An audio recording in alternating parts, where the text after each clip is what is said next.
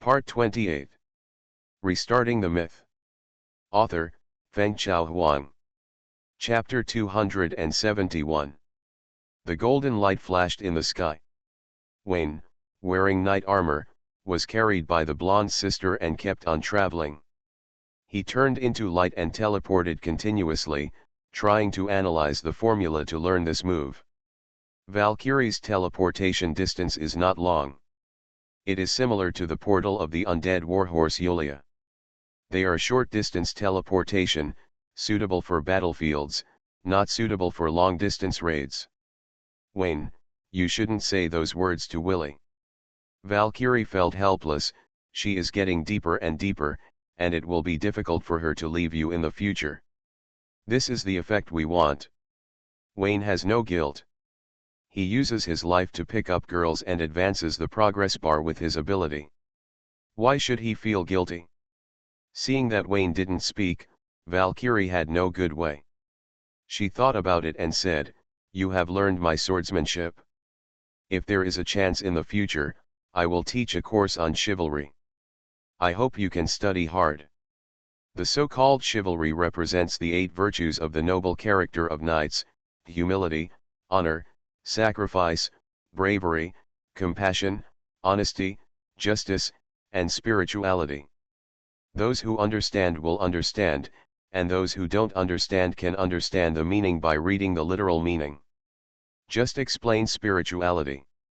Spirituality is the self-spirit of the knight, including respecting the gods, being keen to contribute to the faith, and the ability to comprehend the oracle.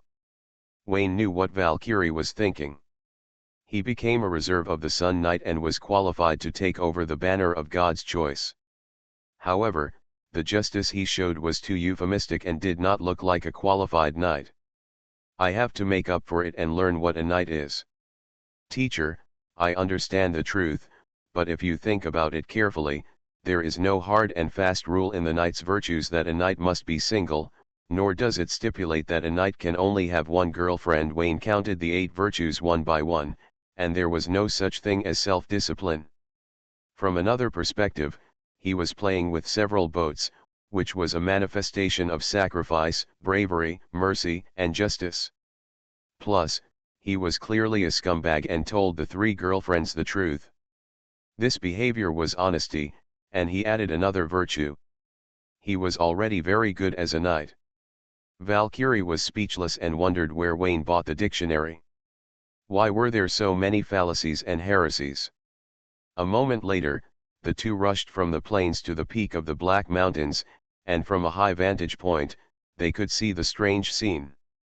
The black peaks were as steep and hard as if cut by a knife or an axe. The howling wind was split by the knife-like peaks, making a roaring sound of waves. In the center of the Black Mountain range, the abyss swallowed all the surrounding light. Huge tentacles stretched out from the abyss, looking like ancient tree trunks from a distance, covered with uneven wrinkles and suction cups, flashing cold light.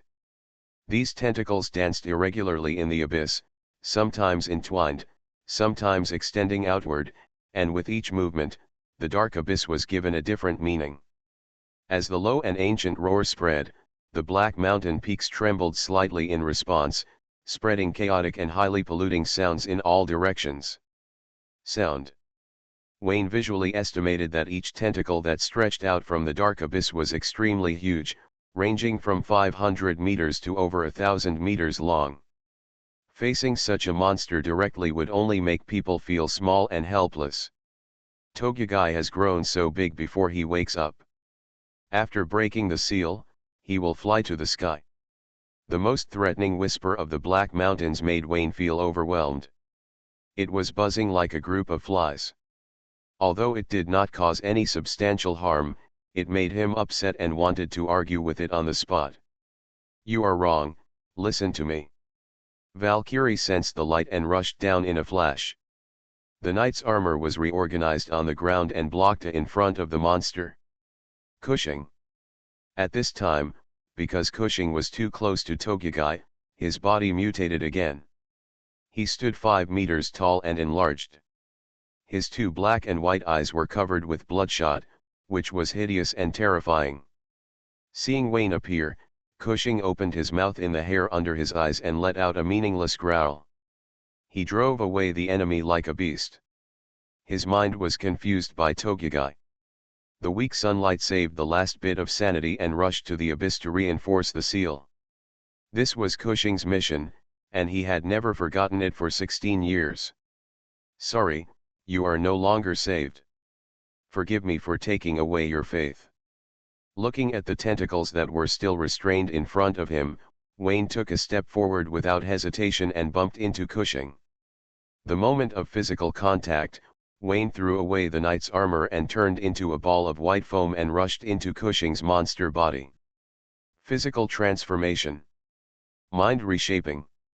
Cushing wailed in pain, and pure sunlight suddenly bloomed in the center of a tentacle.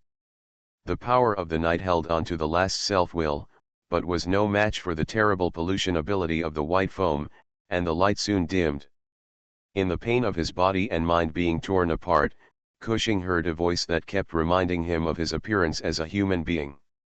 Keep it in mind, never forget. After a moment, the white foam crawled out, got into the knight's armor, and slowly propped up to become Wayne's appearance. Cushing's monster body was broken up and reassembled. The bald strong man with a body over 1.9 meters tall stood there panting, with sharp muscles, a perfect combination of strength and beauty like a sculpture, and emitting steam all over his body. He had the standard figure of a sun goddess believer. Just looking at his face, Cushing's facial features were firm and deep, and three-dimensional.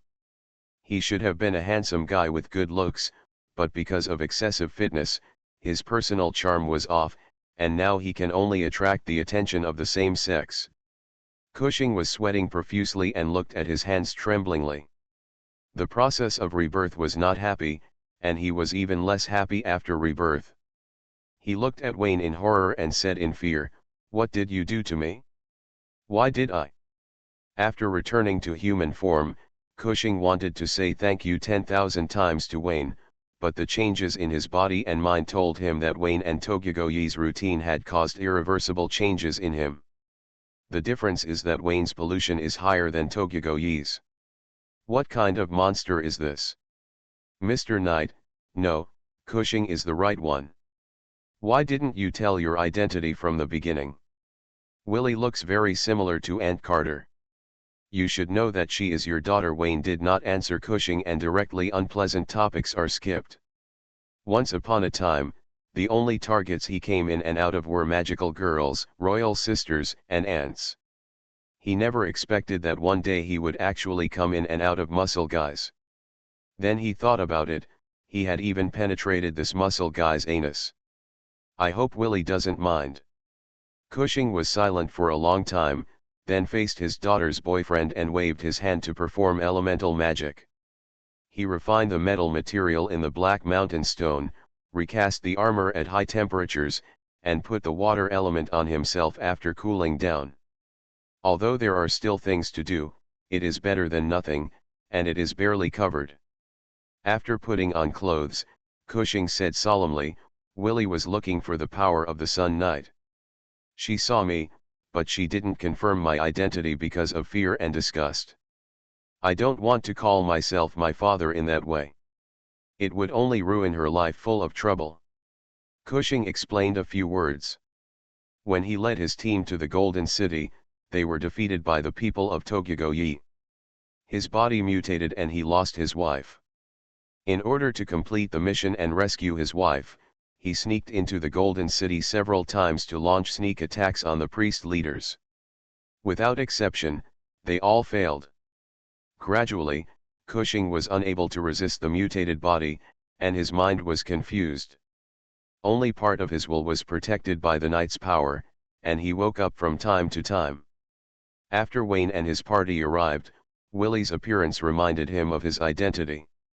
Cushing saw the shadow of the Sun Knight in Valkyrie, guessed that the seal of the frozen continent was in danger, and decided to make a last-ditch effort. As a knight, Valkyrie will definitely be able to find the metal and rescue his wife Carter. I feel disgusted by his majestic appearance. There is no need to disgust his wife and daughter. It might be a good thing to die in the mission. It won't happen now. You've become a human again. Your wife and daughter are waiting for you. Am I really human? You really are human.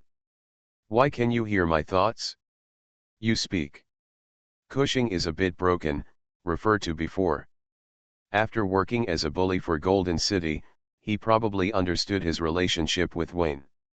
Wayne's body swayed, and he stepped out of the knight's armor, holding the medal in his hand to complete the transformation of the Sun Knight. The shining golden knight's armor made Cushing's eyesight go dark. It's over, the knight's power has been taken away by the monster.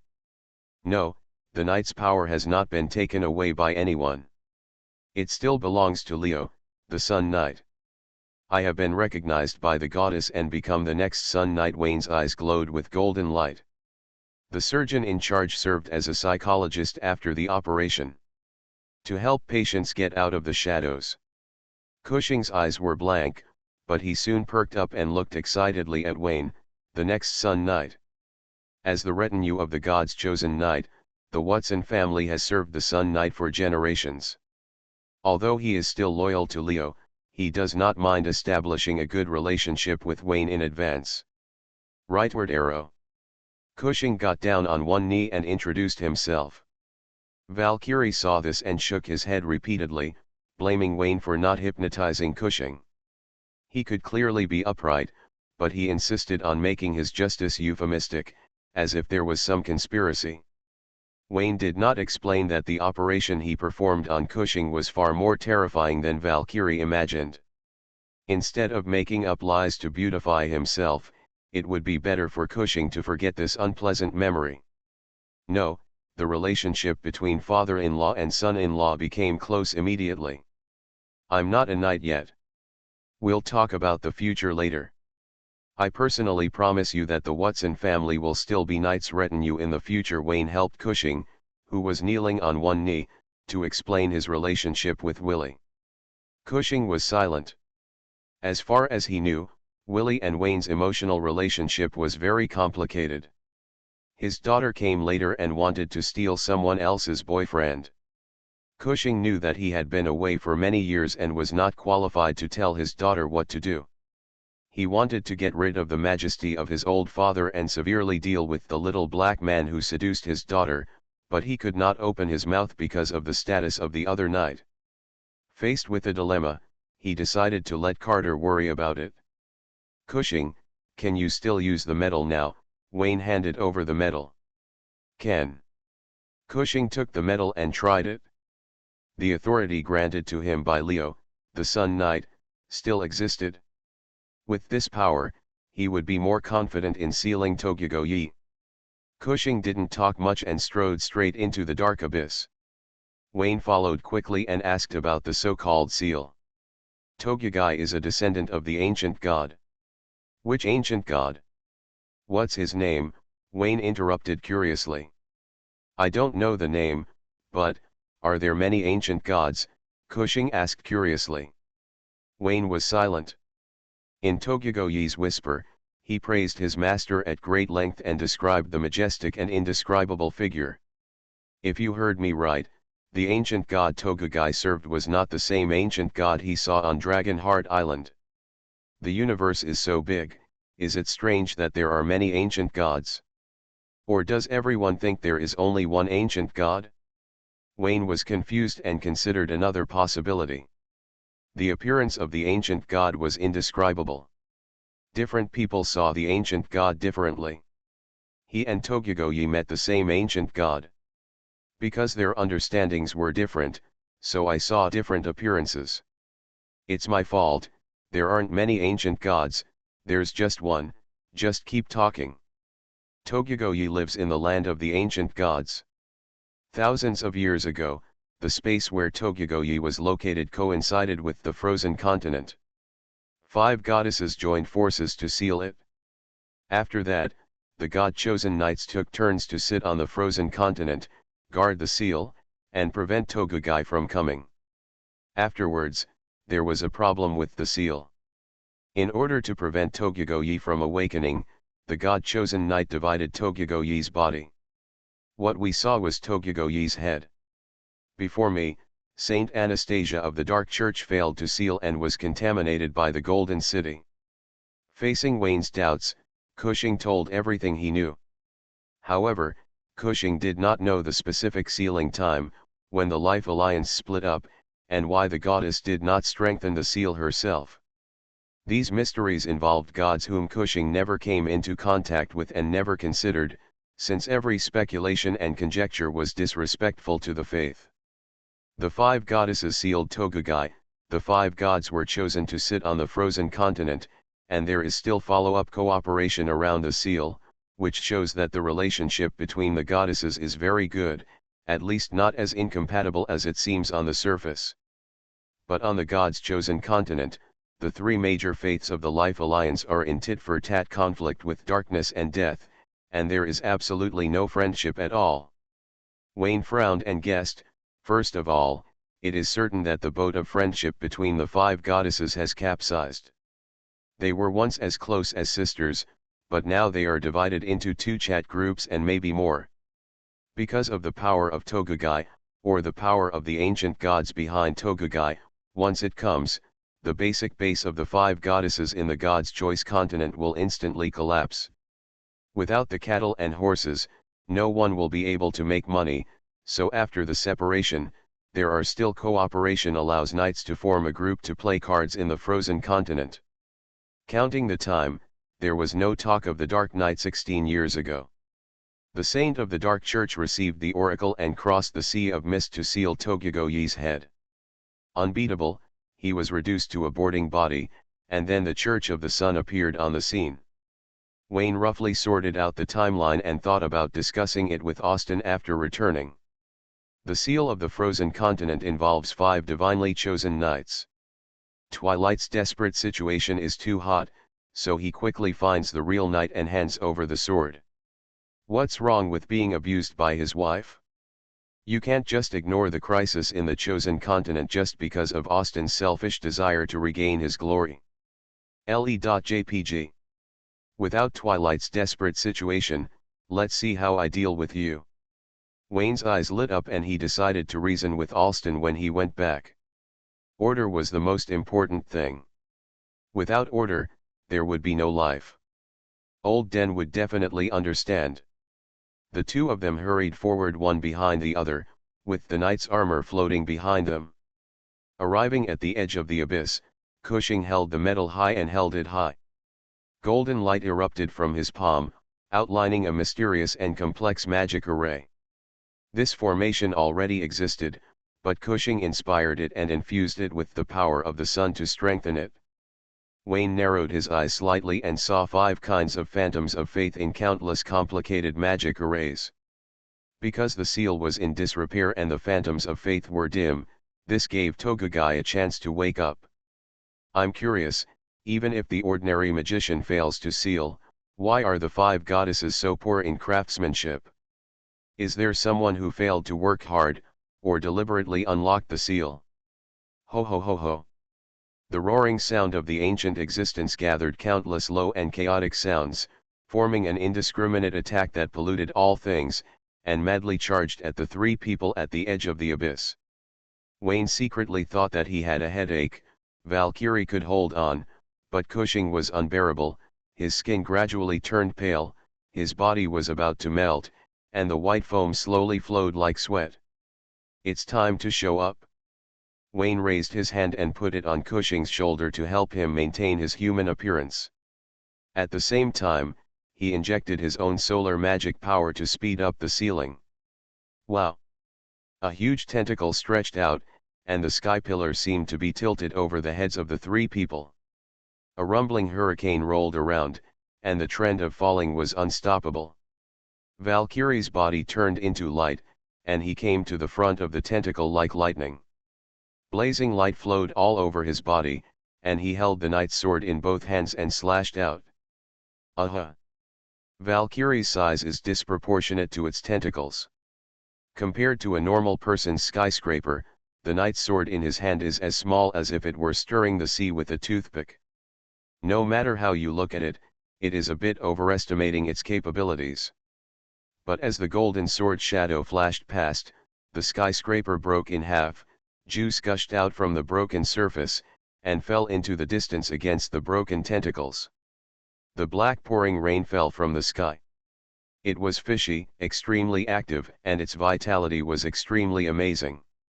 The blood reorganized on the ground and turned into monsters with dancing tentacles, shouting unknown sounds, and rushed toward Wayne and Cushing one after another. Wayne waved his hand to spread the flames, and with the blessing of the sun's power, the flames fell to the ground and ignited a sea of fire. The high-temperature heat wave distorted the air and instantly incinerated the telepathy barrier held up by the monsters, and the remaining force burned them to ashes.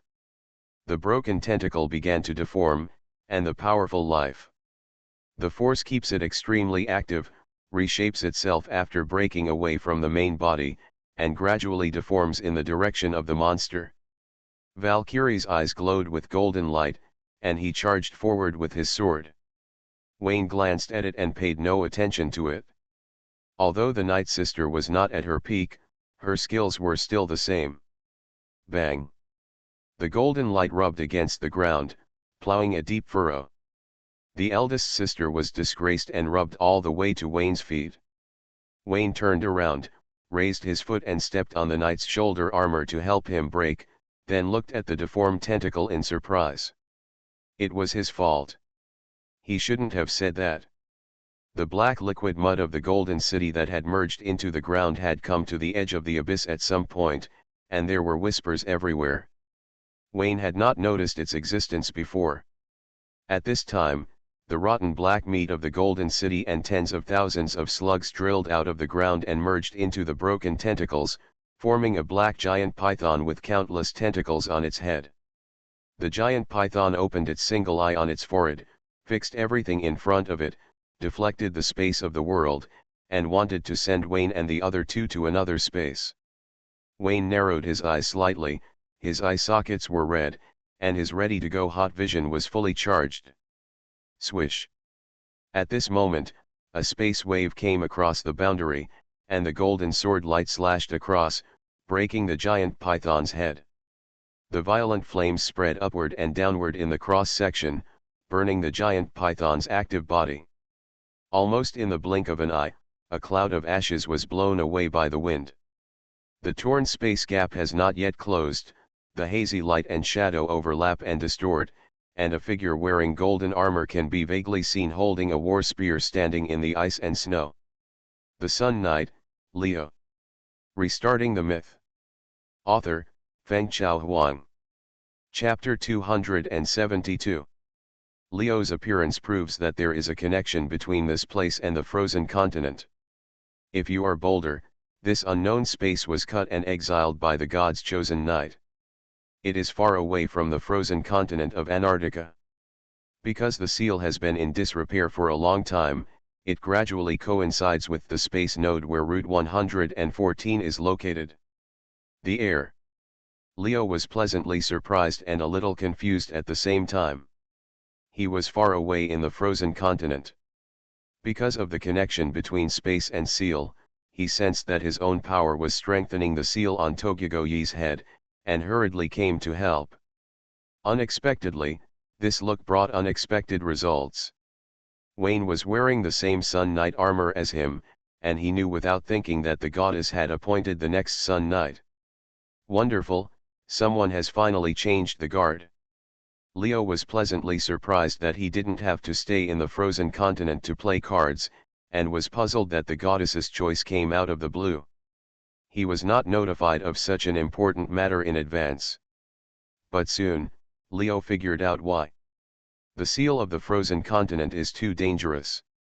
Just in case, a knight successor is selected in advance to facilitate the inheritance and handover of power. To avoid being like the Dark Knight, where his predecessor dies and there is no successor. My successor, congratulations on being recognized by the goddess, and thank you for your hard work in helping me find my lost power. Leo expressed goodwill across space, waved the medal back, and regained the power he had left behind. Cushing was so excited that he was busy reinforcing the seal and was unable to communicate with Leo. He could only express his apology through thought transmission. He has been missing for so many years and failed to complete his mission, betraying Leo's trust in him. Leo smiled and didn't say anything, so as to reassure the old man that he didn't need to be sad, and asked him to teach the heir. When the frozen continent was free, he would meet with the heir in person. The two spaces were far apart, and Leo couldn't see Wayne clearly. He was about to ask for the name of the successor when he suddenly saw Valkyrie in knight armor beside him. "Your Excellency."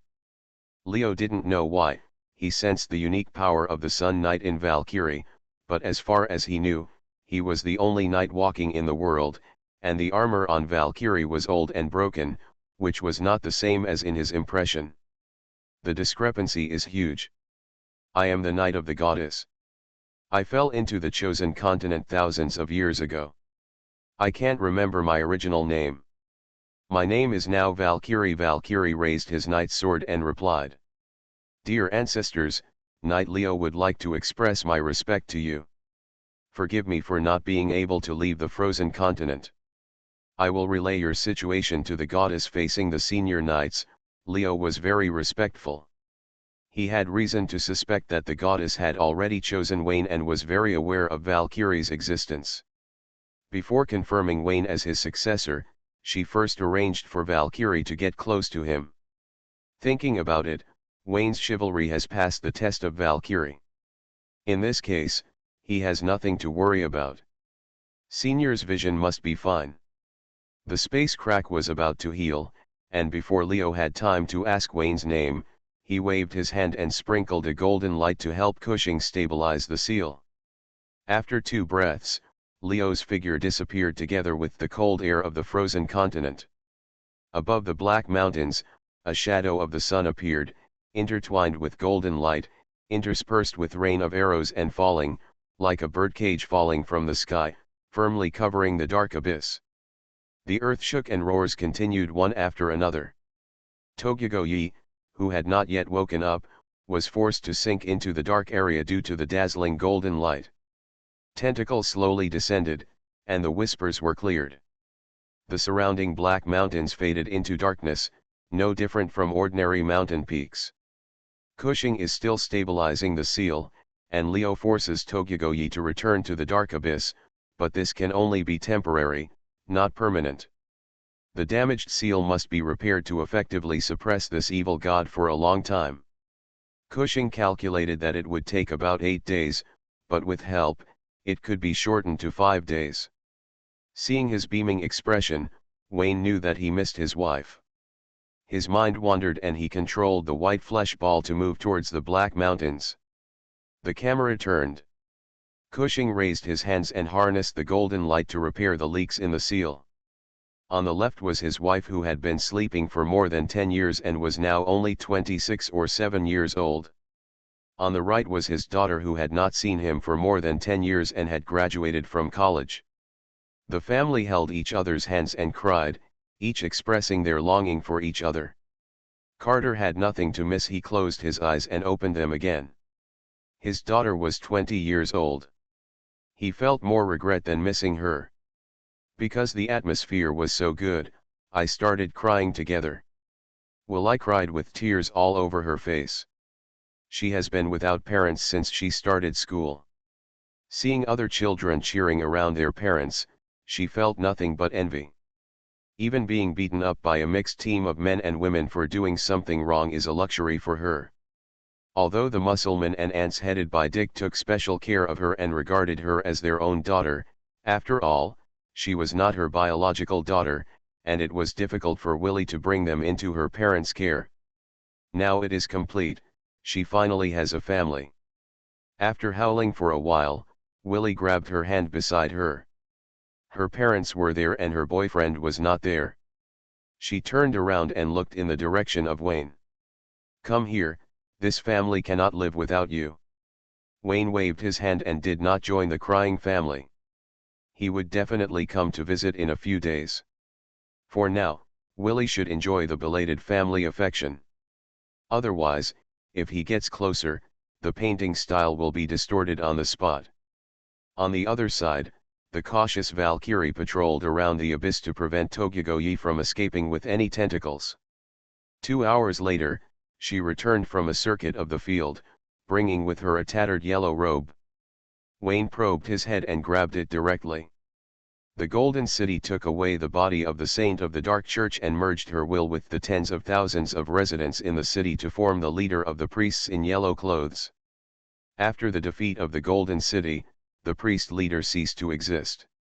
After that, he and tens of thousands of his people merged into Tokugoyi's tentacles and returned to the center of their faith.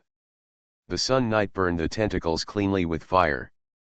Even the flesh of the ancient god's family could not withstand the powerful flames, but this yellow robe was well preserved. Thanks to the gift of nature, my coat that has been lost for many years has finally been found. Valkyrie's brain hurt when she heard it.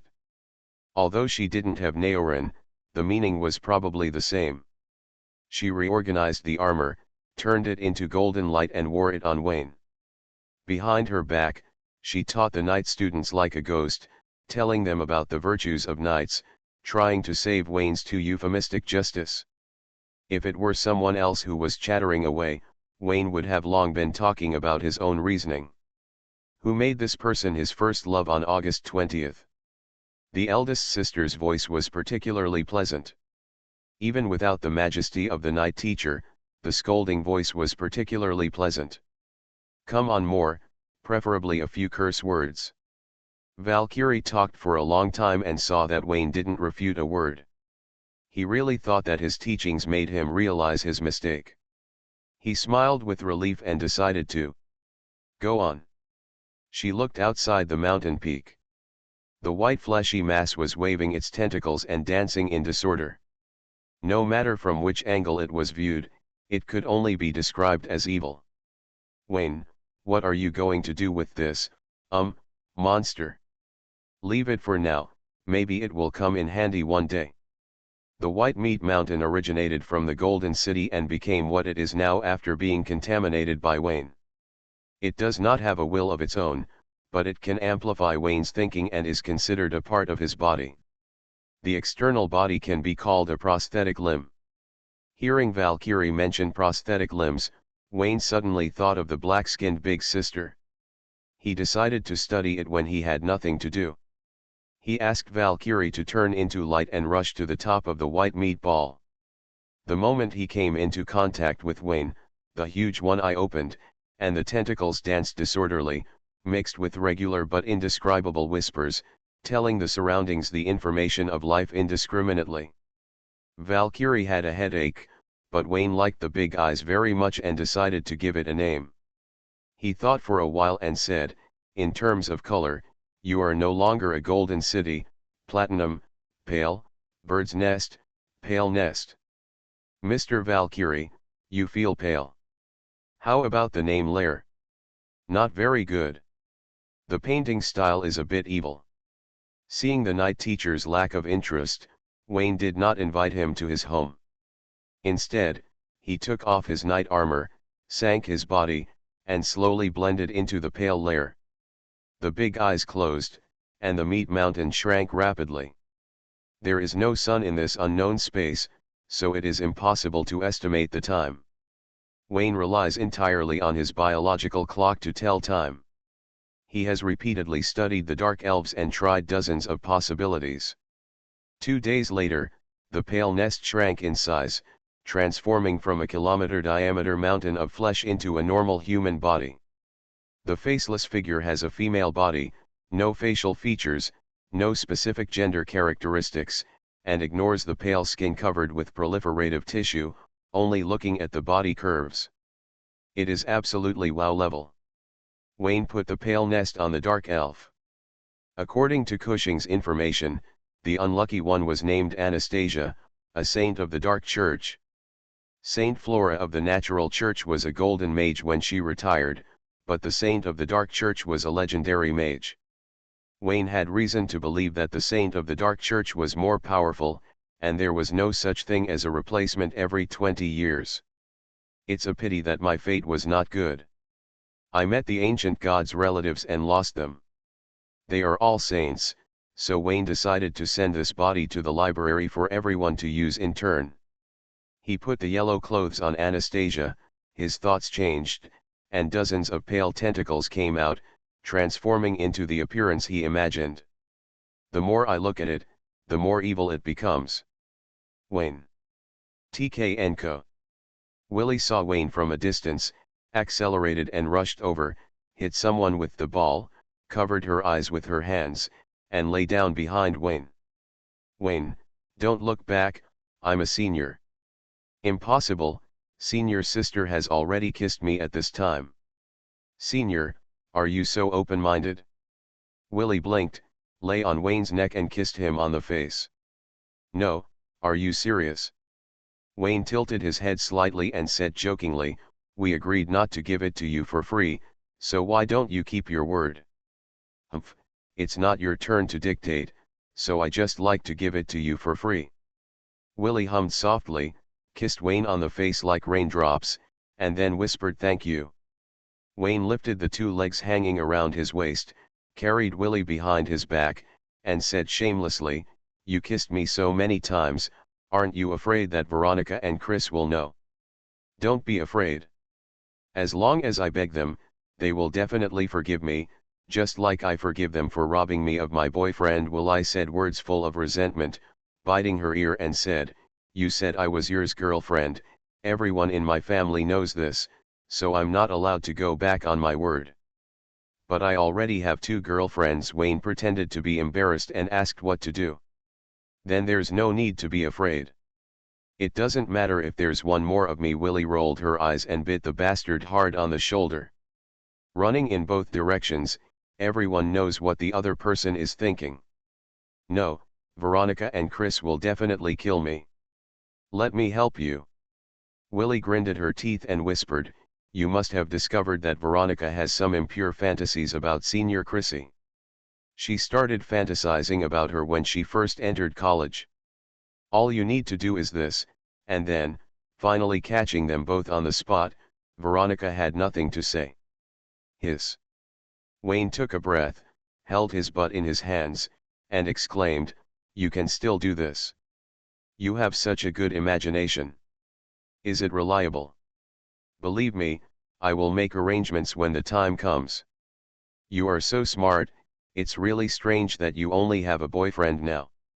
It was because he was too smart that he scared people away. I didn't know he was so greedy and wanted everything from the beginning. Willie sighed and said that it would be better if she was a little more stupid. I went from liking him to liking him very much, and now I have a reason to give him a child. That guy is really evil. I hate him the most. Do you like it? Like. Willie made no secret of her feelings, lay on Wayne's body for a few times, hugged him from the front, and slowly closed her eyes. The anticipation was mixed with a little excitement, not fear at all. You promised that you would continue when you came back. Of course, I always mean what I say. With Carter's help, Cushing spent 4 days repairing the seal and finally had time to hug his wife and daughter. Wayne and Willie fell in love for 2 days, and the scenery was very poor, but it didn't affect Willie's view that everything was the color of love. She fell in love so hard several times that she almost lost it in the tent.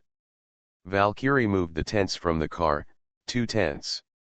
When Fula was packing her luggage, she prepared several days of spare rations and specially placed 2 tents. Under normal circumstances, the master only uses 1 tent, but if there is something in the way, such as Valkyrie, 2 tents are very necessary.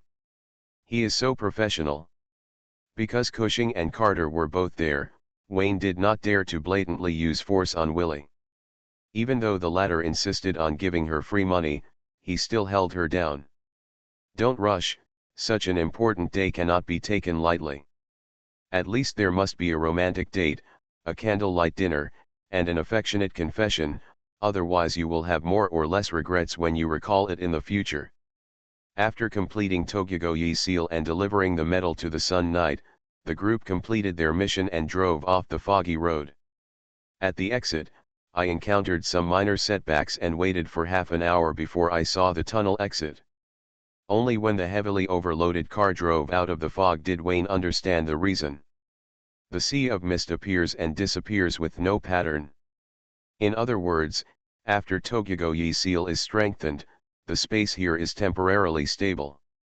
The possibility of the overlap between the Sea of Mist and Highway 114 is minimal. Only a specific magic circle can open it. Or, according to Cushing, the Knight's artifact can also open the passage. At present, everyone does not have the Knight's artifact, and the only way they can leave the Sea of Mist is because of head coach Dick's continuous attempts. For 5 days, the three bald heads took turns standing guard, trying to enter the Sea of Mist, and the magic circle was rubbed out by them. Seeing his friend whom he had not seen for more than 10 years, Dick burst into tears on the spot. 4 bald heads formed a circle with their shoulders draped, side by side, head to head, jumping and making strange roars. When men get together in a group, the IQ is often determined by the one with the lowest IQ. No matter how childish they do, it's not surprising. Soon, the bald heads who reunited after a long separation began to wrestle. Willie sat in the back row and looked at her father speechlessly. "Mom, how did you fall in love with him back then?" "Well, let me think about it." Carter recalled it and said with a smile, "I fell in love at first sight. I liked him, so I chatted with him for a few words, and then we got married." "That's great. You didn't have any good sisters around you at that time," Willie complained viciously. "Yes, but I beat them away." Willie felt a pain in her chest. She had also been beaten, but she had never been beaten. The black car drove off Route 114. It was getting late. Because Cushing was kicked into the bald group, the space inside the car suddenly became spacious. In the passenger seat, a figure dressed in yellow is holding a birdcage. London West End, Theatre. To be or not to be, that's the question. On the stage, the actors expressed their emotions and said some mind-boggling words. The audience below applauded slightly. Even though everyone had watched the stage play more than once, in order to show that they were upper class and had good artistic appreciation, they still acted like they were intoxicated by swimming in the ocean of art. As for what's going on in my mind, I'm probably complaining about having to wait in line to go to the toilet. In the luxurious auditorium on the second floor of the theater, a family of 3 plus the butler looked expressionless. "Go to the theater." Snort. Ha. Snort. "If you hum again I'll break your legs." "Why don't you hum?" Faced with Sci-fi's acrimony, Austin had a long face and did not dare to provoke the other party. He was holding a civilized stick in his hand as a makeshift crutch to help him walk. Thinking of the inexplicable violent beating that day, he was thinking about giving that person some color. Veronica raised her hand to support her chin, not bothering to persuade the two of them to talk properly. She was tired and destroyed it. It would be best to break both legs. Because of the unusual behavior of the kind-hearted young man's father in the diary, Veronica couldn't help but overlap the father and son. Upon closer inspection, she found that the unfortunate mother and daughter were very similar, and they both suffered the tragedy of being cheated on by their sweethearts. So, if you fight well, you should fight like this. Among the four, only Megan was watching the play with a blank expression. There was a play on the stage, and the play around her was not bad either. In recent days, Veronica was in a bad mood, and her depression was almost written on her face. Sci-fi asked to no avail, guessing that it was the confused period of a girl turning into a woman, and brought her family to the theater to watch the play. The reason for Veronica's depression was simple. Her fiancé cheated on her, and a split shattered her white moonlight. Whenever she thought of Wayne and Chris rolling in the sheets, she would lose her appetite and suffer from insomnia. There is no need to say much about the possessiveness of dragon blood. Sharing is impossible, and the white moonlight is also not allowed. What is hers can only be hers.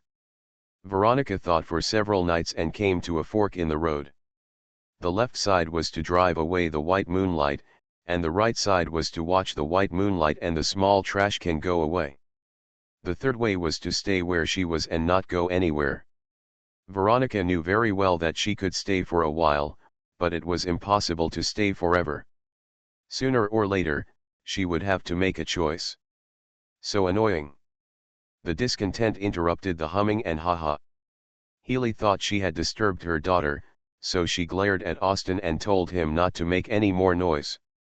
At this time, the theater staff came over and were stopped by Megan. After a brief exchange, Megan relayed the staff's words. The theater suddenly caught fire. Although the fire was discovered and controlled in time, it was decided to evacuate the VIPs first just in case. The Landau family was undoubtedly the VIP among the VIPs. The staff said that the safe passage had been prepared. Go through the back door of the theater and cross the alley to the parking lot. Austin frowned, reported the situation to Healy in a low voice, and then put on the majestic posture of the head of the family and stood up with a civilized stick. The right leg was a little unsteady, and one leg was higher than the other when walking. It was said that he had strained the tendon when riding a horse. The four of them came to the back door of the theater. Seeing Austin's shy look, Healy couldn't help but snorted, "You are really pretending. If you don't know, you would think your leg is broken." It was indeed broken at that time, Austin said with a dark face. Regardless of whether it is broken or not, the character of selling misery must be established. It deserves it if it is broken. Who told you to treat women, Humph? When will you bring your daughter home to show me? Healy sneered. I only have one daughter. Austin had a blank expression. Wayne is talking nonsense. You believe this kind of words? After so many years, don't you know me? It's only after so many years that I know you. Then there is no room for negotiation. Austin walked in front with a dark face, the back door was pushed open, and the family walked into the black alley. The iron door slowly closed, and darkness invaded. You are listening to Novels at Bless Up channel. Wish you happiness and luck. Please subscribe to receive new novels. How do you feel about this novel? Please like and leave a comment. Restarting the Myth. Author, Fengchao Huang. Chapter 273. Austin walked forward with a walking stick, and stopped after a few steps. The alley was not long, and the parking lot could be seen in a few dozen steps. He walked a few steps and found that he was always standing still and could not shorten the distance to the exit. Space barrier. Austin was keenly aware of the abnormality around him. He found it, and Sci-fi also found it, and silently protected her daughter behind her. Megan stepped forward and came to the side of Austin. At the exit of the alley, the space rippled and three figures slowly emerged. The figure in black robe was in the first place, surrounded by lingering black mist, and two red lights on his face, so that his true face could not be seen clearly. The remaining two figures were both wearing white robes, one tall and one short. Judging from the figure under the robe, the shorter one was a woman. Sci-fi's face was stern. Three mysterious people, two of them brought her great pressure, indicating that the other party had the level of legendary wizards. The last woman also had the realm of a golden wizard. Where did London get so many legendary wizards? SPHY glanced at the back of Austin's head. As the power center of Windsor and the headquarters of the Ministry of Magic, London is where all legendary wizards are registered in the Ministry of Magic unless they are outsiders. In other words, the three mysterious people are all Austin's colleagues. Hiding their heads and covering their faces late at night is definitely not for work. Is the bastard on the blacklist of the Ministry of Magic and is going to be purged by the Queen's minister? Aren't you two having an affair? Or does the Queen always mobilize a large number of people and send two legendary wizards to invite people every time she comes to pick up Austin for a tryst? Deputy Minister Allen, you are not at the base to monitor the thick fog. What are you doing visiting late at night? Austin held the ancient silver coin and spoke slowly, ignoring the disguise of the black-robed man, and directly reported his identity. By the way, remind SPHY that the visitor is not friendly and be prepared for battle.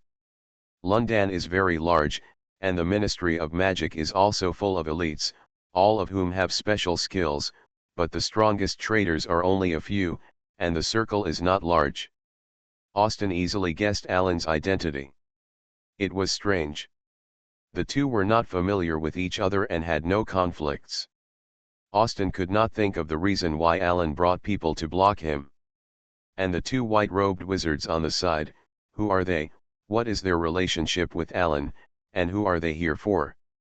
Austin looked at the two people, narrowed the circle to the legendary wizards of the Ministry of Magic, and quickly deduced the identity of one of them. Celeste, is it you? Austin's heart sank. Celeste was not an ordinary traitor.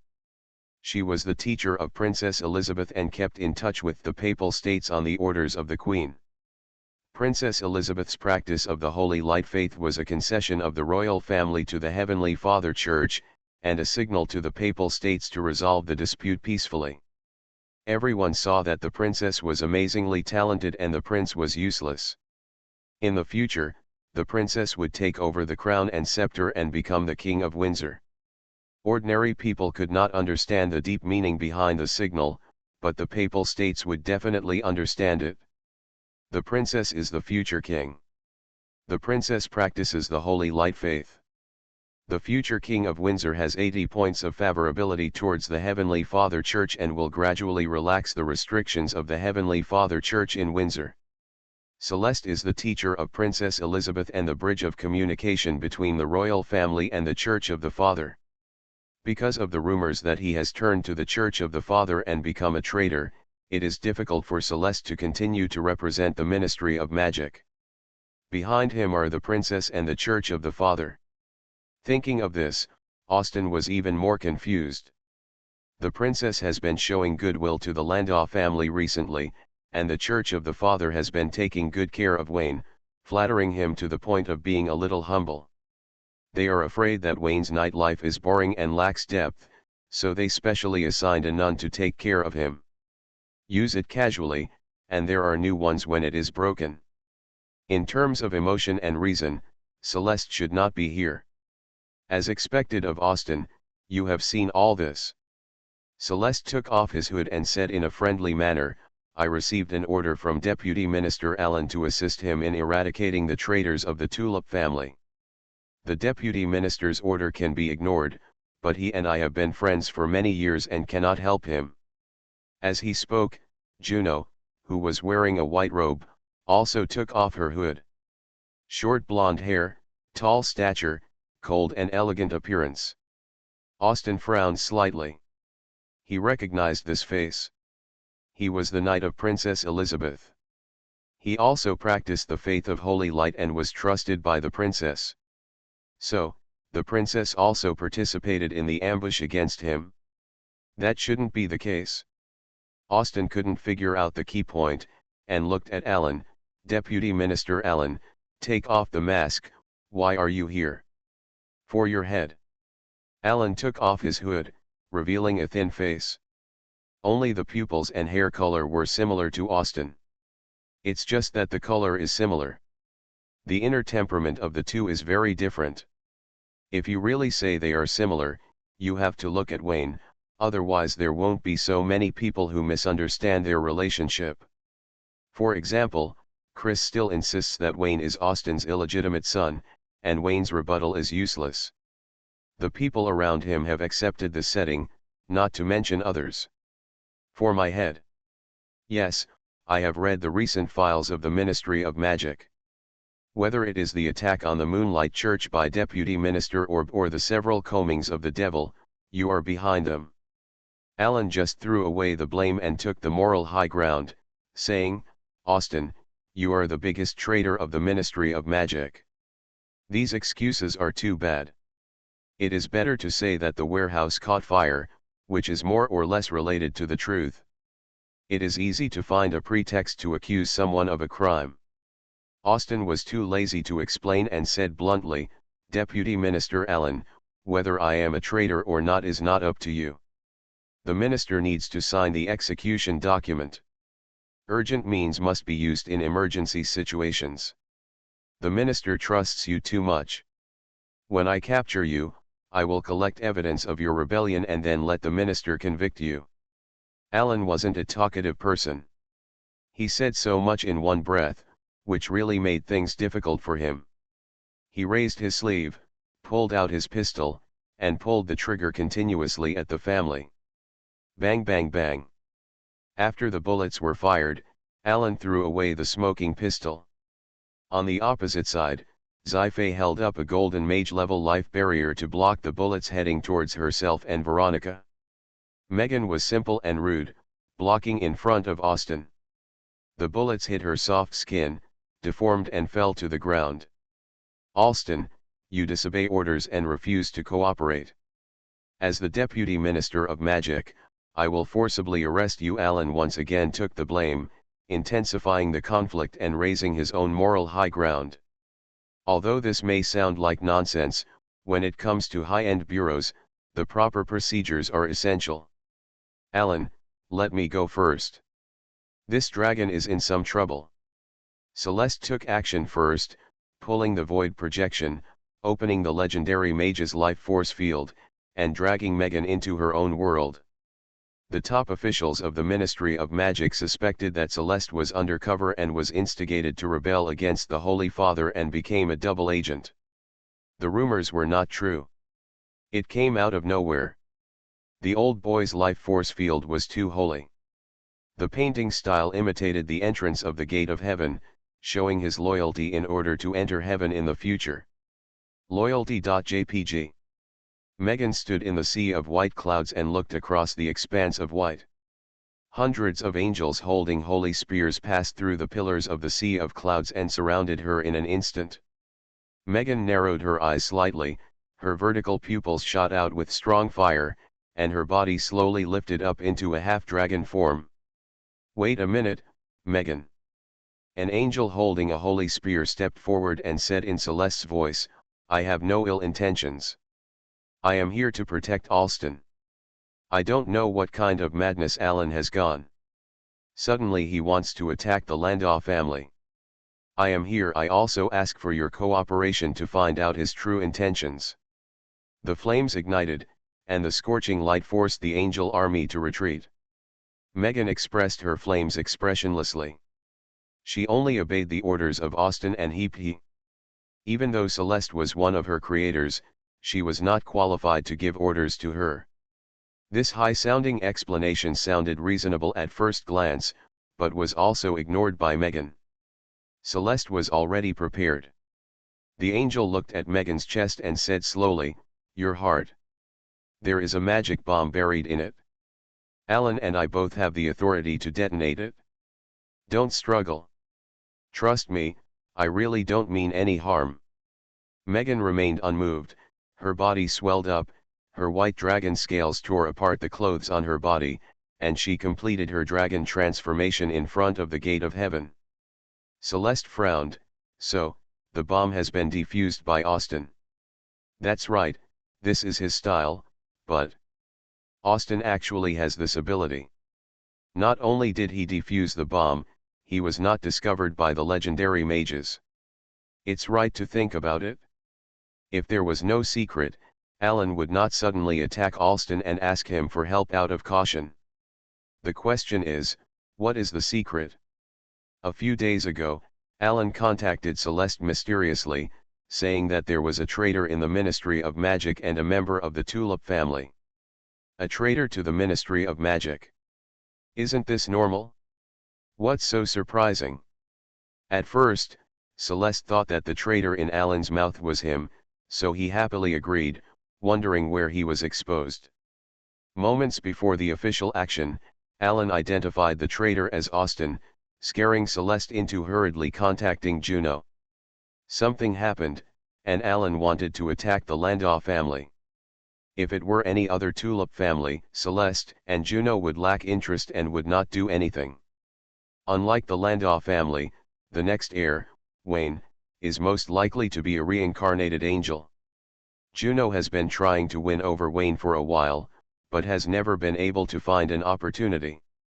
Seeing that the time is right, he decisively comes to help, planning to lend a helping hand to the Landau family in times of crisis. You are not there when the winter is cold, but who are you when the flowers are blooming in the spring? If you want to make friends, or good friends, you have to make a move when you are down in the cold winter. Only when the other person accepts your affection and remembers your kindness can the relationship move forward smoothly. In other words, this relationship has stood the test. Furthermore, when you do good deeds, you must leave your name and let your friends know who you are. Otherwise, it is easy for others to take advantage of you if you cover your face. Before coming, Juno called Wayne house and informed him that there was an ambush in the theater alley. The housekeeper Fula answered the phone. Juno has been testing whether Wayne is a reincarnated angel. During this period, he also commissioned an investigation project to lead Wayne to the wilderness, the kind of place where no one can hear his screams. Because this trick has been used by Heavenly Father and the Holy See, Wayne was too lazy to fall for it and refused the commission deposit and the princess's inexplicable hookup. There is no need to make a plan now. The kind-hearted Alan helps arrange it and takes the initiative to act as the villain.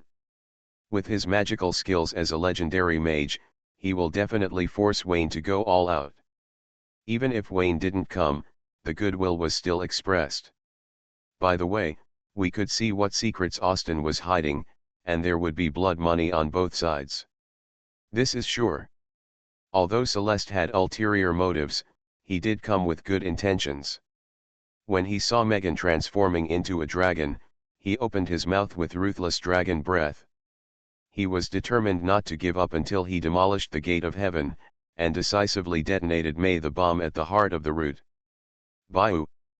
Bailong's body stagnated, his breath stopped suddenly, he opened his mouth and spit out a stream of black smoke, and then there is no more. The white dragon jumped alive, opened its mouth and continued to spit out dragon breath, burning dozens of false angels around it into roasted chicken wings. The bomb has always been there, but its power has shrunk, so small that it can be ignored, so we legendary mages didn't notice it. Celeste made a silent assessment and turned to look at the white dragon's head. When the Ministry of Magic created Megan, they drew a magic circle in her heart and planted a magic bomb that could not be dismantled just in case. The young men were afraid of the dragon's powerful vitality, fearing that even if one bomb could not kill her, there would be a magic bomb in her brain. A second magic bomb was planted in it. Austin didn't know this, it was a little secret within the legendary mage. At least to Celeste's knowledge, Austin didn't know. What about this bomb? Did you do anything with it? Celeste raised her brows, recited a complex and lengthy spell, and activated the hidden defense mechanisms in Megan's brain. You are too noisy, please be quiet for a while. Boom. Inside the white dragon's skull, a gray and dark magic array burst into bright light, and the destructive power expanded rapidly, like an infinitesimal singularity, expanding into a huge explosion. The moment the strong light bloomed, the terrifying darkness suddenly opened up. The strong light was swallowed up with ruthless hands, and it endured the terrifying destructive power, controlling the power of the big explosion to an undetectable level. Reflecting on Megan, Bailong felt his head sink, and he shook his head and felt relieved. At this moment, Megan was liberated, and the shackles that had been ineffective against her could now be lifted openly. In the past, when Megan met the legendary wizard from the Ministry of Magic, due to Austin's request, she had to lower her profile to show her fear of the magic bomb. Now she doesn't even have to act. The darkness that swallowed the explosion came from the power of the Dark Knight. Just like Wayne's research on Senna and Anastasia, Austin checked Megan inside and out, whether in human form, half-dragon form, or dragon form, Austin Stan knew all about Megan. Speaking of Hefei's chest pain after hearing what she said, Austin knew all about the few hairs on Megan's body. Natural Knight Wayne has Senna, who is a Dragon Knight, and Dark Knight Austin has Megan, who is also a dragon knight. Unknowingly, they looked more like each other. Baelong shook his head, confused for a moment, and soon ended the dangerous period of intracranial explosion. Breathing dragon's breath, he charged into the angel army and killed the false angels with one chicken wing at a time. The angels formed a formation to fight back, with white chains intertwined, but the dragon was so powerful that it was easily torn apart by the physical strength of its friends. There is a huge holy. The gun fell from the sky, touched the dragon's head, and shattered. It can't be beaten at all. Celeste shook her head repeatedly and had no intention of joining the battle. In order to prevent Megan from getting in the way, she controlled the white dragon's perception and only harassed it, dragging it in front of the gate of heaven. Megan is a magical being who was born with the destructive power of a legendary mage. As she grows older, her power becomes stronger along with her physical development. I am 16 this year, still a little girl. Because he does not possess the realm of a magician, he cannot escape the consequences of sensory control. Fighting against the legendary mage's life force field relies entirely on flying bricks. It doesn't matter if your perception is wrong. You can block your five senses and attack indiscriminately. No matter whether there are enemies in front of you or not, you can just rush past them and you're done. The simple and crude fighting style forced Celeste to treat it with caution. The destructive power of the dragon should not be underestimated. Megan did have the ability to break through the life force field. Once Megan storms out, Austin can't perform. Ali. The external battle has begun. Juno volunteered and faced Ziffy and Veronica with the Holy Spear. After 3 moves, his head was buzzing. Xifei's arms were covered with fine white scales, and her punching power was astonishing. Her melee output was off the charts. As a golden mage, Juno only took 3 moves before being beaten back again and again. In the first move, the Holy Spear was broken. In the second move, he raised his arms to block. In the third move, he received a punch in the face. Xifei's words came true. Just now in the theater, she asked Austin to take the illegitimate daughter princess home to see.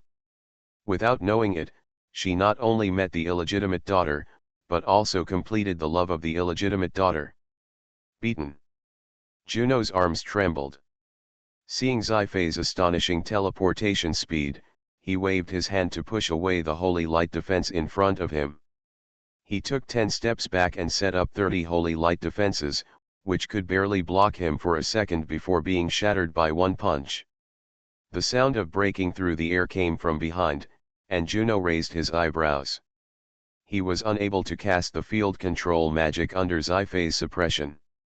He realized that Veronica was attacking from behind, and without looking back, he instantly activated Holy Light Defense. This is a golden mage level defensive magic. I can't deal with the big ones, and I can't deal with a little one like you. Bang! The fist defeated the Holy Light. Juno's eyes flashed, and he flew out with a look of astonishment on his face. Who am I? Where am I? Why is this happening? The space enchantment in the alley comes from the Ministry of Magic, which extends the space of the alley infinitely. It must be destroyed from the inside or outside by an instant burst of extremely exaggerated energy. The alley in front of me seems narrow, but in fact it is endless. Visual errors lead to misjudgments, and the power of the fist cannot be freely extended, which is very unfriendly to close combat magicians like Xifei and Veronica. But dragon blood, just go all out and be done with it. Why bother with so much? Juno was chased and fled in embarrassment. He relied on endless magic items to protect himself. Every time he opened a space, he was quickly caught up by dragon blood. He had good magic skills, but every time he enlarged his moves, he was interrupted from casting spells. After a few times, I became numb. Juno held the cross pendant, put on the combat uniform of the nun of the church, spread white wings behind her, and her golden eyes sparkled, like an angel descending to the earth. After the transformation, Juno's temperament changed greatly, the divine blood in her body was stimulated, and she emitted heavy pressure invisibly. This change made Sci-fi feel like she was facing a great enemy.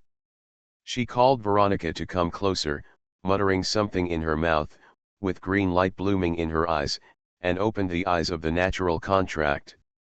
Behind her, the shadow of the goddess of nature opened her arms, and the pressure of God came. Dragon blood and God's favored person, she cannot be measured by the concept of a normal golden wizard. On the other side, Alan approached step by step, facing the poker knight summoned by Austin, and waved his hand to knock down the dark seal. A large black net emerged from the cracks in the space, covering the card knight, and then the black long nails penetrated the net, nailing these false knights in the magic circle. The magic attainments of a legendary wizard are not only about destructive power, but also more about tactical means. They have learned a lot in their lives and know a little about everything. Especially when they are bullying, legendary wizards are almost omnipotent. The deck made by Austin with money ability did not reach the realm of a legendary wizard. He could fight with magic life such as familiars, demon containers, and Megan, but it was obviously not enough to deal with a legendary wizard. Alan easily sealed a group of trump cards including the big ghost natural knight, and only encountered a little trouble when facing the little ghost dark knight. He sneered, "Austin, what are you waiting for? Show your secrets." Austin did not reply and continued to draw cards. Recently, he strengthened the Spade King Death Knight, which might delay a little time. No need to wait, Megan is not Celeste's opponent. Darkness surged in Alan's eyes. Celeste does have other ideas, but he is very interested in your secrets like me. He will not release Megan. This is not Landau Manor. You have no way out. Hand over your secrets. I don't know what you're talking about. Austin drew a card expressionlessly, activated his magic, and released the Death Knight. The knight rode an undead warhorse, holding a knight's great sword, and was accompanied by an undead dog. Snap! He was covered by the dark nail net and was sealed. Austin's eyelids twitched, and he thought of the ugly face of someone who patted his chest and promised. He was very puzzled that he actually believed the other party's evil. Where is it strengthened? It's weaker after the version update. Austin, you know what I'm talking about. No, I should call you Dark Knight. Restarting the Myth. Author, Fengchao Huang. Chapter 274. Dark Knight. What are you talking about? Are you crazy? Austin sneered and said sarcastically, Deputy Minister Allen, I don't know where you heard the news from, but I can tell you with certainty that I am not the Dark Knight. You are indeed not the Dark Knight. You just stole the power of the Dark Knight. Allen made a shocking statement and confessed his identity and the source of the information. Because I am the Dark Knight, I met the messenger of the Dark Goddess, and he told me everything. Hand over Twilight Despair, and I can pretend that the previous things did not happen. Austin's face changed slightly. Where is the messenger of the goddess? You have been deceived, right? Speaking of the messenger of the Dark Goddess, Austin does know one, the Black Cat Monica, whose origin is mysterious and cannot be killed, which perfectly fits his stereotype of the goddess messenger. The time when Monica came to Landau Manor corresponds to the time when Austin obtained the lucky ancient silver coin. This ancient silver coin of death cut off his communication with the Dark Goddess. The goddess couldn't get through the phone, so it was reasonable for her to assign a messenger to monitor him closely. Monica ran away from home and told Alan the truth. How could it be possible? If Alan was really chosen by God, Monica would have moved away long ago, and there would be no need to stay in Landau Manor for so many years. Austin felt that Alan was being used. Austin, you have stolen the power of the Dark Knight for so many years, hiding very deeply. No one knows your identity, except the great Dark Goddess. Alan has his own reasons for believing, except for the messenger who received the oracle, no one knows who you are. Why was I deceived? Each of them had their own reasons. Alan continued to press. Seeing that Austin was still unwilling to use the twilight despair, he smiled and looked at the dragon blood mother and daughter in the distance. Austin, you are afraid that they will know the truth, right? That's right. The Dark Knight once slaughtered the headquarters of the Church of Nature in London. Your wife and daughter are believers of the goddess of nature. Once the truth is revealed, you will become their enemy, and your wife and children will be separated and this family will be gone. Alan combined the intelligence at hand and went straight to Austin's deepest weakness, or, do you have to make a move on them before you are willing to hand over the twilight despair? Austin's face was gloomy, and he did not deny his identity this time. We are colleagues. I won't make it difficult for you.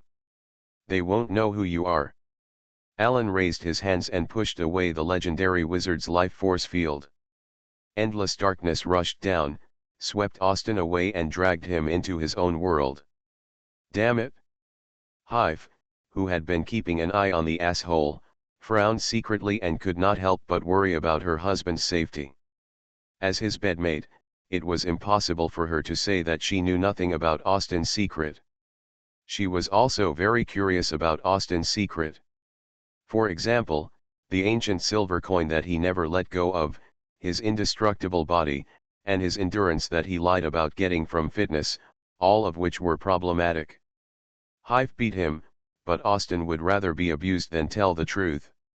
Gradually, she was too lazy to pursue the truth and waited for Austin to tell the secret himself. Hive could not imagine how big the secret was. She evaluated the legendary wizard's magical attainments and was worried that Austin was not his opponent. But her intuition told her that the secret was beyond imagination, and the legendary wizard might really not be able to do it.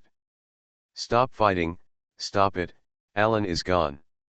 Juno waved the holy spear to block, and the angel shadow behind her was repeatedly defeated by the magic of natural faith. She knew that she could not be a match for Sci-fi, so she put aside her competitive mind and took the initiative to make clear her intentions. Alan made up an excuse to target Mr. Landau and invited Celeste to assist. Celeste and I are here to report the news. If necessary, we will stop Alan. Juno spoke quickly and added, my name is Juno, I am the knight of Princess Elizabeth, and I know Wayne, the heir of the Landau family. We have cooperated many times and have a good relationship. I am his friend and will definitely help him. The knight of the princess. Sci-fi and Veronica accurately captured the key words. The former was furious and could not bear to hear the name of the illegitimate daughter, and the latter was also angry that the small trash can knew the other daughter of the big trash can. What friend, what degree of friend? Veronica's eyes were red, she suspected that Wayne had slept with her half-sister, the princess. Be brave, Juno is the princess's knight, loyal to his duty and not afraid of sacrifice, worried that the princess would be hurt, and waited by her side every time they slept. It's absurd, that bastard is having a lot of fun outside. Veronica was furious, forget about the senior sister, Willie is not unacceptable, they are sisters, after all, it's all about internal digestion.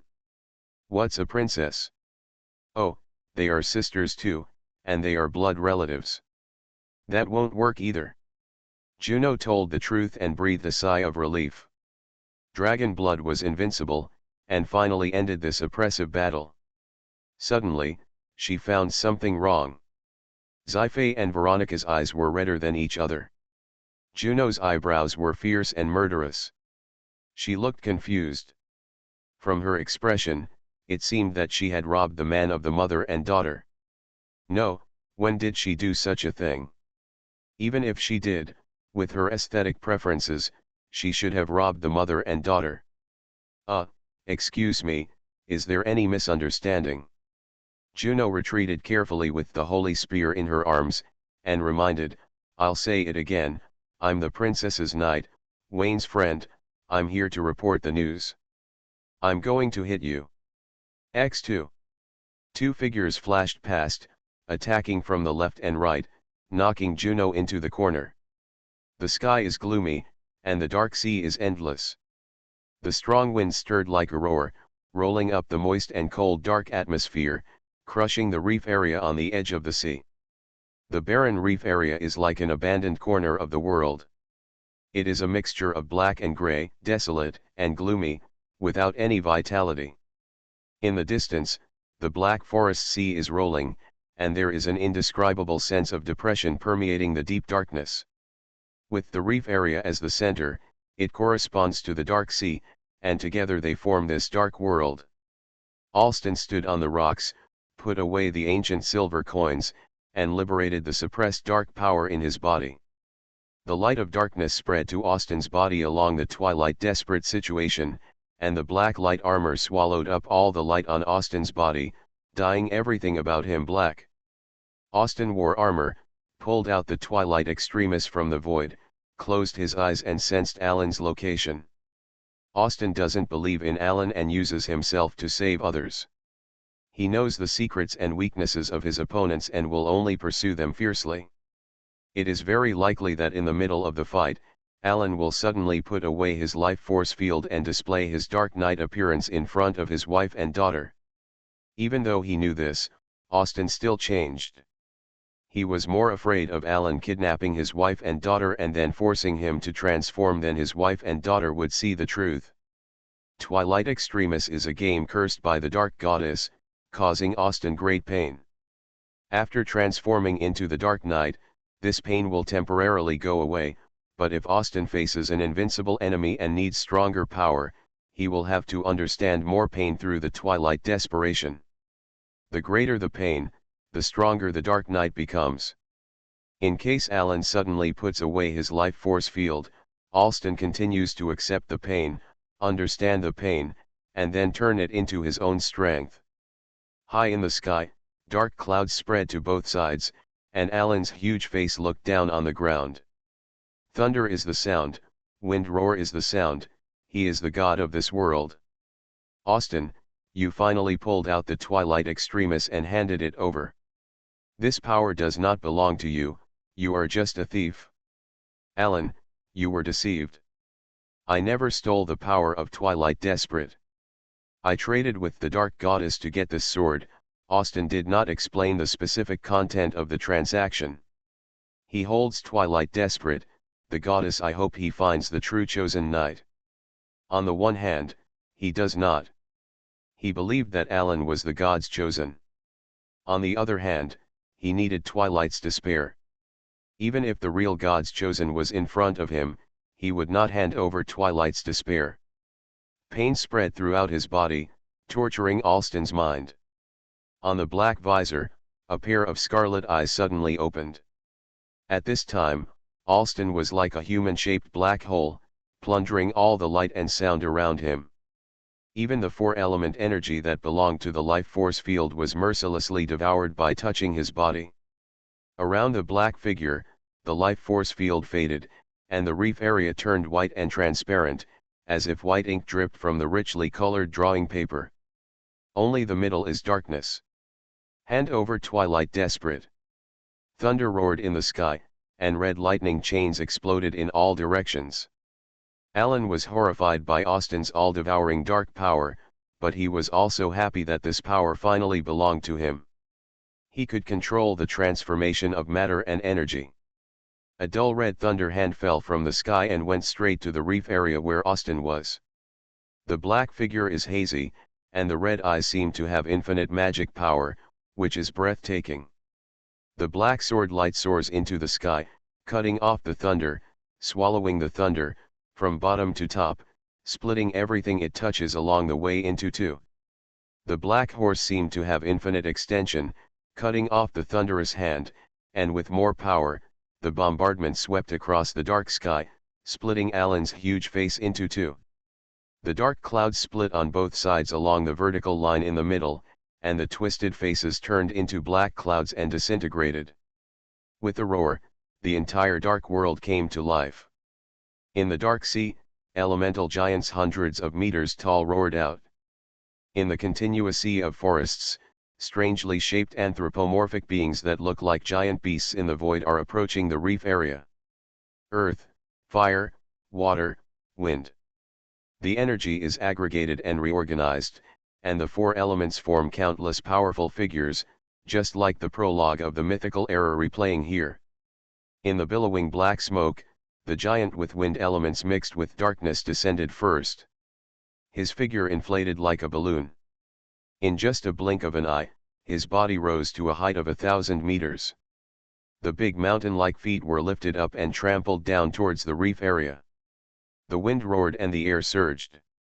At this time, the dark light bloomed, and a straight tangent line was cut along the body of the wind element giant, from the solace of the feet to the shoulders, arms, and neck, cutting off the body of the wind element, causing the giant to stagger forward and backward, and slowly fall to both sides.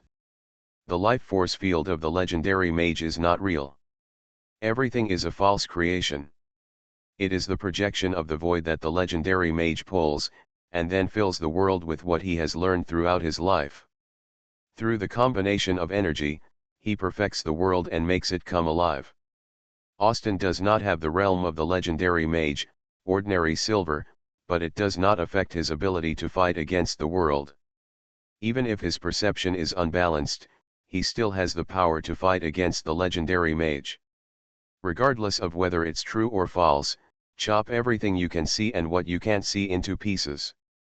Many golden mages understand this truth, but few actually do it. They lack magic power and have limited thinking. Once they enter the life force field, they can only be slaughtered by others.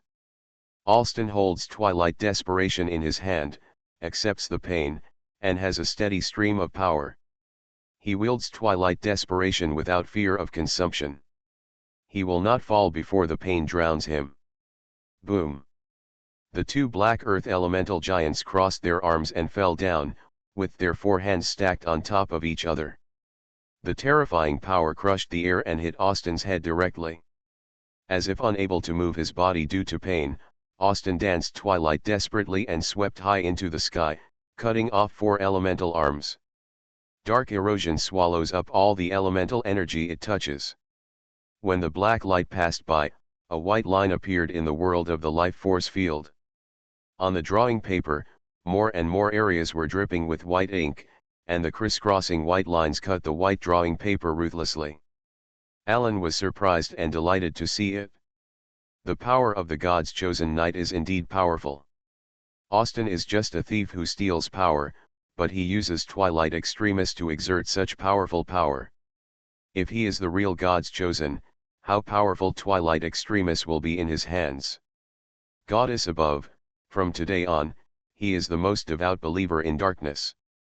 Countless Qing's elemental monsters rushed towards the pale reef area, collided with the darkness, fell apart, and were mercilessly swallowed by the darkness in the next second. Austin tirelessly wielded Twilight Extremis. Due to the severe pain, he couldn't help but let out a low roar, and his sword dancing movements were also somewhat deformed. The more painful it is, the more powerful the dark sword light becomes, and what follows is the emptiness that needs to be filled by pain. The cycle of pain and darkness continues. After an unknown amount of time, the dark world was filled with white, and only a few areas survived. Alan gradually lost control of the life force field, and he himself was forced to reveal his true form, his face pale and sweating like rain. His life force field was almost destroyed. Alan insisted on this because the goddess's messenger told him that Austin could not withstand the power of Twilight's desperate situation. You can persist, but you won't persist for too long. If you keep pressing Austin, the latter will be unable to bear the pain and will collapse on the edge of the limit. At that time, all Alan has to do is pick up Twilight Extremis and regain some of the Dark Knight's power. Of course, Alan can also challenge head-on and taste the sharpness of Twilight's desperate situation with his own body. A head-on challenge is cool, but a sneak attack from behind is more efficient. Alan didn't do what he thought and chose to avoid the edge temporarily. There was no need to fight to the death with Austin and just drive him crazy. For now, everything was under control. Austin knelt down on one knee with his sword in hand. The pain paralyzed his thinking and he could no longer swing the sword. Alan's life force field was also stretched to its limit. He didn't care, laughed wildly and allowed the life force field to collapse. Twilight's desperate situation is right in front of us. With the divine chosen, who cares about the legendary mage's weak power? Bang! Two figures returned to the alley. On one side was Alan, who was pale and laughing, and on the other side was the Dark Knight, who was struggling to stand up with his sword. Austin was not seen on the field. X3. Sci-fi clutched Juno's collar and stopped beating the Princess Knight in a daze. The three faces looked at the Dark Knight in shock, all in disbelief as if they had seen a ghost. Dark Knight. Dragon Blood's fist was difficult to receive, and Juno received a heavy beating. At this moment, Dragon Blood's mother and daughter each held an arm and tortured her with several strange questions. Even though he is proficient in holy light magic and has amazing resilience and endurance, he is still a little puffy at the moment. Juno opened his eyes in confusion and looked at the Dark Knight in astonishment. After a moment, he took a breath. Oh my God, her mother's ex-boyfriend and the Queen's first love turned out to be the Dark Knight. Isn't this too outrageous? Why is it Austin, just because his hair color and pupils are black? The same goes for Alan, why haven't I seen him? Austin, you stole the power of the Dark Knight and handed over the Twilight Extremis. I am the real chosen knight, Alan laughed and walked towards Austin. Juno, degree O, /. Ah, it turns out that black hair and black eyes represent the Dark Knight, and the strange knowledge has been added. Siffy and Veronica looked at all this blankly, their minds went blank, and they tried hard to separate the overlapping figures of Austin and the Dark Knight, but reality did not lie, and they spoke the truth when they opened their mouths. They advised them to let go of their fantasies and face it bravely. A miserable life. Austin Landau, the Dark Knight? One of you is the wife of the Dark Knight, and the other is the daughter of the Dark Knight. This wave is the victory of the Dark Goddess, and the Goddess of Nature is shamed because of you. Asshole.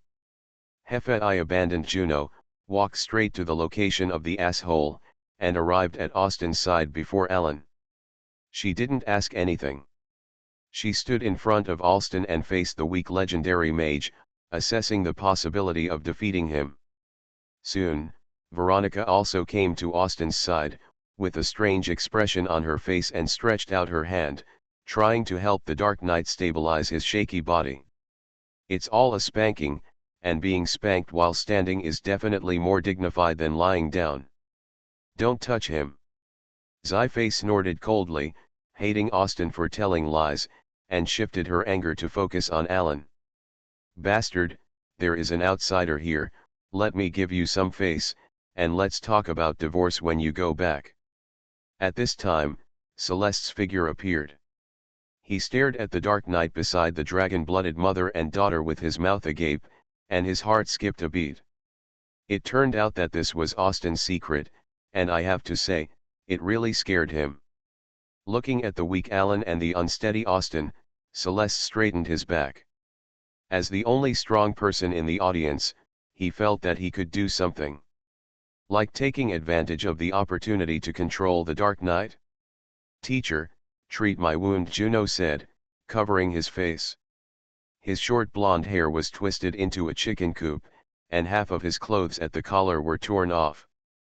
The whole person was in an extremely miserable state. Celeste suddenly woke up. Today is different from the past.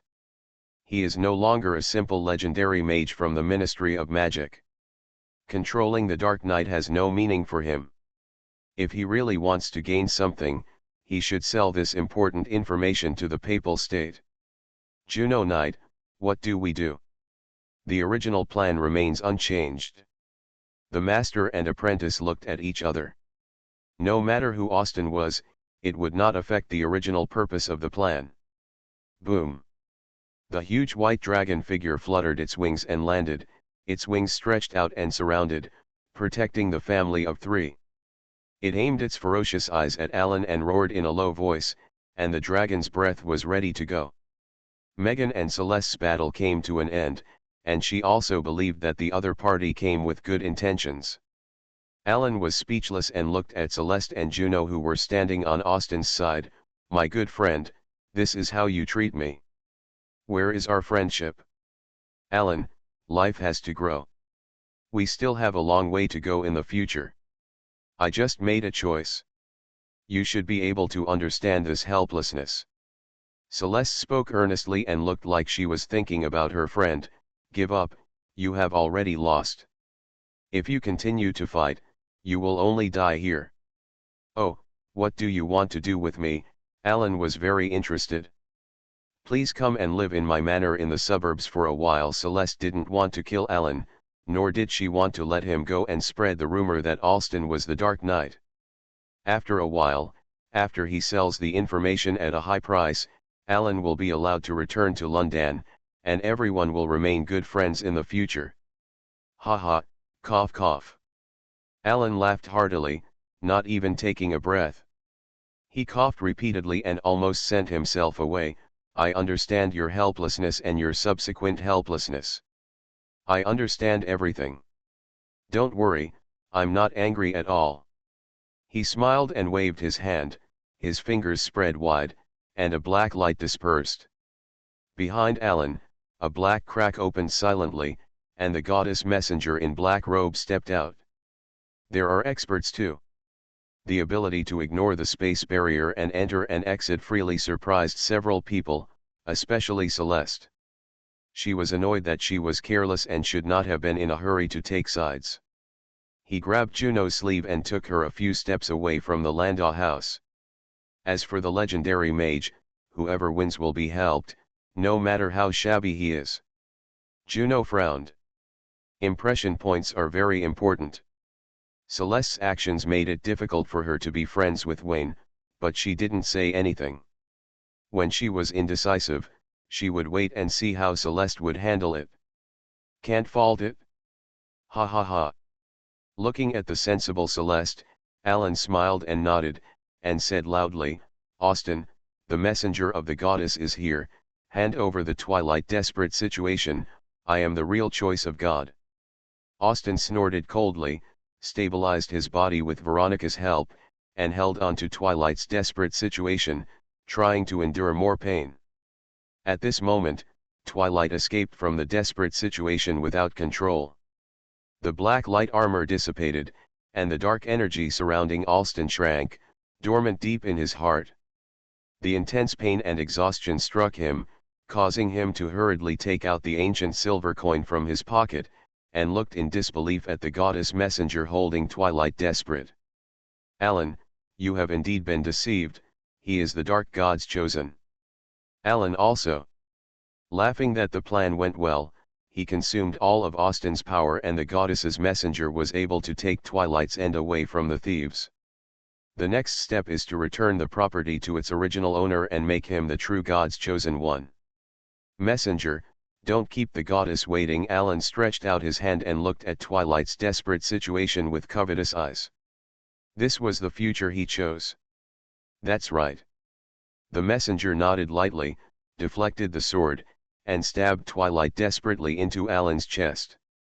Hiss. The sword edge penetrates the chest and back. Yin.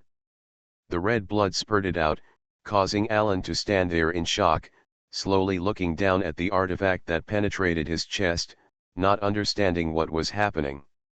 Could it be that this is the way of divine selection and inheritance? Alan understood what happened, but he just couldn't accept it. His vitality was ruthlessly swallowed by darkness, and the world in front of him quickly turned gray. He held the sword with one hand, reached out to the messenger with the other, and grasped the collar of the messenger tightly. "Why? You are too stupid. You are not qualified to be the chosen one.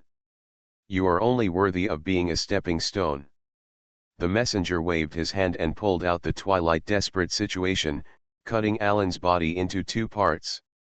Darkness surged under his feet, drawing all the opponent's power into his body. "Austin Landau, you made a deal with the goddess and promised the goddess to find the true chosen knight. During this period, you will bear the curse and gain the power of the Dark Knight. The messenger walked towards Austin with his sword in hand. You betrayed your promise and wasted the goddess's precious time. Now, I am chosen by the gods and ordered by the goddess to take back the Twilight desperate situation and let you die in despair and pain. Ho ho ho. The scorching dragon's breath spurted out, and the violent fire pillar burned down, drowning the figure of the messenger holding the sword.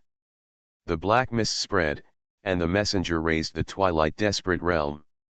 The moment all the flames touched the sword, they were swallowed up by the darkness that encompassed all things. Do you understand, Austin? This is how Twilight desperate is used. The messenger raised the artifact high, and black light rose into the sky.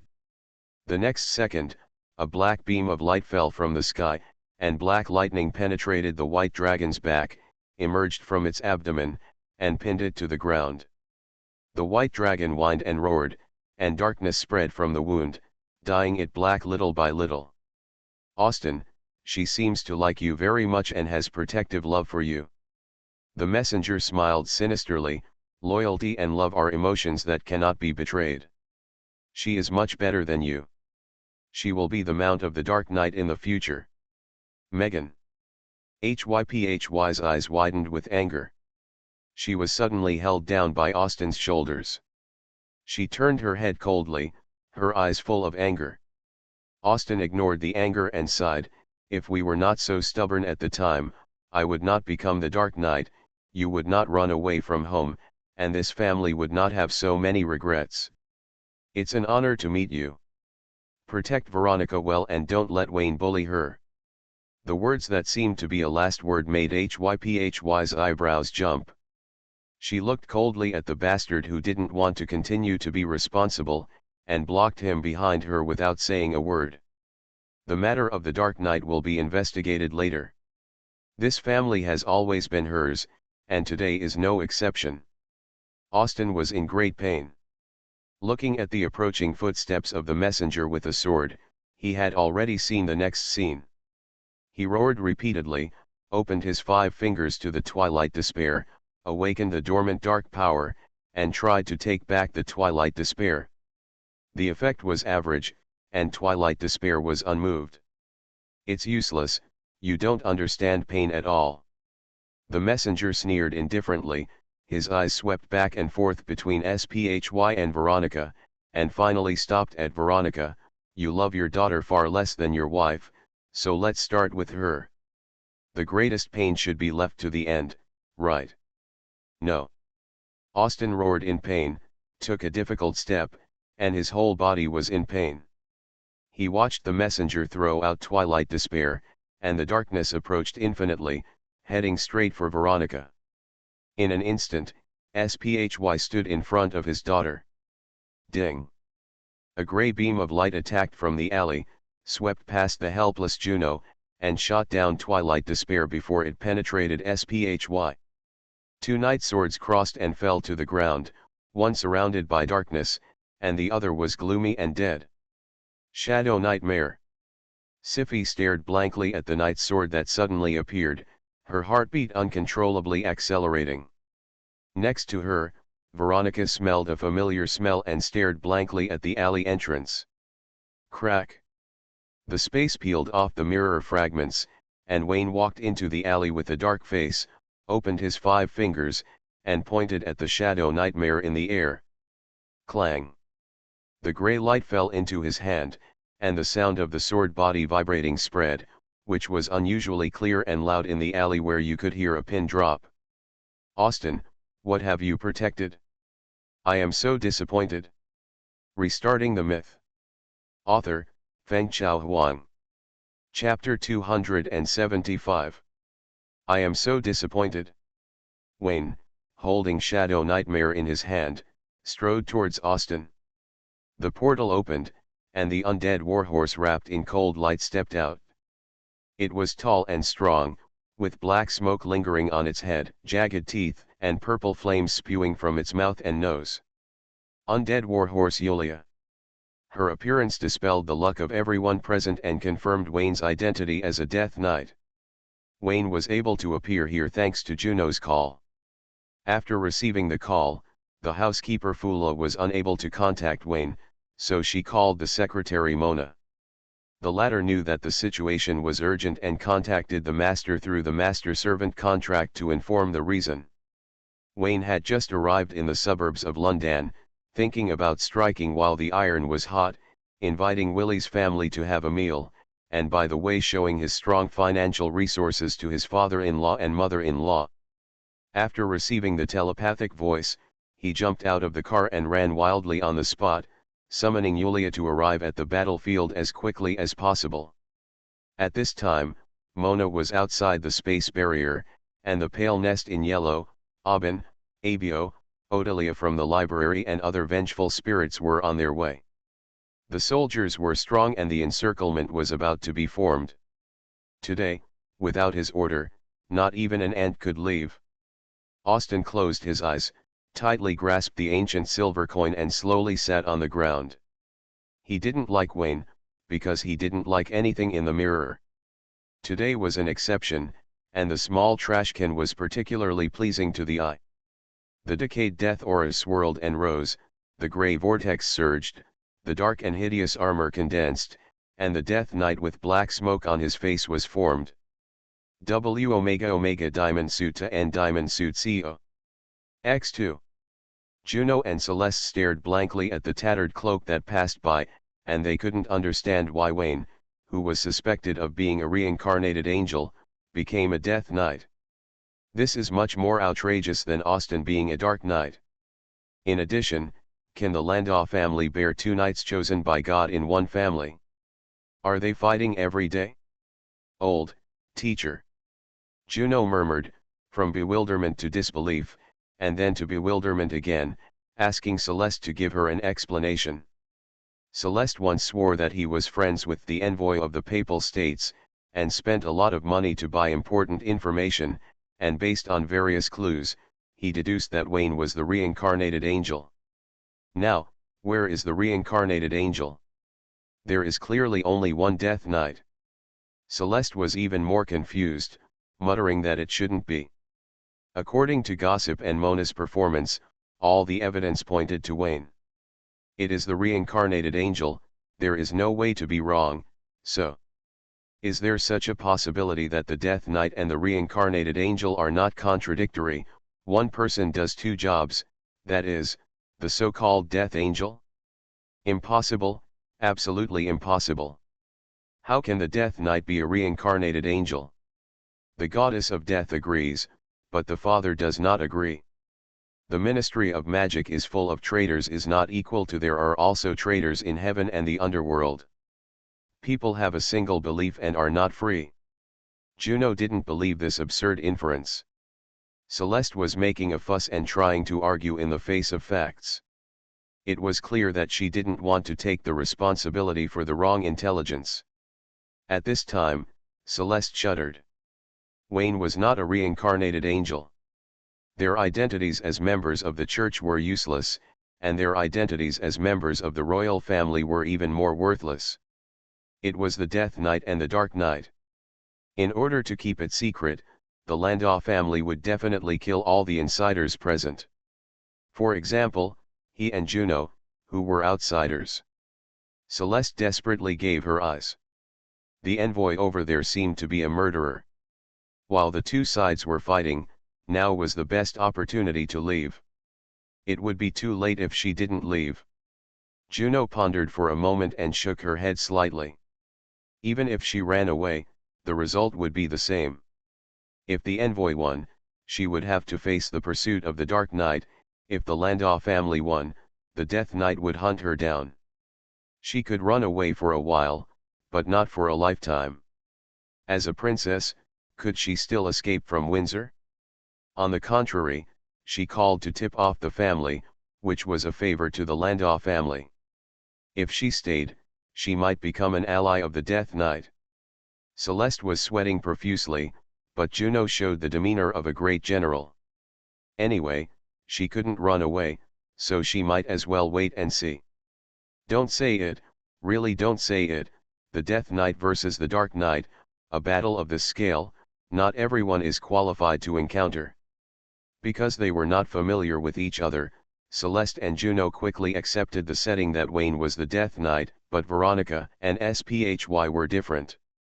The impact brought by Wayne being the Death Knight was greater and more intense than that of Austin being the Dark Knight. The main reason was that Austin dropped his vest first, and the Dragon Blood mother and daughter were shocked. The shock was too great, and their three views were being reshaped. They felt that no matter what happened tonight, they would not be more surprised. Laughing to death, my husband/father is the Dark Knight, what else could be more outrageous than this news? There really is. Her son/fiancé is the Death Knight? Veronica's chest hurt, and her eyes were spinning. She racked her brains to find a reasonable explanation, to exonerate Wayne and to convince herself. It was all an illusion. Her fiancé was not a Death Knight. Everything could be explained. Sci-fi's thoughts were similar to Veronica's. Her husband was a Dark Knight, and her family was already unfortunate. Her most beloved son exposed the identity of a Death Knight. The whole family was rebellious and full of enemies. Could this family still be good? Thinking of this, Sci-fi couldn't help but hug Veronica. Be good, tell Mom that you are not a knight, right? Turning around, she saw her husband with a smile on his face. She was 3 parts relieved, 3 parts happy, and 4 parts relieved, as if Wayne was here and the enemy on the opposite side was finished. So, you two, father and son, know each other's identities clearly. Sci-fi's head sank, and she felt that she was not dragon blood, but donkey blood. Looking again, her daughter perfectly inherited her donkey blood. The mother and daughter were deceived by the bastard father and son. They knew nothing about this family. See how I will deal with you when I go back. X2. Veronica glared at Wayne. There was no such thing in the diary. Wayne touched his bald head, clenched his fist and coughed lightly. Teacher, Veronica, everything can be explained. I believe in Austin. There are many people here. Let him kneel down for us when we go back. What about you? X2. Wayne patted Veronica's head and gave Sci-fi a look. The effect was average. He was shameless and didn't even have eyeballs. Sci-fi couldn't understand what he wanted to express at all. Yulia, take them away from here. Wayne walked around the mother and daughter, looked down at Austin, shook his head to show disdain, and then came to Megan, who was half white and half black. The white dragon was nailed to the ground by the dark lightning, whimpering softly. Wayne couldn't bear to watch it, so he raised his hand to touch the black lightning, wanting to help it get rid of it. After touching it, he suddenly found something wrong. The darkness was like a venomous snake spitting out its tongue, and like dancing tentacles, wandering around every corner of the white dragon. The pure white body was soaked in rich dark energy, and it mutated from the inside out. It could no longer be called a white dragon. Black dragon. The attack of the messenger seemed terrible, and it severely injured Megan. It seemed to kill the dragon, but in fact it gave Megan a new life and opened the second stage of dragon blood evolution for her. Because of the darkness, Megan can only evolve into a black dragon. Wayne frowned and looked at Austin, who bowed his head and said nothing. Wayne did not help Megan get rid of it, and the latter was destined to become the mount of the Dark Knight, just like Yulia. The difference is that Yulia is a forging of the goddess of death, used to reward the knight's outstanding merits, while Megan is the choice of the goddess of darkness, who is used as a helper to strengthen the power of the Dark Knight. Thinking of this, he raised his sword and looked at the black-robed figure, protecting his family behind him. Who are you? Sci-fi and Veronica were reluctant to leave through the portal. The most important person to them was here and would not leave. One looked at her husband and son with a complicated look, and the other looked at her fiancé and father with a complicated look. It was still a little incredible until now. London is so big, and the Lando family can actually gather 2 knights. How unlucky is she? X2. The messenger waved his hand and held the twilight desperate situation in his hand. Looking at the fully armed Death Knight, he was silent for a while. After a moment, he slowly said, "The Death Knight is actually Austin's son. This is beyond my expectation. But as far as I know, the real Death Knight is in the underground tomb of Paris. You are not the Death Knight. You are the next knight chosen by the goddess of death." "Who are you?" "I am the Dark Knight appointed by the goddess." "Haha, then you transform." Wayne sneered and patted his armor. "See, this is the god-chosen knight. You have the twilight despair but cannot transform. What qualifications do you have to say that you are the Dark Knight? Why not hand over the twilight despair? I will show you what a Dark Knight is." The messenger of God said nothing and did not transform to prove himself. Wayne probably guessed the other party's identity, but did not point it out. He said bluntly, "No matter who you are or what your purpose is, you should not swing the sword against my beloved. You are dead." The white light in Wayne's eyes jumped violently. If he had not arrived in time, Sci-fi and Veronica would have died. Maybe the other party would not do such a thing, leaving Sci-fi and Veronica alive and letting them fall into eternal sleep, so as to force Austin to see a glimmer of hope in infinite despair, and from then on serve the Dark Goddess in exchange for the chance of his wife and daughter's resurrection. But no matter which one it is, Wayne doesn't want it. The black robe touched someone who shouldn't be touched, and he must die tonight. Swish. The death aura wrapped around the sword light, the sword wind danced wildly, and the cold gray and black light strangled one place. The face of the god's messenger black fog bloomed with red light, and two scarlet ghosts jumped out of his eyes. The red light swept across the ground and tore through the death gray fog in an instant.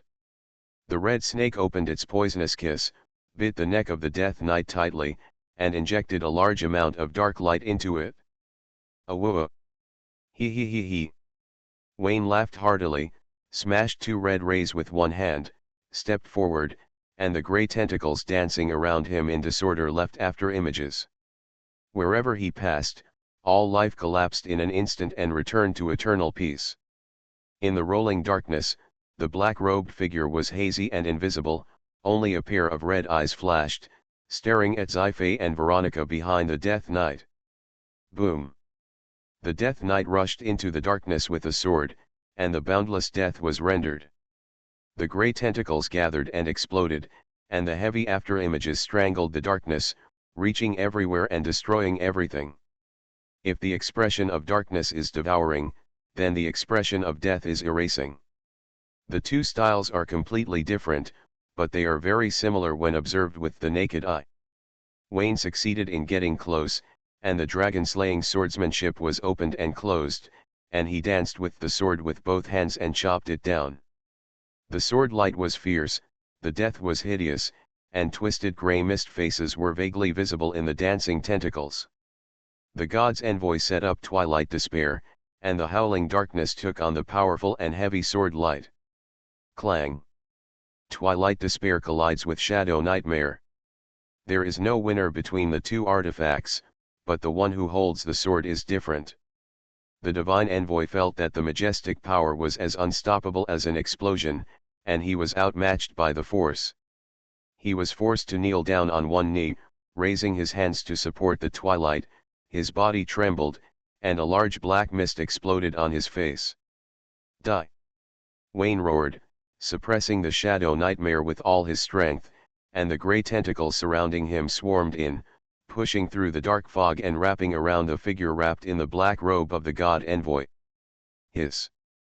The tentacle cut the divine envoy into 3 pieces at the waist. The shadow nightmare overwhelmed Twilight and chopped off the divine envoy's head. After being dodged by it, it cut off the shoulders and slashed all the way down to the abdomen. The tentacles danced, wrapped around the broken body of the divine envoy, and raised it high in the air. The white light in Wayne's eyes surged, and the pure energy of death shook the sound waves, as if a wave of magic poured out in an instant, corroding the entire body of the divine envoy in just a flash of lightning. Goodoo, X4. Just a passerby, I have something to say.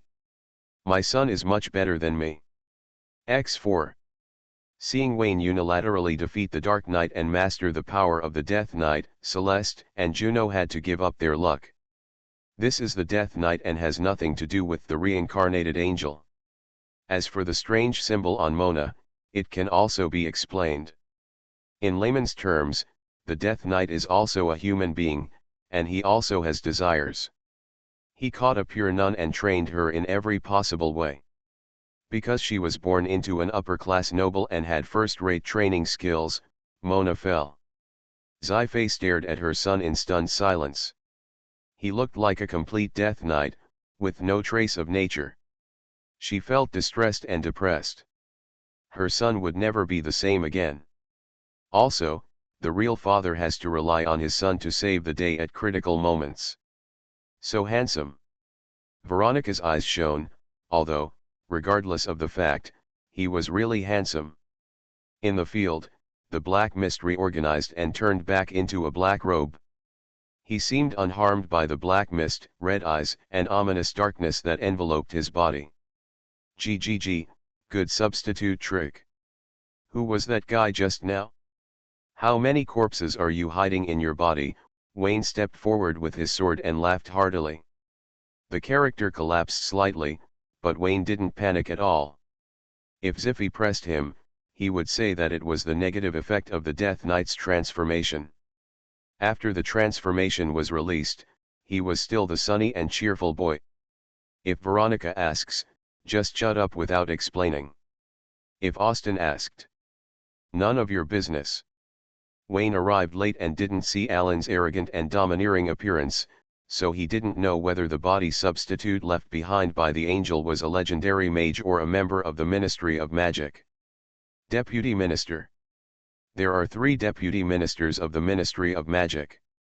One died from being swallowed by the Void Worm, and the other died from being swallowed by the darkness. Their bodies were still intact, and they were all related to the Landau family. It's called loyalty. Buzz buzz. The life force field spread out, and the almost pale world enveloped Wayne. He looked around, and saw that this was a world on the verge of collapse. It was false, and it was about to collapse at the first touch. Not even an ordinary golden mage could be contained, let alone a Death Knight holding a shadow nightmare. The divine envoy inserted Twilight Desperate upside down on the ground and said slowly, I am here on the order of the goddess, Death Knight, you should not make trouble, you disturbed the awakening of the Dark Knight. Indeed it is. The envoy's claim to be the Dark God's chosen is purely a lie. He has only one goal, which is to make Alston awaken in pain and completely master the Twilight Desperate situation. The Dark Goddess chose Alston from the beginning. She did not temporarily master the Twilight situation and find the God of choice on her behalf. It was just a game of the Dark Goddess. The Goddess has been training Alston and has been tolerant of her divine choice. She did not ask him to take up the post immediately, but chose to wait. Alston was obsessed with money, addicted to the hotbed of his wife and children, and lost in the happiness of capitalists. After disdainful efforts, his strength has improved, but it is not enough, causing the Dark Goddess to wait for a long time. You have changed. God is waiting for numbness. The divine envoy said, there is a crisis in the frozen continent that will destroy the world. There are currently 3 divinely chosen knights, nature, sun, and moonlight, guarding it. They alone are not enough. The awakened Dark Knight must join.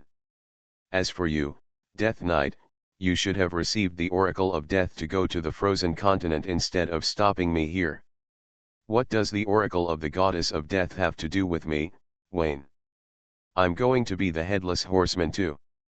Wayne was disdainful and curious as to whether the Headless Horseman had received a message from the Oracle. If so, had the Goddess of Death noticed that her chosen one had rebelled? He couldn't help but think about Riding's sister, the Headless Horseman being controlled by the Devil's Alliance, and the Goddess of Death being brutally attacked by the Minotaur's axe. Doesn't it really matter, that he doesn't care at all? If that were the case, Wayne could only label the goddess of death as a cuckold. Wayne couldn't guess what God was thinking. He only knew that as long as he was there, he wouldn't be able to guess.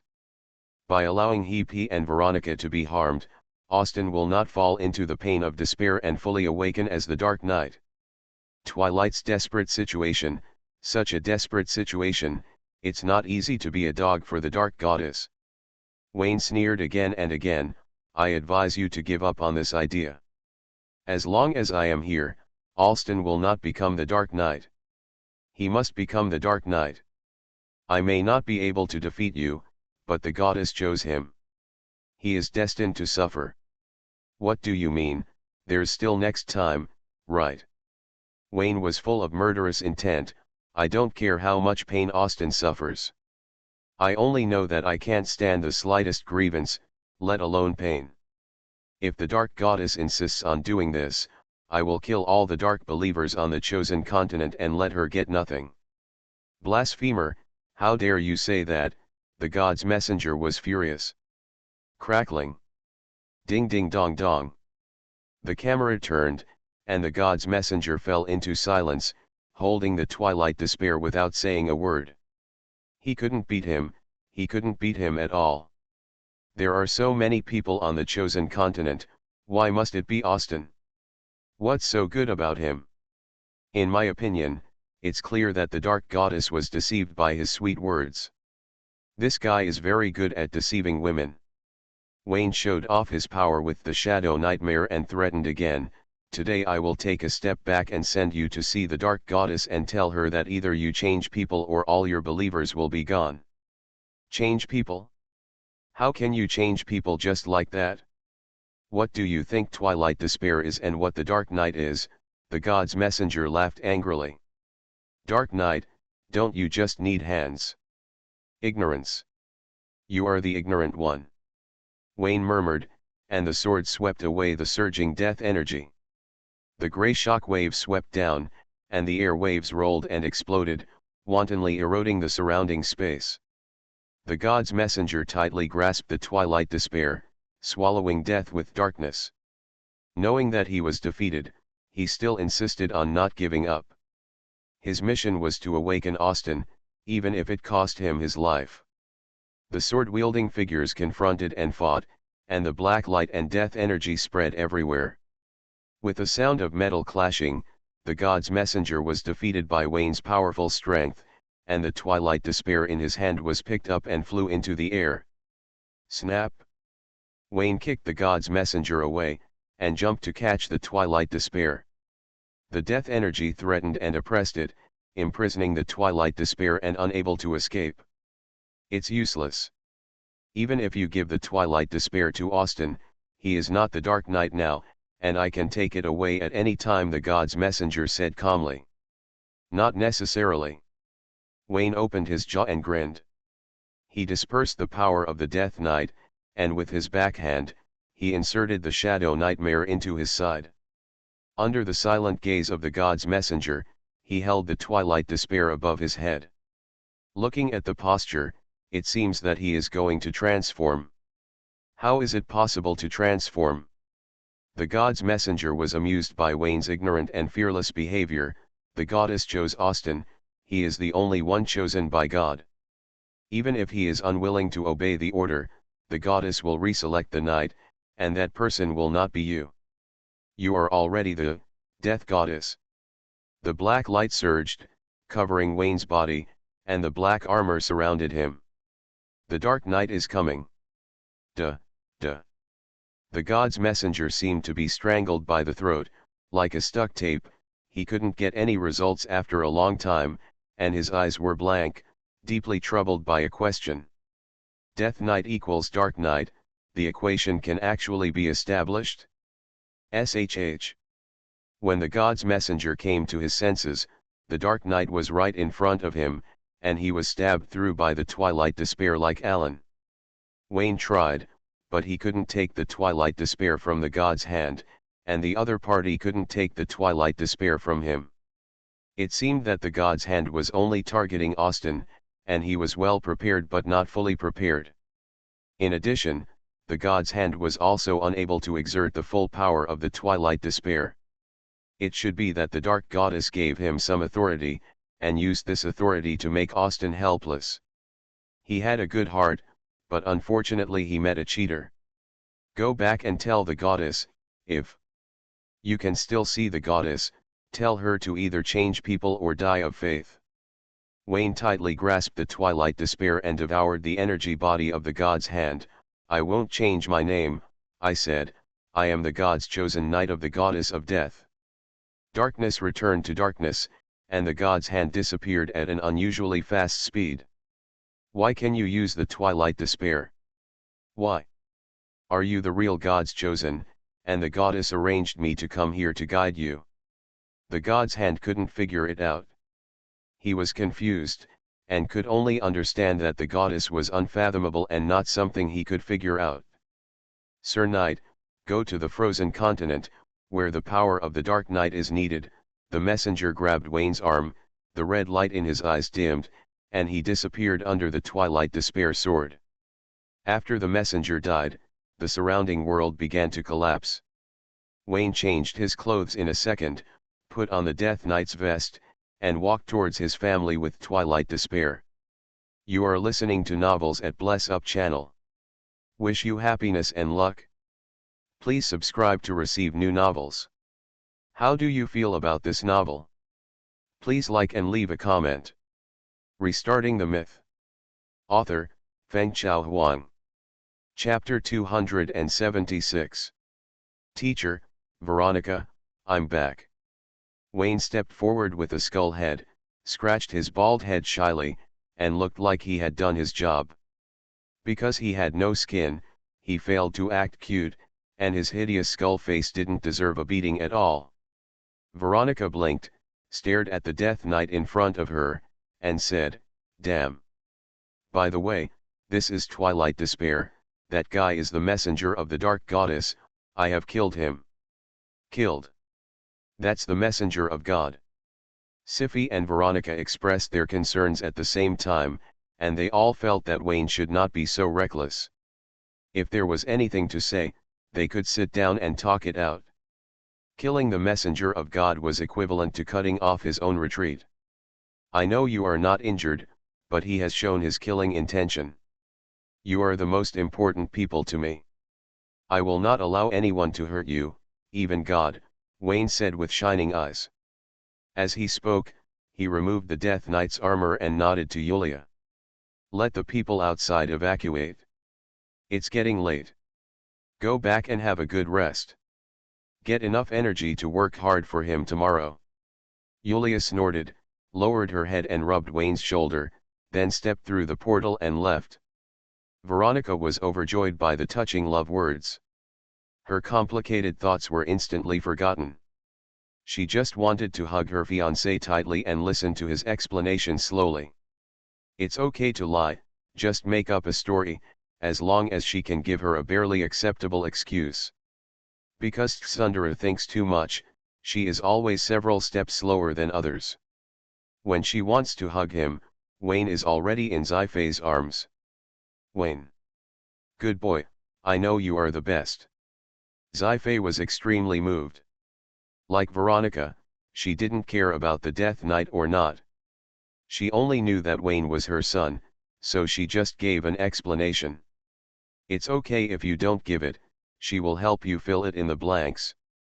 Wayne struggled twice and barely got out, and put Twilight Despair in front of Austin. I asked clearly before killing him. That guy is really the messenger of the Dark Goddess. He is not the Dark God's chosen. You, Austin Landau, you are the Dark Knight appointed by the Dark Goddess. There is a crisis in the frozen continent. The power of the three knights is not enough to guard the Antarctic. He came here on the order of the goddess to awaken you. The crisis of the frozen continent. Austin frowned and was about to help Wayne up when he suddenly found something wrong. Zifei and Veronica stood on the left and right of Wayne, looking down at him, as if looking at a social garbage, asking him to explain the identity of the Dark Knight. Why did you two stand on his side? Wake up, you were deceived by him. I am the Dark Knight, but he is also the Death Knight. When the god's messenger appeared and took away Twilight Despair, Austin roughly understood his identity as the god's chosen. Although the sword was taken away, the darkness and pain in his body still exist. The messenger of God wants him to experience more despair and pain, feel the pain, accept the pain, and finally understand the pain, so as to awaken and become a true Dark Knight. Just a little bit, Austin was in so much pain that he couldn't bear it anymore. He didn't say it, but he was very grateful to Wayne for arriving in time. So, when Wayne pushed him in front to face all the firepower, although he was extremely dissatisfied and protested, he still chose to take all the firepower. In the final analysis, it was he who put his wife and daughter in danger. "Teacher, Veronica, this is not the place to talk." Wayne looked like he was considering the two of them, and said carefully, "Give me face, go home first, and then listen to his quibbling when you get home." "Well, I also want to hear how he quibbles." Sci-fi nodded, walked around Austin and came to Megan, raised her hand to touch the other's black dragon scales, and a flash of reluctance flashed in her eyes. "Megan, if it hurts, don't be patient." The white dragon has now turned into a black dragon, and its body has been reshaped by the darkness, making it stronger than before. Whether it is the thick scales, the streamlined body, or the ferocious horns on the head, they are more majestic and oppressive. The second stage of dragon blood evolution, the root is darkness. Megan felt the surging power in her body, lowered her head and snorted, facing Sci-fi's caring eyes. Her eyes flashed, and she didn't dare to look at him. The messenger said that Megan had a protective love for Austin, and it was true. Originally, this love was stronger. When Megan expressed her feelings, she was rejected by Austin. She regained her emotions and examined herself, and became the current guardian. That year, Sci-fi ran away from home.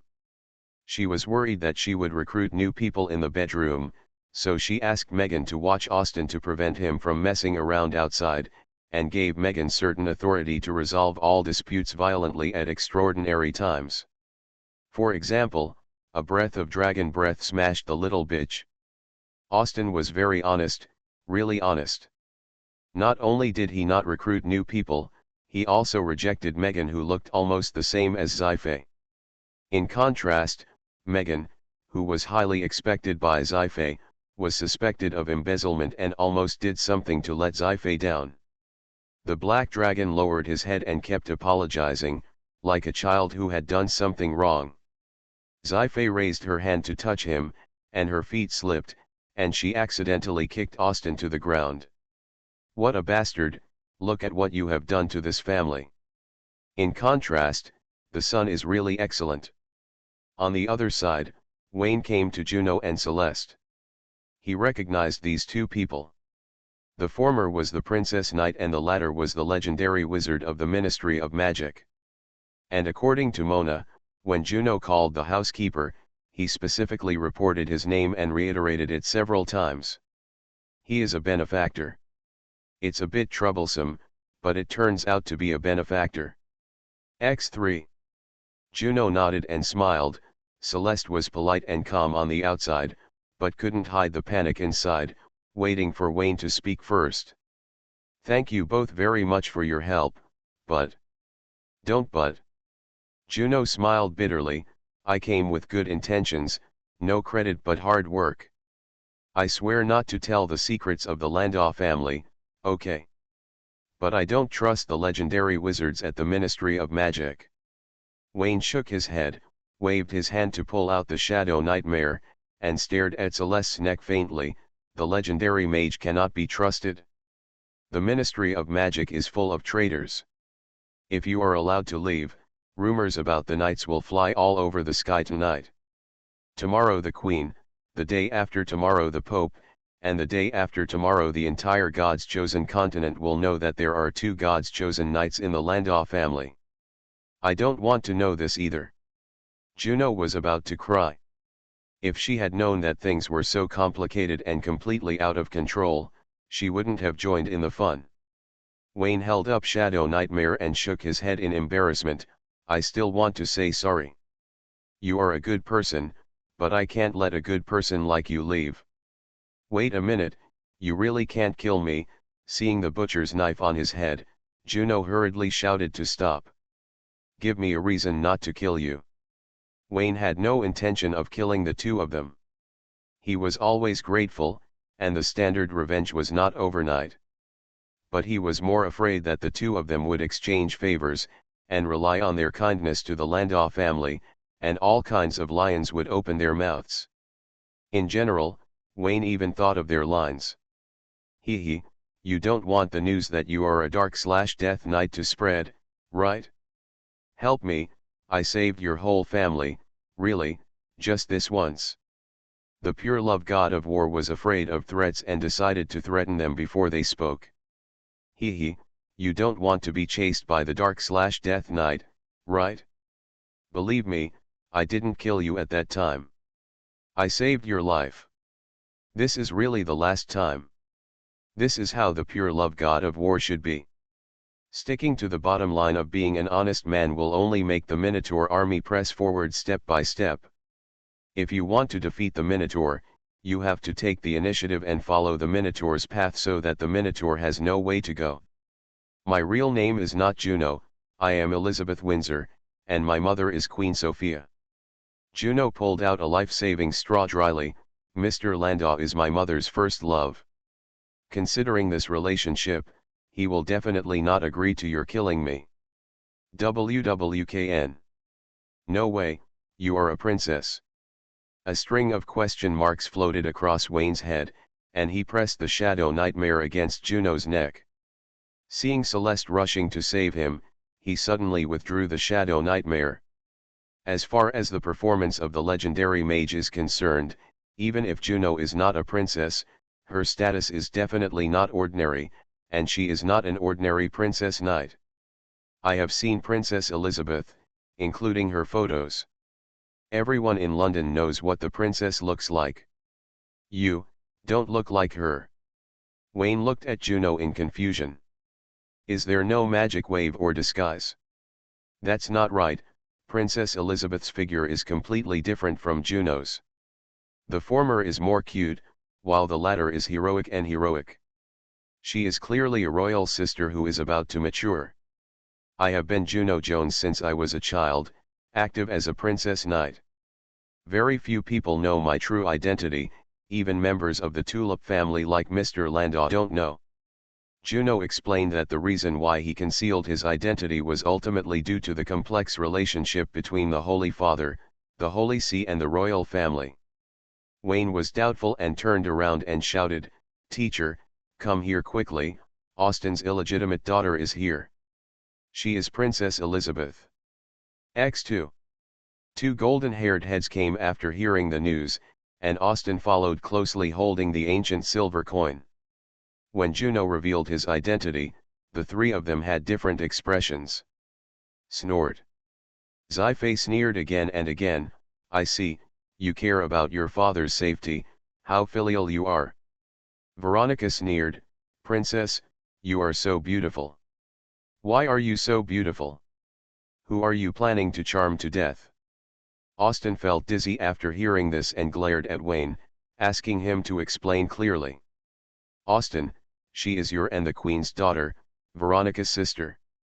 You can't kill her just as she wants, but I can't trust her, especially the legendary mage beside her. What should I do?" Wayne spread his hands, shrugged his shoulders and explained clearly.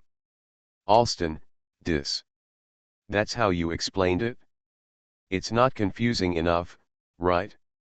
Austin is convinced that he has never had physical contact with the Queen. Okay, it was a kiss on the mouth, and there were other kisses while I was painting. But when it comes to falling in love, it's normal for young people to be a little stringy. Besides, he didn't know Ziffy at that time, and the Queen came first. Austin dared to swear that he and the Queen had never had in-depth communication, at least not that way. Therefore, whether Juno was Princess Elizabeth or not, she had no blood relationship with him. X2. Celeste's eyes widened as she heard the explosive royal scandal. She froze in place and murmured, "No wonder Austen, as a Dark Knight, is extremely respectful to the Queen. In terms of loyalty, he ranks at the forefront of the Tulip family." So that's what happened. He almost died of anger on the spot. He punched Austen in the left ribs and knocked him away. Juno stared at Austen, who was flying away. His eyes widened, and Abba said, "Mr. Landau and my mother, no, that's not right, how could I be his daughter? Did you misunderstand something? Don't worry, you have royal blood, and Austen's blood is not important. It will not affect you becoming the next queen," Wayne comforted. Juno was dumbfounded. What a mess. Although it made sense, it would not affect you, but that was not what she meant. Her mother was pure and innocent, and Austen was loyal to his master. There was no fooling around between the Queen and the minister. She was created by her parents together. Don't be sad. It really won't affect your succession. Bar Book 69 New. Wayne's ability to provoke fire was first class. He empathized and said, "Princess, I know it's hard to accept having a scumbag father. Veronica and I are no exception. We are also troubled. But think about it on the bright side. He is the Dark Knight. What can your brother Edward use to compete with you for the throne? The Dark Knight killed him that night." Juno. What, you are also Austen's child, and the rumors are true. Wayne, shut up. I don't want to hear this. Sci-fi's neck was sore and her head was too heavy. Well, I won't say it anymore. Wayne didn't know what the relationship between Austen and the Queen was. Judging from his own experience, they must have had a relationship. He made up rumors with a clear conscience and changed Princess Elizabeth's father. It wasn't his bad luck anyway. Le.jpg. On the other side, Meghan finished her evolution, put on a robe in a hurry, and her body was out of control, and she skillfully caught up with Austen. I'm used to it. When Austen was picked up, Juno had accepted the new setting and gritted his teeth and said, "Father, you can't kill me." Austen was numb and tried his best to defend himself, swearing that he had no relationship with the Queen, but Juno kept calling him father. Facts speak louder than words, and he was let go by Sci-fi again. "Asshole, she called you father, how can you be so cold-blooded?" Sci-fi was so angry that she came up with all kinds of reasons to let Austen go, no matter whether it was black or white, as long as it could be used, it was a good reason, which inspired Veronica next to her and secretly said that she had learned something again. In addition, the previous generation was not innocent, and the relationship was even more chaotic than hers. Because of the comparison of the worst, I felt more balanced. The camera turned. Austen stood there with a dark face and said to Juno, "Princess, I know you call me father to survive. That's called recognizing a thief as your father," Wayne whispered. Healy and Veronica nodded in agreement, but Austen pretended not to hear and continued, "The Landau family is loyal to the royal family. Both I and Wayne are extremely loyal to the Queen. I can guarantee on behalf of Wayne that he will not kill you, but..." "Please, don't say but. You two are really father and son, and you speak in the same tone."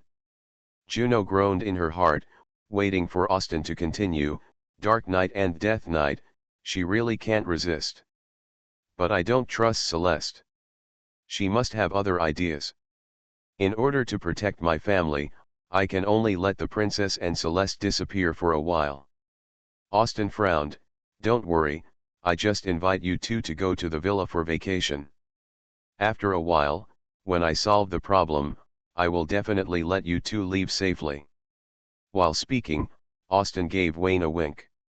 "Austen, these two people, take them for experiments. Celeste can die, but the princess absolutely cannot. You have to ensure her safety." "Wayne, really? She is your daughter. You know the results of the experiment very well.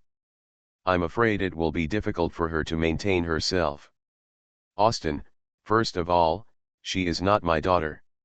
Secondly, she knows too much. Keeping her is a hidden danger. Wayne, okay, I will try my best to let her maintain herself. After all, without her to convey the news, the teacher and Veronica will be in danger. Austin, you decide. The two exchanged glances, and Wayne confirmed that Elizabeth and Austin were not related by blood. Seeing the father and son flirting with each other, Celeste was filled with a sense of crisis. The legendary wizard had experienced all kinds of scenes and could tell at a glance that the father and son had ill intentions. The princess would not be harmed because of the relationship between father and daughter. At most, she would be imprisoned for a period of time. He was different. He was not the illegitimate son of Austin. He had to find a way to escape. Staying would be a dead end. The legendary wizard did not want to put his life in the hands of Austin and his son. The Dark Knight and the Death Knight were not good guys. If he trusted them, he would die. Celeste had a helpless resignation on her face. She shook her head in despair. She said that she could understand it. She took the initiative to untie the space barrier and led everyone back to the alley at the back door of the theater. Celeste was looking around when she was suddenly entangled by several tentacles. The sudden attack bypassed the legendary wizard's keen perception. When Celeste came to his senses, he saw a group of tentacles wrapped in yellow clothes rushing towards him. Gilug gilug. After receiving Wayne's order, the pale nest immediately controlled Celeste. The control method was simple and crude: acceptance, confession, understanding, coexistence, and integration. Commonly known as swallowing in one mouthful. Juno looked at her teacher being swallowed by the tentacle monster with despair, and said in a lost voice, "Father, you promised me. Princess, please rest assured. This is the treatment that only legendary wizards can have. Your standard is far less grand." Wayne waved in the darkness, and Mona opened her eyes, and her eyes were shining with holy golden light. "Mona, take Night Juno back. Don't listen to her quibbling on the road. If she wants to run, just kill her. Understood?" Mona held Juno's shoulders and left with the pale nest in yellow. Her obedient appearance made he and Veronica frown at the same time, bringing in the social garbage of the previous generation. Mona is almost exactly the same as Megan. What feelings does she have for Wayne? Is it also a protective love? X2. Sci-fi thought about it, and decided to give up the side plot because it had nothing to do with her and it would be a mess on her side. Veronica can't give up, for her this is the main plot. The Landau family walked into the alley with 8 legs and came out with 10 legs. Parking lot. Megan opened the car door, and Wayne took the driver's seat. "Your robe has fallen to the ground, and you are still barefoot. It is not safe to drive. Let me do it instead." Megan nodded and found that the co-pilot was occupied by Veronica, who was staring at Wayne without saying anything. The couple in the front seat was a bit messy, and the pair in the back seat was even more unsteady. Megan looked around and found that there was no room for her in this car. "It can't be under the car, right? Megan, come here and sit next to me." Sci-fi waved and called Megan to the back row. When she saw her eyes dodge, she smiled and held her hand. "It's okay. I don't blame you. It's that bastard who is so hateful. I will always believe in you. It's just protective love, it's normal. Megan doesn't just have the asshole, he also has the same love for her, it's no big deal. Her son also has this love for her and Veronica. This is the warmth between family members, and she can understand it." Sci-fi told Megan not to take it to heart. The messenger of the dark goddess did not understand people's hearts and was just talking nonsense. Austin secretly breathed a sigh of relief when he heard this. It was great that Sci-fi could think like this. He was already in a mess and couldn't let it go any further. The body can't bear it. "Wayne, what's going on with Secretary Mona? She seems to know your secret." Veronica started to exert force in the front row. Austin's eyes lit up. Indeed, Mona knows all about Wayne's secrets, not only the Death Knight, but also many other secrets. More secrets. X2. Veronica accurately captured the keyword, and Sci-fi also looked over curiously. Wayne didn't panic at all. He started the car and returned to Landau Manor. It was just a diversion of trouble to the east. He could just divert it back. There was nothing to be afraid of. Asshole, talk. It's normal for the secretary to know the boss's secrets. For example, Megan knew that Austin was the Dark Knight a long time ago and didn't tell the teacher. Wayne tilted his mouth and fired up. Also, at that time, I didn't know that Austin was the Dark Knight. He came to me, the Death Knight, on the order of the Queen. He hugged Megan and touched and kissed me. He calls her his lover and mocks the Death Knight as a skeleton who doesn't understand what it's like to be a woman. Megan's face turned dark at the time. It was obvious that when Austin touched her butt, she was very resistant, but in order to play the role of a good lover, she gritted her teeth and chose to endure it. In just 3 sentences, Wayne turned the fire back on Austin. Before it was over, he took out a piece of paper from his arms and patted it in Veronica's hand. Later I pointed out that he coveted Megan's beauty and deliberately made Megan dress up as a teacher, even with the same hairstyle. I couldn't argue, and when I got angry, I insisted on doing the same thing to my secretary.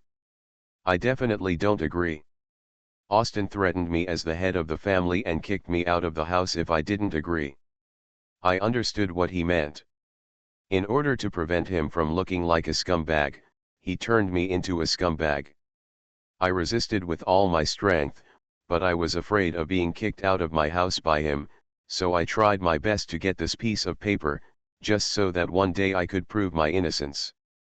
In Wayne's sad and angry voice, the note was passed from Veronica to Heapy's hands. It was clearly written on it that Austin asked Wayne to have an inappropriate relationship with Secretary Mona. Megan's handwriting, Austin's signature. Alston. It was written in black and white, and he did sign it. There was nothing to explain, and his wife wouldn't listen anyway. Asshole, please explain.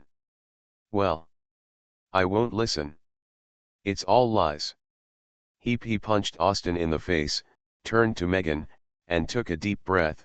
Megan, tell me, I believe you, tell me, did Austin touch and bully you? Madam, the master has some unavoidable reasons. Touched. Megan's eyes were wandering, and she lowered her head and said, I'm sorry, he feels very uncomfortable. I can't refuse him. Asshole. Boom. That night, there was a door missing in the back of the black limousine, and Austin went home on his legs. By the time he returned to the study, Megan had already set up a soundproof barrier. Seeing that the master had returned home safely, she opened the door and walked into the study with him. The identity of the Death Knight is easy to explain. I have always been an undercover agent placed by the goddess in the Death Church. In the study, Wayne fabricated lies with a serious face. Veronica, do you still remember the night we met? You followed the breath of death to the door. At that time, I happened to be undercover. Veronica believed it, and so did he. They both knew that Wayne was not telling the truth, but they still downplayed the idea of questioning. Identity is not important, feelings are important. Veronica muttered about Mona and was very repulsive to her. Wayne saw this and whispered in her ear, don't worry, Mona is still a virgin. Although I was forced by Austin, I did not treat Mona whatever you do is innocent. At least for now. Veronica blushed and pushed Wayne away. Her mother was watching. Don't get too close to her, as it would cause misunderstandings. When Austin entered the scene, Wayne had already dealt with the mother and daughter. He came to rescue with a sword, and he had the image of protecting his family. In addition, he was eloquent and emphasized his hard work, so he quickly got over it. Austin was different. He coveted Megan's body, forced his son to be a scumbag and a pervert, had an illegitimate daughter with the queen, concealed the identity of the Dark Knight, and slaughtered the stronghold of the Church of Nature. The crimes were heinous and innumerable. Whether it was identity or feelings, both of them failed to meet the standards. You, kneel down and talk. Can you go back to the house and kneel? There are so many people here and the child is still there. Restarting the myth. Author, Fengchao Huang. Chapter 277. First of all, although I had a relationship with the queen, it was before marriage, and it was not as exaggerated as the rumors outside. The queen has her own guardian knight, and it is impossible for her to lose her virginity before marriage, Austin said with a serious face. The head of the family is full of dignity and his back is straight. He didn't kneel down. After all, the children were here, and it was impossible for Sci-fi not to give him any face. Austin was standing next to the sofa. Opposite him from left to right were Wayne, He, and Veronica. Because he was suspected of committing a heinous crime and was suspected of many major cases of egregious nature, a three-chamber trial was adopted. Austin was very good at saving face for himself. After settling down, he silently gave Megan a look and asked the housekeeper to stand behind him. At first glance, Austin looked condescending and brought the butler with him, as if he was holding a family meeting. Megan, come behind me, Sci-fi snorted coldly. Megan nodded and obeyed the order, and stood obediently behind He. 4 against 1, the situation was extremely unfavorable to Austin. If it's just 3-on-1 and kicking away the small trash can mixed in, Austin won't panic at all and is confident that he can use his excellent eloquence to explain all the misunderstandings clearly. Add a small trash can and the situation is completely different. It's easy to get the impulse of dragon blood, and the little trash can will be carried away with just a few strange words of yin and yang. Besides, it is not a question of whether the small trash can causes trouble or not. It is precisely because of him that today's three-court trial took place. Austin knew this very well and chose every word carefully, making sure not to give Wayne the opportunity to seize the opportunity to use his speech disorder to make things worse. The effect was average, but Wayne still caught it. Teacher, it's hard to say whether members of the royal family should remain chaste before marriage. After all, times have changed. Well, I don't really understand. It's all from books. It seems that when times haven't changed, the royal families of various countries have fun. More flowers are simply debauchery. Wayne looked loyal, and what he said seems to be an explanation, but in fact it confuses the concept. Even if the queen does not lose her virginity, she can also lose other things. What do you think? I think you want me to die? Austin looked at Wayne expressionlessly. This kid had coveted the position of head of the family for more than a day or two. Sci-fi felt that Wayne was more reasonable and wanted to know what stage of development the queen and Austin had reached at that time. Were the love words she had heard before second-hand? Sci-fi said nothing. These words cannot be said in front of the children. Parents are their children's best teachers. What if Wayne learns badly? Seeing Sci-fi not saying a word and tending to pick up the girl and put it down gently, Wayne felt deeply heartbroken. The teacher didn't want to speak and was willing to continue to be deceived. He would never agree. Today, Austin's true face must be revealed. In addition, Veronica should study more, remember to protect her husband, and be a gentle and kind wife. No matter what big mistake he made, whether he cheated on someone, or whether he slept with your bestie, he just wanted to practice his skills outside. Austin, it doesn't matter whether the queen lost her virginity before marriage. You are the queen's first love. If you are so good at lying to women, I will assume that the queen has lost her virginity. This topic will end here and will not be mentioned. Wayne waved his hand and generously said that he would not care anymore, and then said, but, this does not eliminate the fact that the princess is your illegitimate daughter. Tell me, do you still have an improper relationship with the queen after her marriage? No, Meghan can do it for me. When Megan joined the family, the princesses were starting school. What could she prove? Wayne interrupted directly without giving the suspect a chance to escape guilt. He stared and said, "If you don't say Megan is fine, I will get angry when you mention Megan." Wayne looked at He angrily, pointed at his eyes and said, "That night at the West End cemetery, he held Megan in his arms, and his thieving hands were never free." "I don't." "You touched it?" "How can it be false if I saw it with my own eyes?" Wayne is very confident, and he may have made up the rest. He saw clearly that Austin touched Megan's butt, and it was definitely not a rumor or frame-up. "Austin, stop struggling and admit it quickly. The Landau family cannot have just one scumbag. Someone must step forward and set an example. This matter can actually be explained." "No need to explain, explanation is just a cover-up, just say it, touch or not." Wayne spoke righteously, as if he was protecting justice. X3. Aside from the melon-eating Veronica, Megan and Austin were both silent. He had a headache and rubbed her temples, waving her hand for Austin to explain clearly. Dragon blood is just impulsive and irritable, not without brains. When Juno was taken away by Mona, she knew that the bastard may have been lovers with the queen, but the princess was definitely not the bastard's daughter. Austin puts his family before the royal family and would rather imprison the princess than let the family secrets be exposed and known to the queen. Use actions instead of words, this is the best explanation. About Megan. Sci-fi couldn't figure it out, but to this day, she still firmly believes that the two of them will not betray her. Then it starts with the power of the Dark Knight. To be precise, it starts with me meeting you. Under Wayne's regretful eyes, Austin seized the opportunity to overturn the verdict, looked at He affectionately, and told the story of the cause and effect.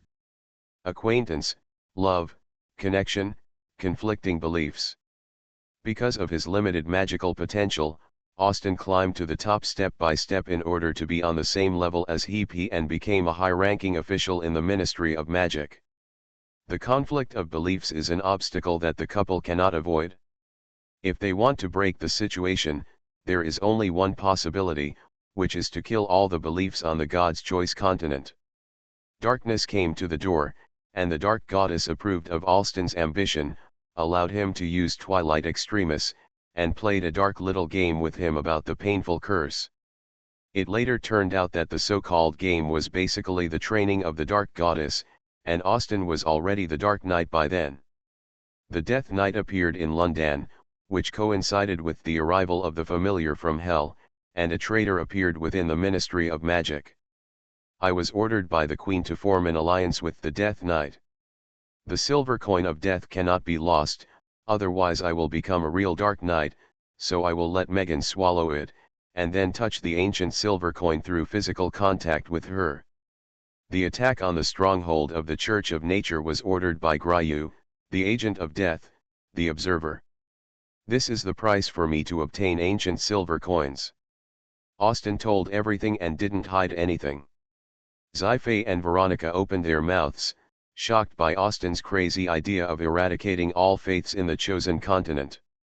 "For you, I am willing to be the enemy of the whole world." Veronica thought it was cool, so she took part in it and firmly believed that Wayne would do the same for her. "You must be crazy." Sci-fi closed her eyes and shook her head. "Even if everything you do is for me, the Dark Knight is destined to be the enemy of the Church. I will let Megan prepare for divorce." Halfway through his words, his hands were held by the child. Sci-fi's expression changed and she took back her previous words and changed to living separately. "From now on, everyone will live next door and don't visit each other if nothing happens." Veronica frowned and glared at Wayne. The latter looked helpless and could only say without conscience, "Veronica, if it were you, let alone eradicate all faiths in the God's chosen continent." "God, I dare." "Stop talking nonsense." Sci-fi interrupted directly, looked around at her children, and then at Austin, who was waiting obediently for trial. After thinking for a long time, he still couldn't make a decision. Silence was golden. Veronica was not satisfied with this result and glared at Wayne again. Wayne was heartbroken. He held Zai-Fei's hand and said, "Teacher, do you still remember the night when you first arrived in London and met the Death Knight? What's wrong? The Dark Knight is here too." Wayne lamented, "That night, the Death Knight and the Dark Knight met for the first time. The former Saint Flora used divine magic to pretend to be your mind and launched an attack on the two knights at the same time. I was afraid that you would be hurt, and I delayed the Dark Knight all the way. The Dark Knight and I were the same, and the two pulled each other away. It wasn't until the Dark Knight found out that the impostor was Flora that he left."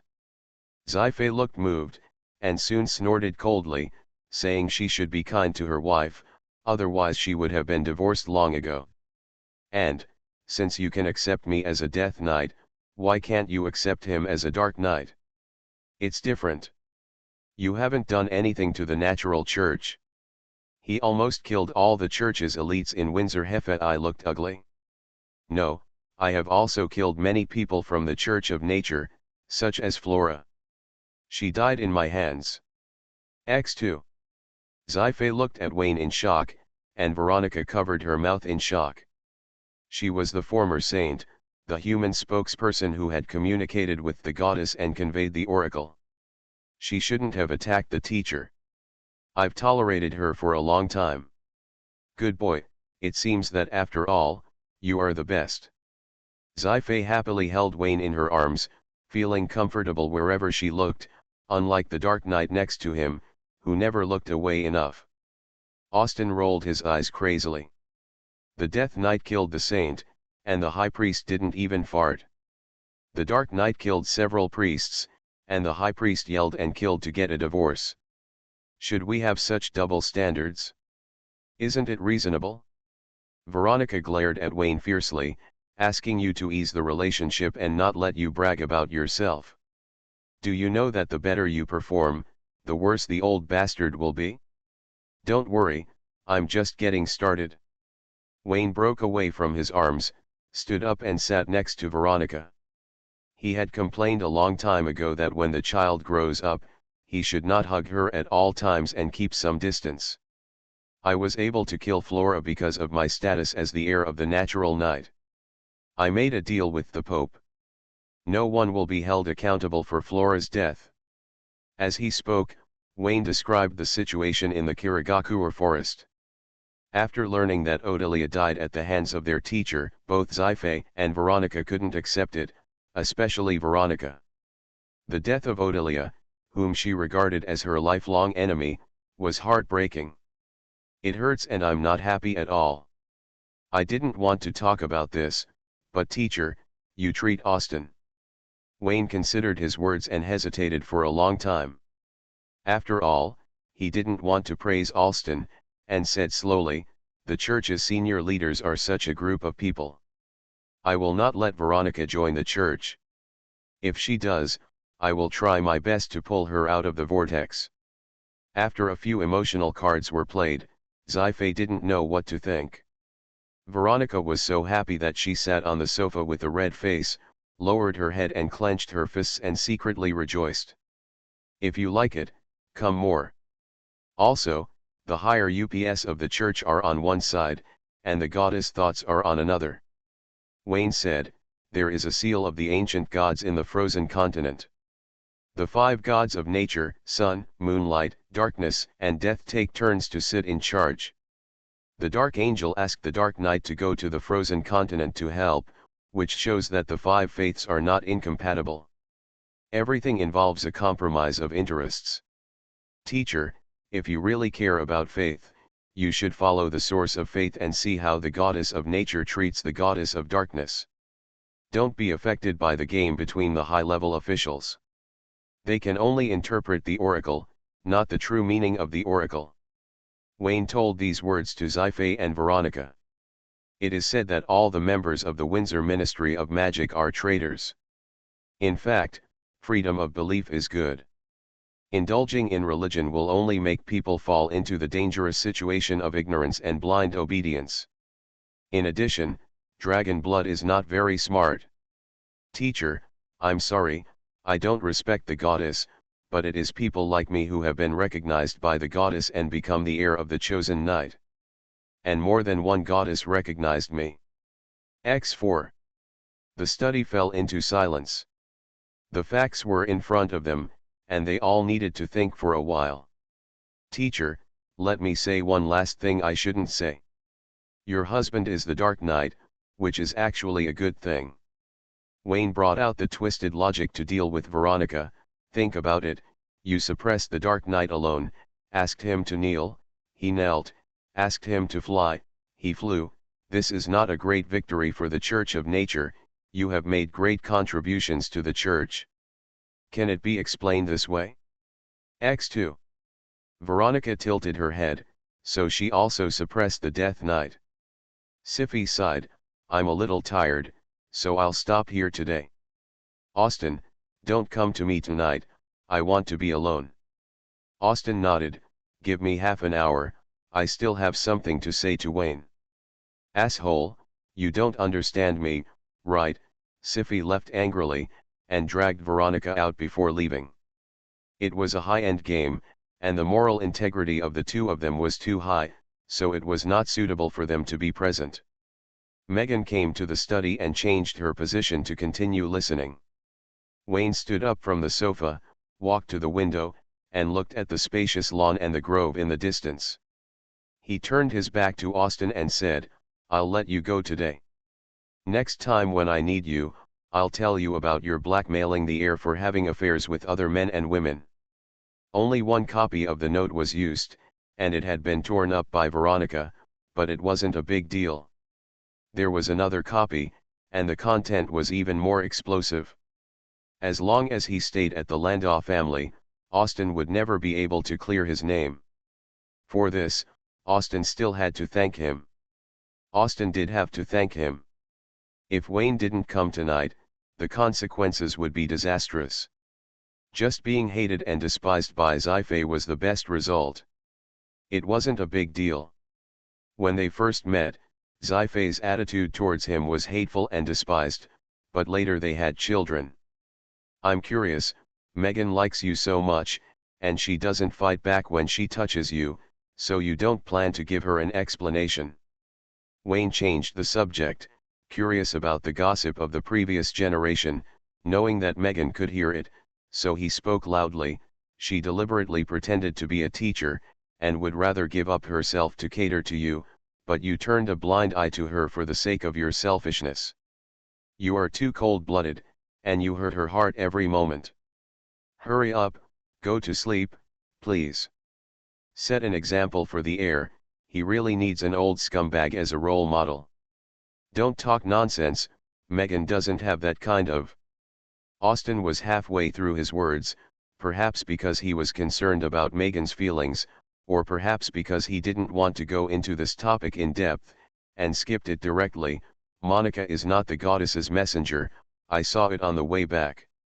Yeah, I saw it too. Wayne looked out the window, the black cat was rolling in the grass, almost blending into the darkness. If he wasn't sharp-eyed, he wouldn't have noticed it at all. Are you sure you killed the messenger? Sure. Wayne nodded, and then said, the messenger is dead, and Monica is still alive. It can't prove that she is not a messenger. The goddess can have many messengers. Similarly, there are many goddesses. Monica is the messenger of the dark goddess. It has always been Austin's assumption that there is no evidence to point to her true identity. This topic is destined to have no follow-up. If Austin could pry open the black cat's mouth, he would have put it in 108 interrogation postures. Alan is dead. Wayne looked confused. Who is Alan? Why did he die for no reason? Wayne came late and didn't know Alan's story. After Austin's explanation, he knew that there was such an unlucky guy. Tisk tisk, the messenger is really worried about your awakening. Alan is one of the 3 deputy ministers of the Ministry of Magic, shouldering the heavy responsibility of guarding the fog. He can't die casually, and the Queen must be informed as soon as possible. Austin talked about the heavy responsibility that Alan shouldered, and he couldn't delay it for too long. The Queen must be informed as soon as possible, and a legendary wizard must take over Alan's work. How do you want to notify the Queen? During the tryst, Wayne's eyes lit up. I can't tell the Queen. It's hard to explain. This task is more suitable for the princess. Austin ignored Wayne's frame up and said bluntly, control the princess as soon as possible and let her find a way to tell the Queen. As long as Alan's death is not related to the Landau family, anything is fine. It's hard to do it as soon as possible. Let's change someone else. Wayne shook his head. Anyway, she informed FLA without her unnecessary actions, the teacher and Veronica would definitely be injured. I have accepted her kindness and will never repay her with hatred. Wayne deduced the time. He is still studying the body of Anastasia, the saint of the Dark Church, and Celeste, who has been contaminated. These two are excellent experimental subjects for reverse engineering. After that, it was the turn of the Forgotten, which Austin prepared in the secret base. The experiment should be done step by step. Without multiple data to summarize the experience, if something goes wrong, it will only turn Xife and Veronica into Senna. Wayne put the operation on the princess after the Forgotten, with gratitude as the primary purpose and confidentiality as the secondary purpose, giving the other party a higher level of life evolution and allowing it to retain itself. The experiment has just started, I can't be sure of the time, you have to be mentally prepared, the princess may be missing for 3 to 5 months. That doesn't mean she has a child, Austin sneered. On the contrary, letting the princess go home tonight will cause a death. Wayne looked solemn, he was really not joking. Austin could ignore Megan, he couldn't do it. He was kind since childhood, submissive and not good at speaking, inclined to be a pleasing personality, unable to refuse other people's requests, gentle and considerate, willing to call himself an enhanced version of Chris. In short, if he changed the life essence of the princess tonight, the latter would insist on getting close to Faith, and the two would definitely roll in the sheets. There is no way, who made him not know how to refuse? Austin's face darkened when he heard this. It was just like that moment. He thought of the story Wayne had made up about him and the Queen. The result was exactly the same. No wonder you work so hard to spread rumors. You're waiting for me here. Austin suspected that Wayne had made a plan in advance. Wayne denied it on the spot. He had no idea about the princess, otherwise she would have changed tonight. The two of them didn't get along. They looked in the mirror and didn't like each other. WWTNC. After a long silence, Austin saw that it was almost half an hour.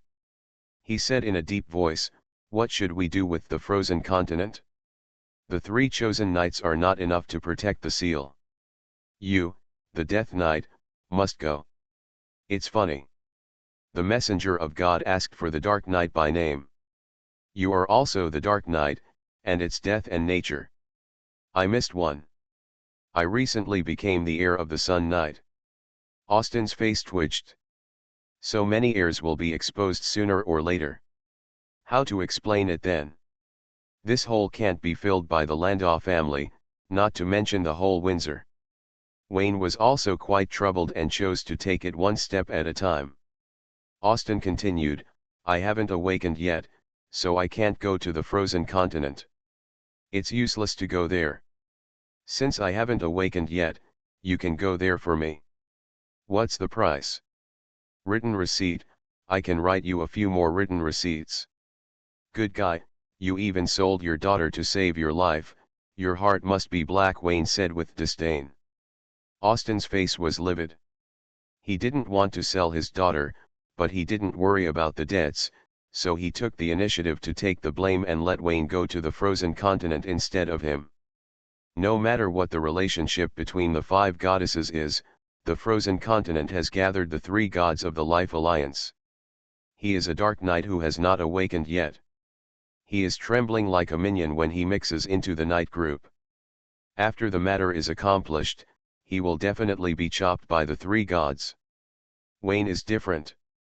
Aston believes that he can escape this disaster. Just like before. I can go for you, but then I'll have to ride Megan to join the battlefield. Wayne looked at the door of the study. Megan, can I be your knight? No way. Megan's voice came from outside the door, crisp and clear. Wayne spread his hands and said helplessly, you also saw it, it's not that I don't want to help you, but Megan doesn't cooperate.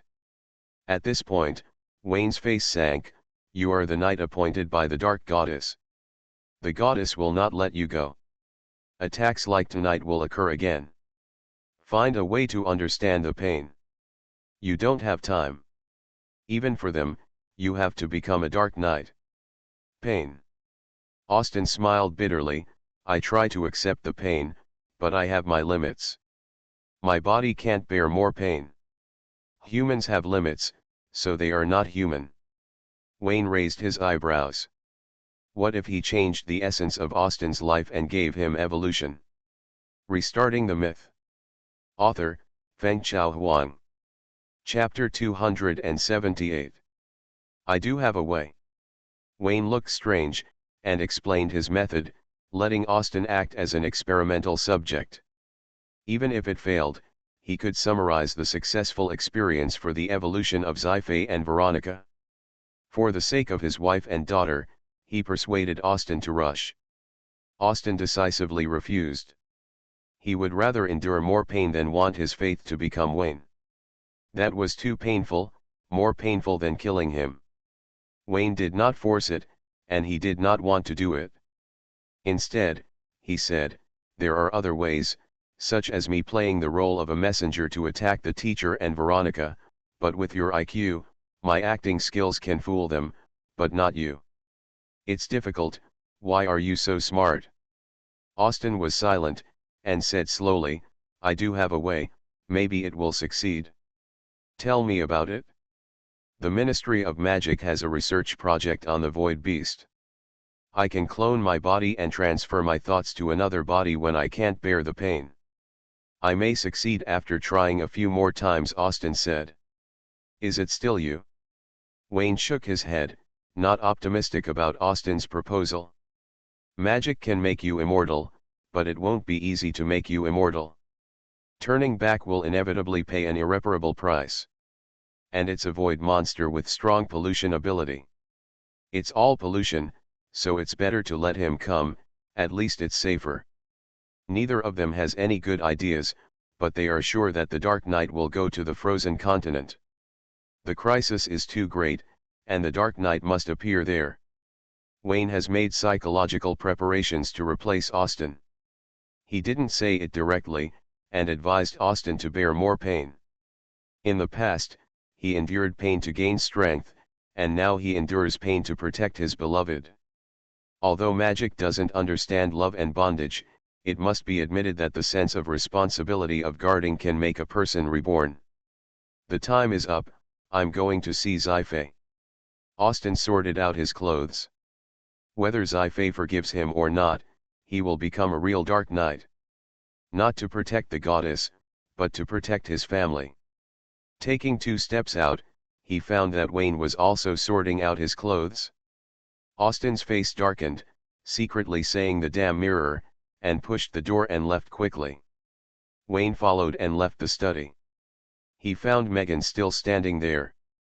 He gave her a thumbs up and said, come on, work hard, and put all the responsibility on Austin. The teacher will definitely forgive you. Megan. She was just a housekeeper and didn't understand what the young master was saying. Megan, you don't have much time left. He is only a silver mage now. When he becomes a Dark Knight, you can't be his opponent no matter how much you force him or how much you drug him. Wayne explained the cruel reality and advised Megan to act quickly. Don't delay. Hurry up and set an example for Veronica to prove that the men of the Landau family are greedy and the heirs are just inheriting the tradition. Megan. I don't understand at all. Wayne waved goodbye to Megan, rubbed his hands and came to the villa of the eldest lady. He bypassed Veronica and came to the bedroom window to occupy a good position first. Veronica came forward curiously, leaving her fiancé to look at the window. "Humph, I'll take down this window tomorrow." Wayne held him in his arms. The teacher is very concerned about the identity of the Dark Knight. Although she has forgiven 80%, she is concerned. A person's concept cannot be changed in a short time. I guess Austin is still the same trick, using misery to exchange for the teacher's sympathy. "You are so skilled." Veronica snorted, raised her hand and pinched Wayne's waist, twisting it hard a few times. Bang! In the expectant eyes of the two, a figure flew towards the grove. The familiar arc and the melodious sound of falling to the ground, who else could it be but Austin? Then, Sci-fi jumped out of the window and chased to the grove, followed by Megan carrying a medical box. A wisp of dark waves spread out, and the grove was crackling and exploding non-stop. Awesome, worthy of being a teacher, he beat up the Dark Knight violently, and the chosen one of the dark gods didn't even have room to fight back, Wayne said with admiration and joy. Veronica tilted her head and leaned on Wayne's shoulder, asking the external brain, "Asshole, is this good or bad?" Beating is love and scolding is love, so it should be a good result. Wayne touched his chin, lifted it up, lowered his head and kissed it. Austin is very good at cheating women. He even dares to cheat the goddess of darkness. I'm afraid the teacher is not his opponent. How good is it? Is it better than you cheating women? Veronica bit her lip and savored her fiancé's kiss. Recently, she has been troubled by a bad emotional relationship and didn't know how to face Wayne and Chris. When Twilight desperate situation came and was knocked away by Shadow Nightmare, she chose to forget the troubles and postpone it for the time being. The mentality is messed up. Veronica stood at the fork in the road, determined to move forward with the trash can, but when she thought of Bayou Egwang's desolate back, her heart ached and she couldn't take the first step. Putting aside her beautiful vision of Bayou Egwang, Chris is one of her best friends, and she is reluctant to cut off this friendship. After thinking about it, she decided not to think about it for the time being. "Wayne, tell me about the mission of the Sun Church." The mission was successfully completed, the power of the Sun Knight has been returned, and... Wayne smiled faintly. "Willie has found her parents, she is very happy, happier than before." "Really?" Veronica was overjoyed and happy for Willie to find her parents. As a roommate and best friend, she knew that Willie's optimistic and strong appearance hid a heart full of regrets. Now that the regrets have been made up, Willie must be very happy. "Hey, wait a minute." Veronica noticed something was wrong. Her eyes suddenly became sharp, raised her hand to grab Wayne's collar, and slowly raised her other fist. "Veronica, what are you doing? Shouldn't you be happy for Willie?" "No, I feel sad for myself." Veronica had a blank expression, and her eyes were burning with anger. "Let me guess, it must be you who helped Willie find her parents, right? In fact, it's like this. Then Willie was grateful to you, and she couldn't find anything to repay you even after searching her whole body, so she gave herself to you, right?" Wayne blinked. Dragon Blood was always very smart at this time. He decisively changed the subject, as expected of an assistant of the detective agency. "You have read so many diaries, Veronica, you have grown up and become a qualified detective." "Then she and you." Veronica went into a rage. She didn't want to say the rest, and Wayne didn't need to answer. Such a good opportunity, he must have done it. She kindly lent her fiancé to her good sister to help her complete the task, but in the end, her good sister came back with a bad taste. Damn it! She rushed to Willie's house now and beat her to death. No, in a few days, when Willie has enjoyed a happy family and has no regrets in life, then beat her to death. Boom! A punch broke through the air, and the strong wind messed up Wayne's hair. He was surprised that he didn't fly out, and looked at the furious Dragon Blood girl with a puzzled look. No, she is no longer a girl.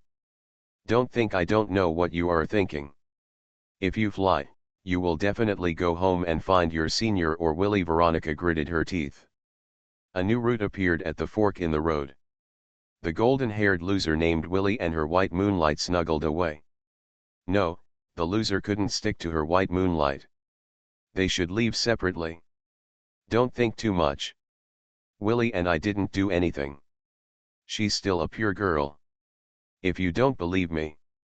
Wayne shamelessly approached and whispered, "You'll know if you check me.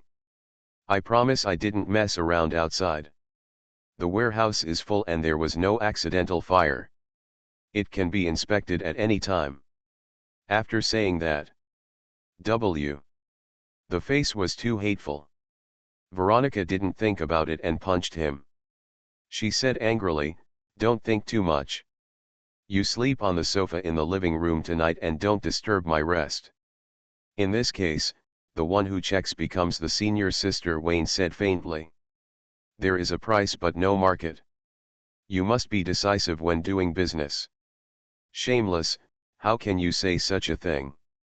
Veronica was furious and punched Wayne, who broke out of the window and watched the high priest of the Church of Nature beat up the dark night in the woods for 5 minutes, then returned to the villa of the young lady. She slept well in the living room on the first floor. An hour later, a dark shadow sneaked into the bedroom and dragged the clean-shaven young lady to the living room. "What are you doing, bastard? Who allowed you to do this? You said you can only sleep in the living room tonight." The next day, Wayne woke up in the bedroom, got up, washed up in the bathroom, put on his watch and was about to go out. Bang! The door was closed by Veronica, who was wearing a white nightgown and leaning against the door with her arms around her shoulders. She snorted coldly, "You are not allowed to go anywhere. You can only live here from now on." "No, I have something very important to deal with." "Willie or Senior?" "Princess." Veronica was stunned for a moment. This answer was unexpected but reasonable.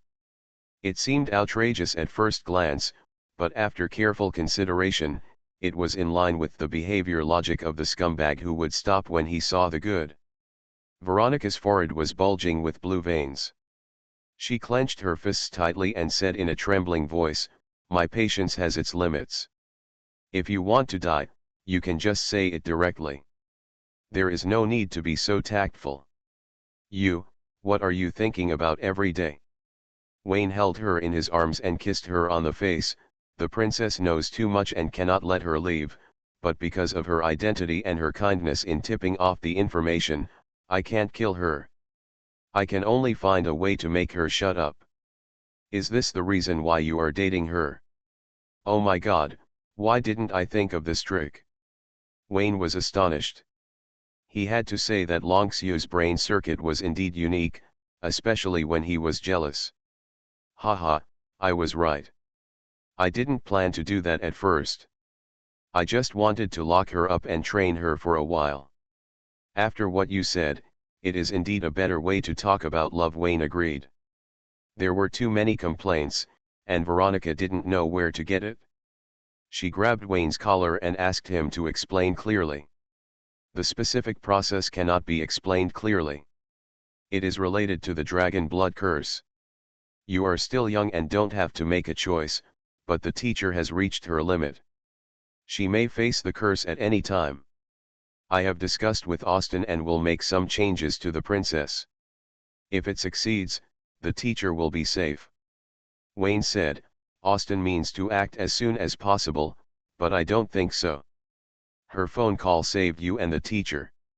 I will only act if her life is guaranteed to be safe." Veronica calmed down and said dissatisfiedly, "It's always like this. You always talk about your contribution to this family when I'm angry. Are you doing it on purpose?" "Yes, this is the CPU." "How is it possible?" "I don't want to tell you some secrets because I don't want your heart to turn black. I want to protect you." "Then you say I'm unreasonable." "No, because I didn't say it, which caused the misunderstanding. I was wrong. You just care about me." "Humph. Veronica stepped aside and let him go, warning Wayne not to do anything strange to the princess. If she found out, Wayne would be dead.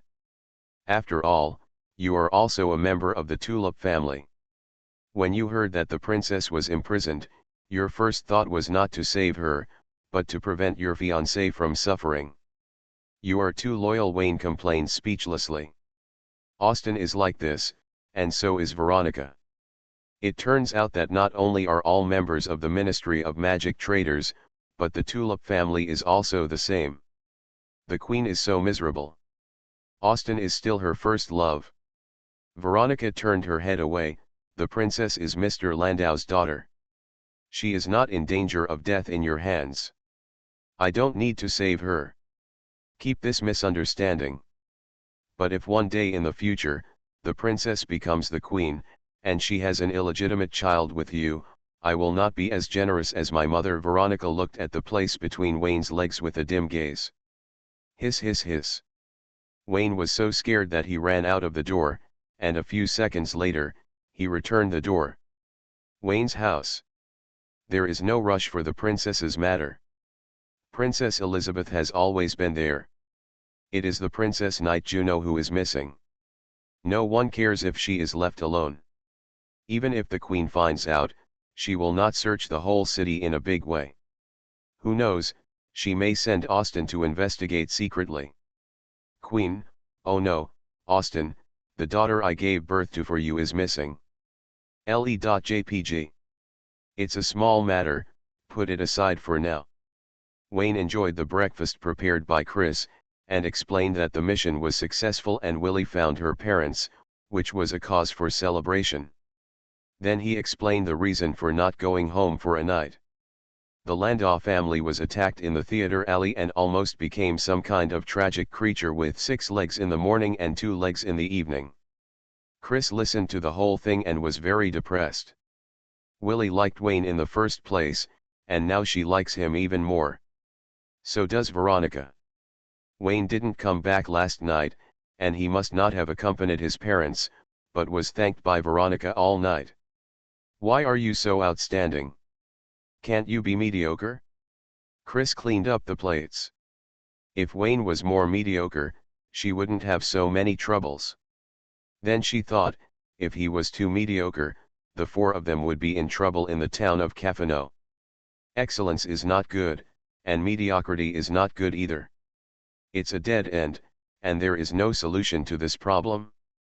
I have to be busy with a very important job these days. I'm not at home during the day and I have to work overtime at night. Go to Landau Manor or the Church of the Sun, Chris said sullenly. Neither, it's really work. Wayne looked at her with distress, hugged her in his arms, coaxed her with sweet words for a long time, and said with a smile, "Why do you put your hair up? This hairstyle reminds me of the mistress of the Wayne family. It suits you very well." A heart-wrenching blow. Chris smiled sweetly. The housekeeper thinks so too. He asked a professional designer to design my hairstyle and a private tutor, the kind of old-fashioned grandmother who asked me to learn more about aristocratic etiquette. It's worthy of him, so professional, Wayne nodded repeatedly. Chris saw that Wayne didn't say anything and accepted her new identity as the mistress. She felt sweet in her heart and decisively threw the unhappy things aside. By the way, I went to the detective agency to meet Secretary Mona a few days ago, Chris said while lying in Wayne's arms. You can do whatever you want, but one thing is, you can't bully Mona. She is a very gentle person like you. Wayne secretly felt a headache. Love is really terrible. Even a gentle person like Chris has learned to take the initiative. What will happen next? Will the 3 best friends fight? I hope not. The 3 together can't beat Philomena. Seeing that her lover is so tolerant of her, Chris is satisfied and talks about her recent changes. FLA invested in the academic research team where MRS Chris is, confirming the rumors in the university that Chris is indeed kept by a rich man. In the future, she will not go back and forth between school and Wayne's house. She will have more free time and more time to ask Philomena for magic. Ah, this. Wayne's scalp tingled, and the rhythm was a little dangerous. He had to find a way to apply a few patches to avoid a sudden update of the version, and he was not prepared at all. The housekeeper told me that as the hostess of the house, I should try to show up less outside. Let me turn my hobby into a job and try to become a writer, Chris said expectantly. Who said the hostess can't show up in public? That's not true, Wayne blinked. If I remember correctly, Chris has a hobby of writing. According to Veronica, Chris is best at detective work. Her plot is compact, concise, narrative is grand, and the conception is unrestrained. Her writing style is simple and not empty. As far as detective work is concerned, clues are hidden between the lines, and the information fragmentation is worth reading repeatedly. To translate, the content is limited, the setting is rough, the description is not detailed enough, the logic is bullshit, and the writing style of elementary school students is too naive. As far as detective work is concerned, there is ridiculously little valuable information, and the truth cannot be guessed after repeated reading. Chris is the white moonlight that Veronica longs for, and even she mercilessly complains about it. You can imagine how difficult it is for Chris to become an excellent writer. However, when it comes to writing, the most important thing is participation, and Wayne still supported it. As long as he buys more, Chris will not worry about sales. With Wayne's support and encouragement, Chris confirmed her dream of being a writer and prepared to start writing tonight. Wayne, when will you go to work? Go out this afternoon and collect the fog at night. It will come in handy then. Wayne calculated the time and added, if you hurry up, I can be back tomorrow morning. Sure enough, we spent the night at Landau Manor. Chris snorted coldly, grabbed Wayne's hand and went to the second floor. After not seeing each other for a few days, it makes sense for the host and hostess to have an intimate exchange. It's reasonable that we haven't seen each other for a few days, but I really have important things to do. The High Priest's Manor. At dawn the next day, Wayne put on his pants and was about to run away, but was held down by an angry Philomena. He came and left whenever he wanted, casually perfunctory a few times, and mistook her for some kind of woman. She is not allowed to leave and must stay with her for a month. Wayne presented the facts and reasoned, promised a bunch of unequal treaties, and then got out. He did not go to the Sun Church's den. Willie had just found her parents, which was a happy and sweet time. The black car arrived at a warehouse in the West District. Wayne got out of the car and followed the underground passage of the warehouse to the laboratory. This stronghold was prepared by Austin for Wayne. It contains 5 Oblivion with crazy thoughts. According to Wayne's preference, they were all evil black magicians during their lifetime. They were originally studied in the lunatic asylum, but now they are used as waste. Mona had been waiting in the laboratory for a long time.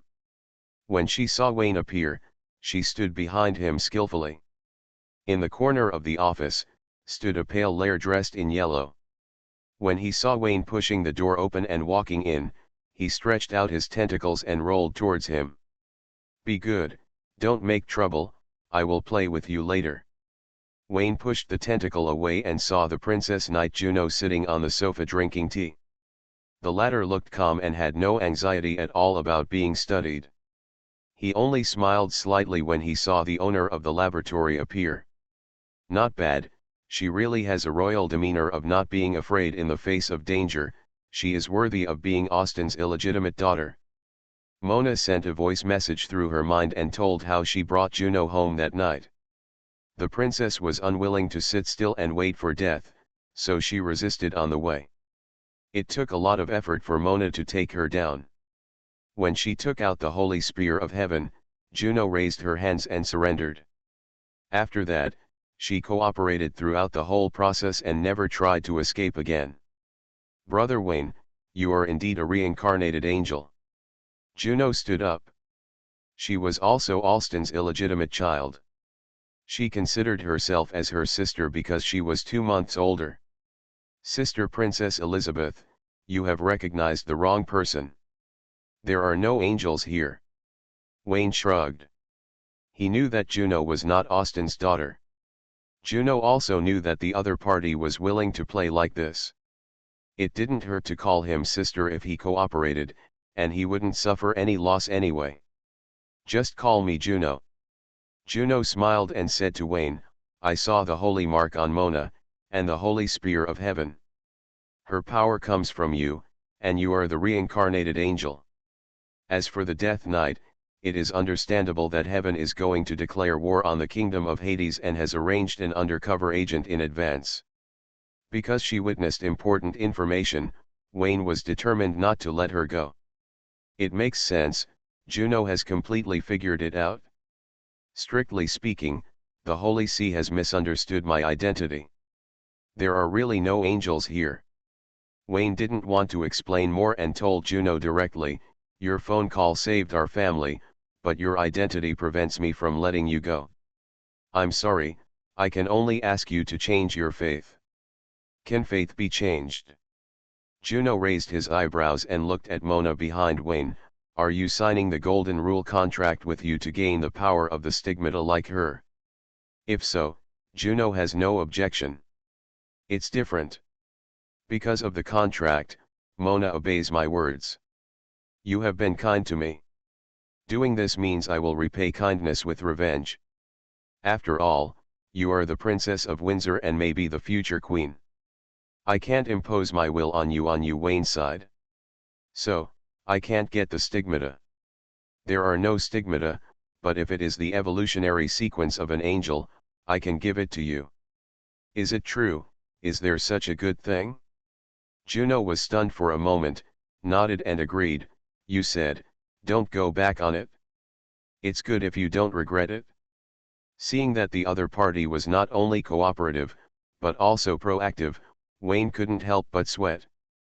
The angel's painting style was similar to that of the ancient gods, and his painting style was even closer, so there's nothing wrong with becoming his dependent angel, right?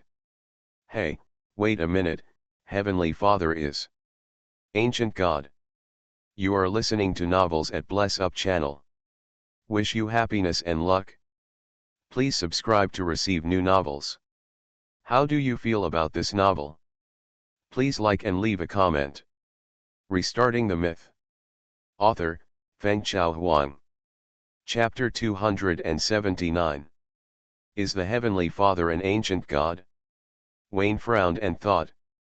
Just looking at the angels in heaven, they do look like the followers of the ancient gods in terms of painting style. If the angels are really the followers of the ancient gods, the Heavenly Father must be an ancient god.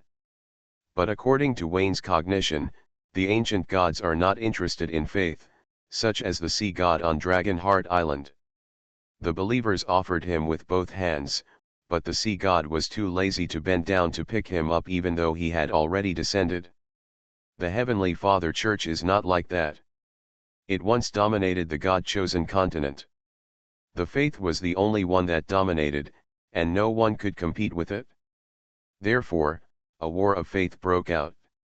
The god of storm and thunder, whose evolutionary direction was a giant, fell in this war and was tragically removed from history and was unknown to the public. However, the Heavenly Father Church is the Heavenly Father Church, and heaven is heaven. The two are not the same concept. We cannot conclude that heaven is keen on faith just because of what the Heavenly Father Church did in the God-chosen continent. The 5 popular goddesses now are the best examples. Their existence proves that the Heavenly Father really doesn't care. But if the Father of Heaven is really an ancient god and created the chosen continent, how did the 5 goddesses rise, and what are their origins? Was the god of storm and thunder also a member of the Life Alliance? What about hell? Without a leader, how can it confront heaven? Or, the devils of hell are actually the followers of the ancient gods. Hell also had an ancient god. The real war of faith was between 2 ancient gods, and heaven won? No way. What level is the chosen continent of God, and it is lucky enough to be served by 2 ancient gods in turn? There are too many question marks, and Wayne is getting more and more confused. He temporarily suppressed the question marks and said to Juno, who was eager to try, once evolution begins, it cannot be stopped. Let me be frank. The true appearance of angels is not beautiful. You must be mentally prepared. I know. I am familiar with the ancient books of the church and I know the true appearance of angels very well. Juno was not panicked at all. It doesn't matter whether he is handsome or not. Being strong is the foundation. The strong will always be strong, even if the strong are too ugly to look directly at. Their ugliness also represents strength, and there is no need for the strong to whitewash themselves. Believers will take the initiative to beautify themselves with words such as majesty, mystery, ancient, and unknown. Juno is not a person who cares about appearance. If she cares too much, she will not be active outside as a princess knight. But Juno has a question, Brother Wayne, just because I helped you once, you are willing to give me such a big benefit. To be precise, I want to shut you up, but I don't want to repay kindness with hatred, so I do this. Wayne said, evolution is very risky and will have an irreversible impact on your mind and body. Like Celeste, I have become his belief and have absolute control over him. I don't want you to become like this, so I need to reduce the impact of evolution on you, which requires a period of research. Will reducing the impact of evolution affect my future? Yes. Then don't reduce it. Juno wanted to say this, but reason made her keep the sentence and choose to have her own will. Soon, she saw Wayne put on a white coat, medical gloves, and led the pale nest to the laboratory. Juno followed curiously, but was stopped by Mona. Sister Mona, we are one family, I am not going to resist. Juno was curious about Wayne's research and wanted to see how angels create life. Mona didn't understand this, and asked Juno to stand aside with a cold face. Juno showed excellent eloquence, brought out her skills in picking up girls, and tried every way to get close to her, but was defeated by Mona's absolute loyalty to Wayne, and finally did not step into the laboratory. In the laboratory, Wayne took out the fresh remains of the dark Saint Anastasia from the pale nest, reversed it into a human, and then started from scratch, exploring the process of pollution evolution bit by bit. Several failures during the period caused the body of the black-skinned female elf to mutate, and many irresponsible and casual shapes opened Wayne's eyes. He didn't know that he still had so many potential possibilities. In the first 3 days, Wayne had been studying Anastasia. On the 4th day, he changed to Celeste. The body of the dark-skinned queen was indeed very creative, but the empty shell had no thoughts. No matter how much he played with it, it was just a puppet. The experimental data could only be used as an initial reference. Celeste was different. His thoughts were still there. Celeste looked like she had seen a ghost. She noticed the changes in herself and could no longer tell what Wayne was. He was a reincarnated angel, a death knight, or a void evil god. There were many possibilities, and each of them was a little bit related. If Wayne relied on force alone to deal with Celeste, he would have to use a lot of means. With the confrontation at the level of life, plus the external plug-in of the amplifier pale nest, he could kill Celeste in one encounter. Don't be afraid, it's a good thing. Human beings have limits, and you have broken through the limits. Follow me, there is a sea of stars ahead of us. Wayne patted Celeste on the shoulder and painted a big pie for the new employee. Because he was a man, Wayne was not interested. He only fed her one pie and nothing happened. The complete legendary mage provided Wayne with many important parameters. Together with Senna and Philomena, who was promoted from a gold mage to a legendary mage, Wayne had a lot of precious information and barely figured out the idea of pollution evolution.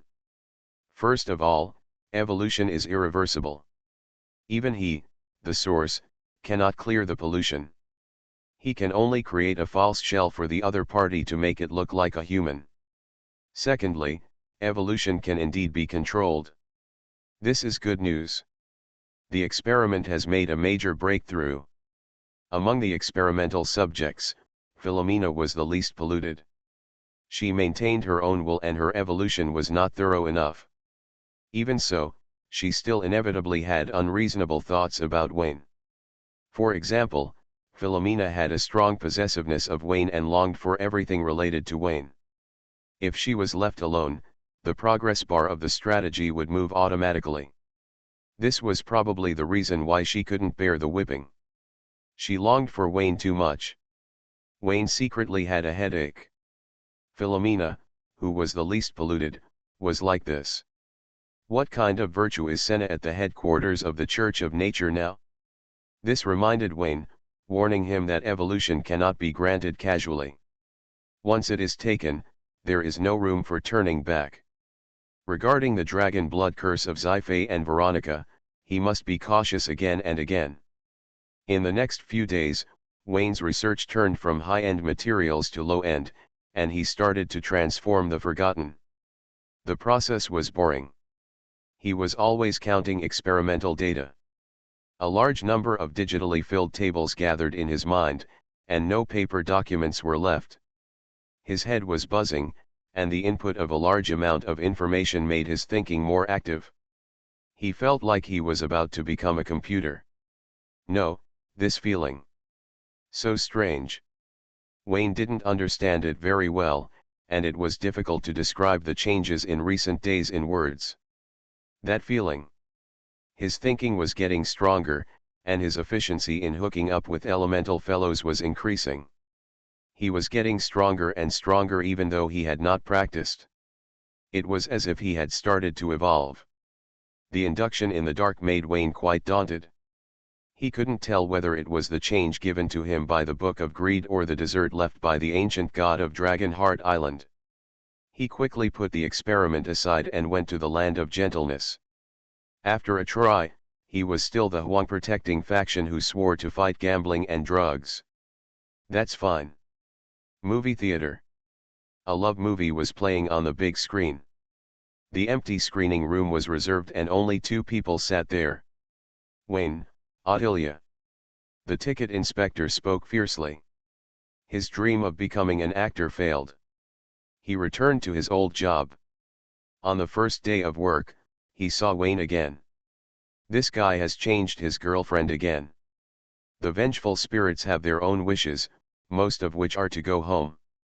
Wayne readily agreed to them, possessed Flora one by one, and returned to their hometowns with new ID cards.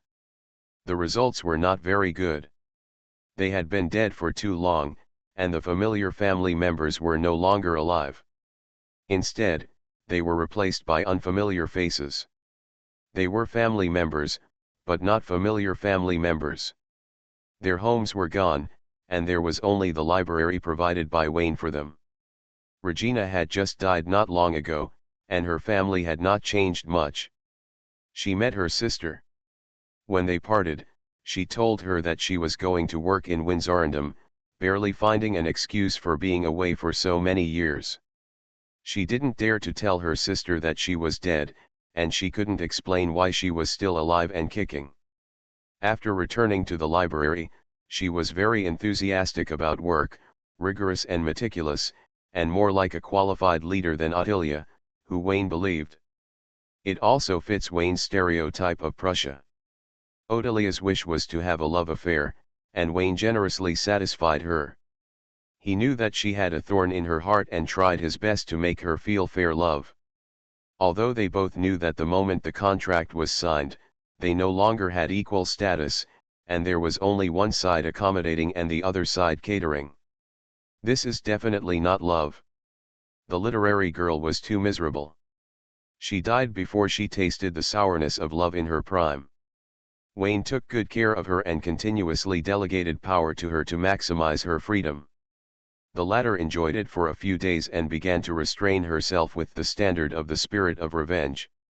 Just like Regina said, since she received the salary, she had to be responsible to the boss. No matter how strict the requirements were, she would overcome all difficulties and complete the task successfully. Look at this awareness. If she didn't get promoted, it must be because someone else used the promotion device. Regina's high awareness touched Ottilia, and she re-examined herself and soon found her position. Since Wayne has an angel secretary, it is reasonable and logical to have two succubus secretaries. As a secretary, apart from work, the rest of the time is spent with the boss. She thinks this is right, right? In the cinema, Odelia saw that there was no one around, so she secretly transformed into a succubus, lifted Wayne's chin and gave him her first kiss. Wayne, W. Odelia, this is my first kiss, you have to take responsibility. You're lying, you are so skilled that even a succubus has to call you teacher. Odelia immediately retorted and was about to show her temper, but when she remembered the disparity in status, she kissed him again with a smile on her face. Wayne secretly felt distressed and took the initiative to promise a bunch of unequal treaties to make her happy. After the kiss, he praised, "You learn quickly. With a succubus's body, kissing skills can be learned quickly." "No, that's not what I mean." Wayne praised Odelia for her rapid progress. When she first transformed into a succubus, she looked like a technician, but now her temperament has changed a lot, she is graceful and decent, and she has regained the feeling of a literary girl. Even when they were kissing, there was a hint of youthfulness, and the will was not dominated by the body of the succubus. Odelia blushed and punched Wayne in the chest. "Asshole, you must have done it on purpose." After saying that, she was stunned for a moment. Wayne smiled slightly, hugged her and said, "That's it, I never thought of you as my vassal, I promised to give you a relationship, and I will keep my promise. Is it okay to be unreasonable?" "Of course." "Well, I'll go find Veronica and kiss you in front of her." Wayne's eyelids twitched wildly, and he said embarrassedly, "No, no problem, you can do it freely, no matter how much noise you make, I won't blame you." "I'm kidding you, I'm not that naive, I'm not Veronica." Odelia hugged Wayne's arm, and started CPU without a teacher, saying some T-words that would only make Jiggy feel sorry for her. "Odelia, where did you learn the art of speaking, who taught you?" Wayne asked curiously. "No one taught me, I just said it when I thought of it, maybe it's because of the succubus." Odelia raised her hand and touched her lips, the bright red nails and lip gloss matched with the charming and evil face, which was particularly dazzling in the dark screening room. Noticing Wayne's accelerated breathing, Odelia lowered her head and leaned over, blowing the fragrant breeze and said, "Master, succubus has many instincts, do you want to study it in depth?" "No need. If you want to fall in love, you should fall in love properly. Some steps can only be unlocked after multiple dates, otherwise it is no different from giving it away for free. For example, Willie has been insisting on giving it away for free these days, but she has been suppressed by Wayne without exception. Don't be impatient, take your time, and hold the shelf up.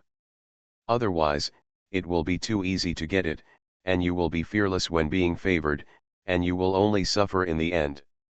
Wayne warned Willie in this way, and told Odelia the same words, that you should give men a little bit of sweetness, and never believe in your boyfriend's sweet words.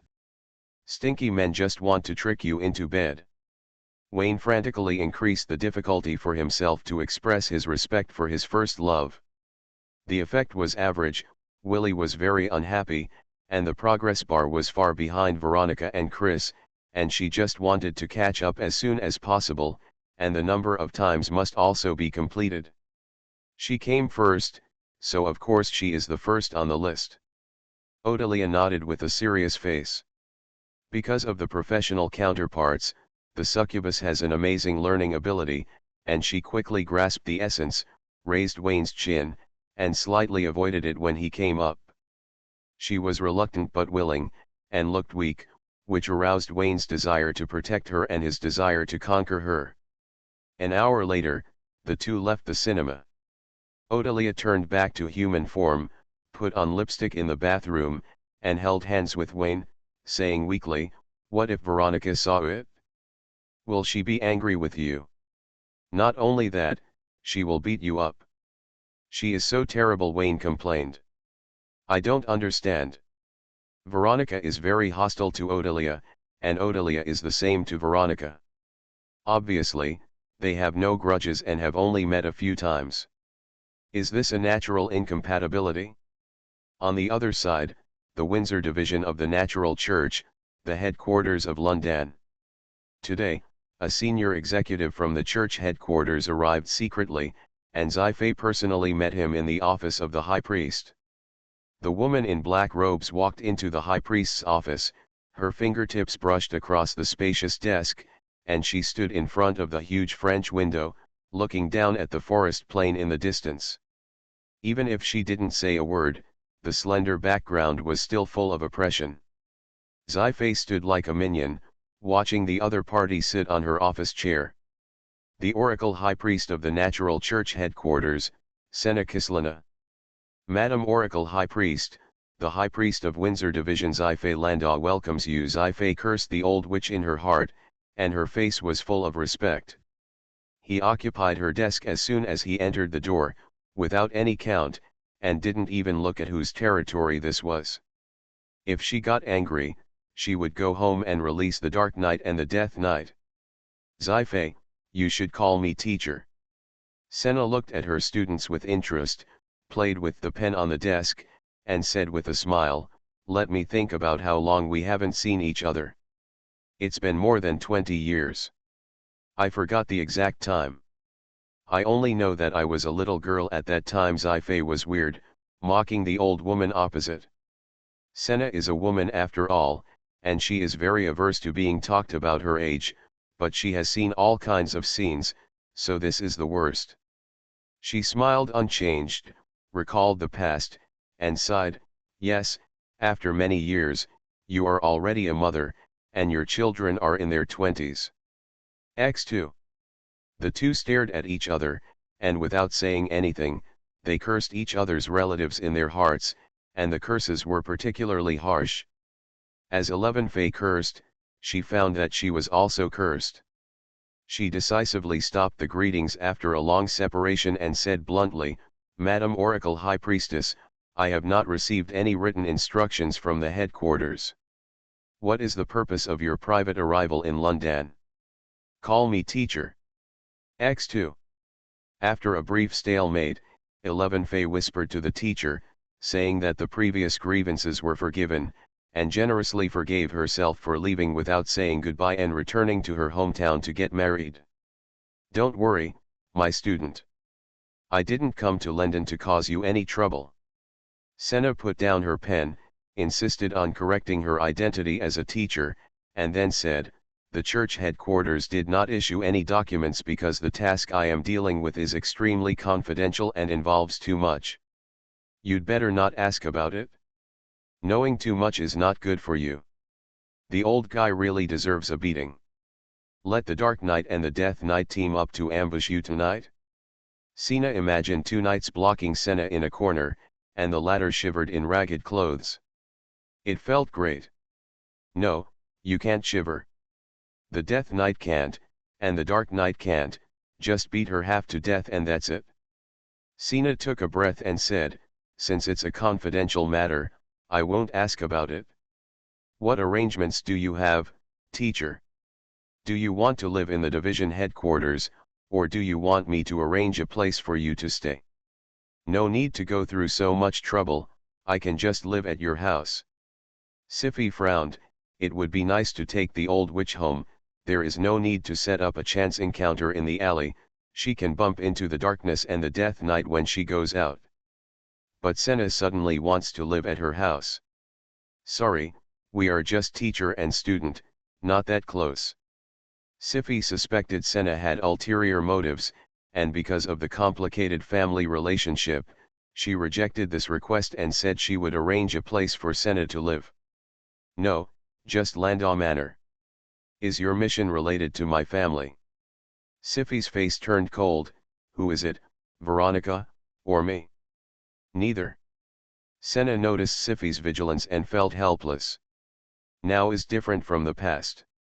Students have a noble status, so she has to coax them to come, so she simply said the mission goal. I came to London for two purposes. First, to ease the relationship between you and me. Puff. Shifei couldn't help laughing. Seeing Senna's face was livid, she waved her hands repeatedly. Sorry, teacher, I didn't expect you to be so gentle. This is not your style. You don't want to plot against me, do you? Thinking, but not daring.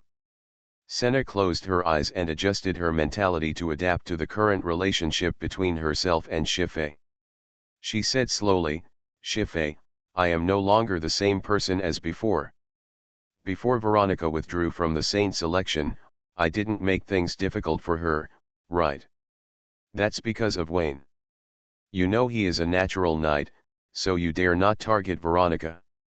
Shifei sneered and said with a change of expression, I know, you came for Wayne. Shifei, you have become smarter, Senna said in surprise. What's so surprising about this? Who are you looking down on?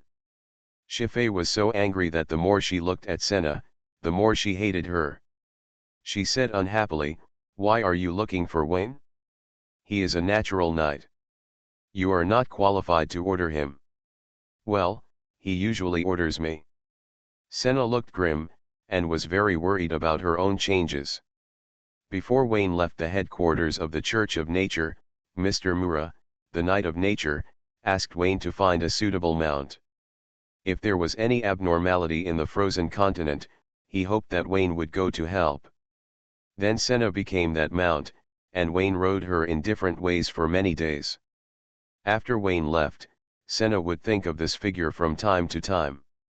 One night, she had a nightmare with a blushing heartbeat, which frightened her so much that she dared not sleep. What you fear will come true. There was indeed an abnormality in the frozen continent. Mura contacted the deputy leader Gavin and asked Wayne to arrive at the frozen continent as soon as possible. Gavin was going to London himself. He explained the matter to the Pope at the meeting and would leave the headquarters for a while recently. Senna took over the conversation and took over the task of delivering the message to London. God has mercy on me. This is the critical period for seizing power.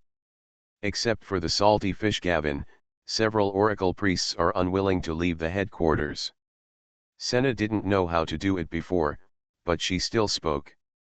Moreover, the closer she was to London, the more uneasy she became. She was looking forward to a long-awaited reunion, but also panicked because things had changed. Wayne left the church headquarters in early June. Now it was mid-July. It had been a month and a half. How could it be called a long time since we last met? Senna seriously suspected that her body had broken down. Not only her body, but also her mind, were expressing her desire for faith.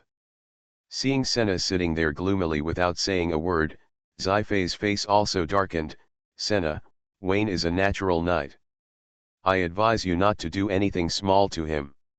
It was clearly him who was doing something big to me. Senna had a hard time saying it, and said coldly, call me teacher. Humph. Senna was furious, and raised her hand to deal with the traitor. Her heart ached, and she almost couldn't maintain her human form.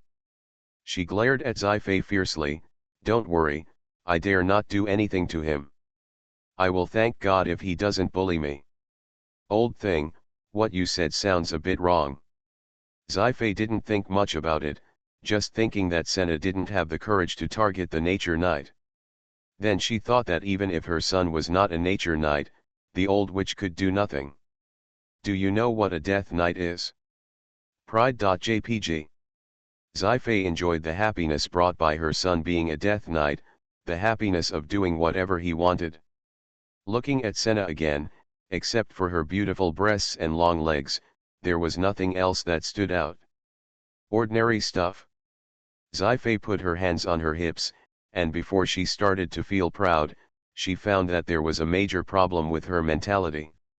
Her faith was not pious. As the high priest of the Windsor division of the Church of Nature and the God of Nature, she could be proud of her son, but she should not be proud of her son's identity as a death knight. Not good. She was polluted by the dark night and corrupted. Damn bastard, I'll beat you to death when I get back. Restarting the myth. Author, Fengchao Huang. Chapter 280. Landau Manor. The eldest lady's villa. Three heads gathered together, staring at each other, and it was terrifyingly quiet.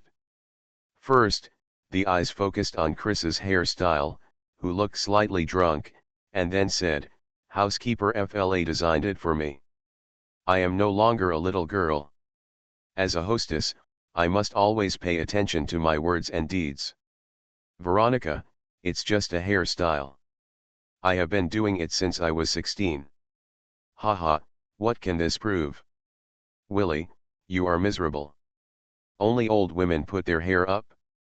Then, the eyes focused on Veronica, scanning up and down for a while, and stopped at the chest that had changed the most. "It's growing well." Veronica's face was flushed, and she waved her hand to let the two of them look away. It was just a natural change brought about by dragon blood, and there was no other reason. As she said that, she glared at Willie fiercely. Willie blinked. It seemed that there was no change in her body, and she was the purest among the three. "She can bear this grievance, she can't." Willie raised her hand and stroked her belly, her face glowing with maternal radiance, and said, "I think you have already seen that my boyfriend and I." Bang! "Who told you to use magic?" Veronica rushed over and knocked the man down, pressing him tightly under her body, and said fiercely, "I'll give you another chance. Say, you don't have a boyfriend." "Yes." "No." "Yes." It was a farce, and finally ended with Chris trying to smooth things over. The three continued to stare at each other. Perhaps to compete with each other, or perhaps to irritate their opponents, one of them talked about her fiancé, one about her boyfriend, and one talked about her sweetheart and mistress, beautifying her lover to the greatest extent. For another reason, the fiancé, boyfriend, and sweetheart were all anonymous, and no real name was ever mentioned. "That bastard deserves to die." X3. Seeing that the good sister clearly wanted to monopolize it, and took care of her emotions for the sake of friendship, the three of them gnashed their teeth, and the topic gradually changed from beautiful love to complaints about their significant other. What about being fickle, irresponsible, and rarely seen? The more they talked, the more they got along, as if their significant others were the same person. Really? The topic was instantly killed. Veronica looked at Chris fiercely, hesitated for 2 seconds, then turned to stare at Willie fiercely, and said unhappily, "I know such a person, who stole her friend's fiancé, shameless, obviously people helped her kindly, she was not grateful, and even broke up people's feelings. I also know such a person, obviously knowing who her friend likes, but stealing the person behind her friend's back, no, stealing in front of her, and with a face that said I came first, so hateful." Willie was not to be outdone, and she felt aggrieved when she talked about this, and hummed, "Veronica, do you know who this person is?" "I don't know." "Where is the senior sister, do you know?" "Not sure, it's definitely not me." Willie was driven out of the atmosphere by Veronica and Chris because she started a group ridicule and broke the three-legged situation. She was very dissatisfied and directly pointed out her boyfriend's name.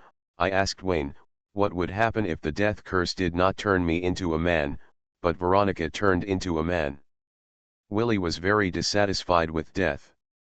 It was because of the curse that she did not take down the target in the first time, giving Veronica and Chris an opportunity to take advantage of it. In addition, she was particularly dissatisfied with the death night of London. She was thinking about discussing with Wayne another day and turning into a sun night to help her get back the place. How can there be so many ifs? Willie, there is no if in the world. If there is, you will only become a black cat.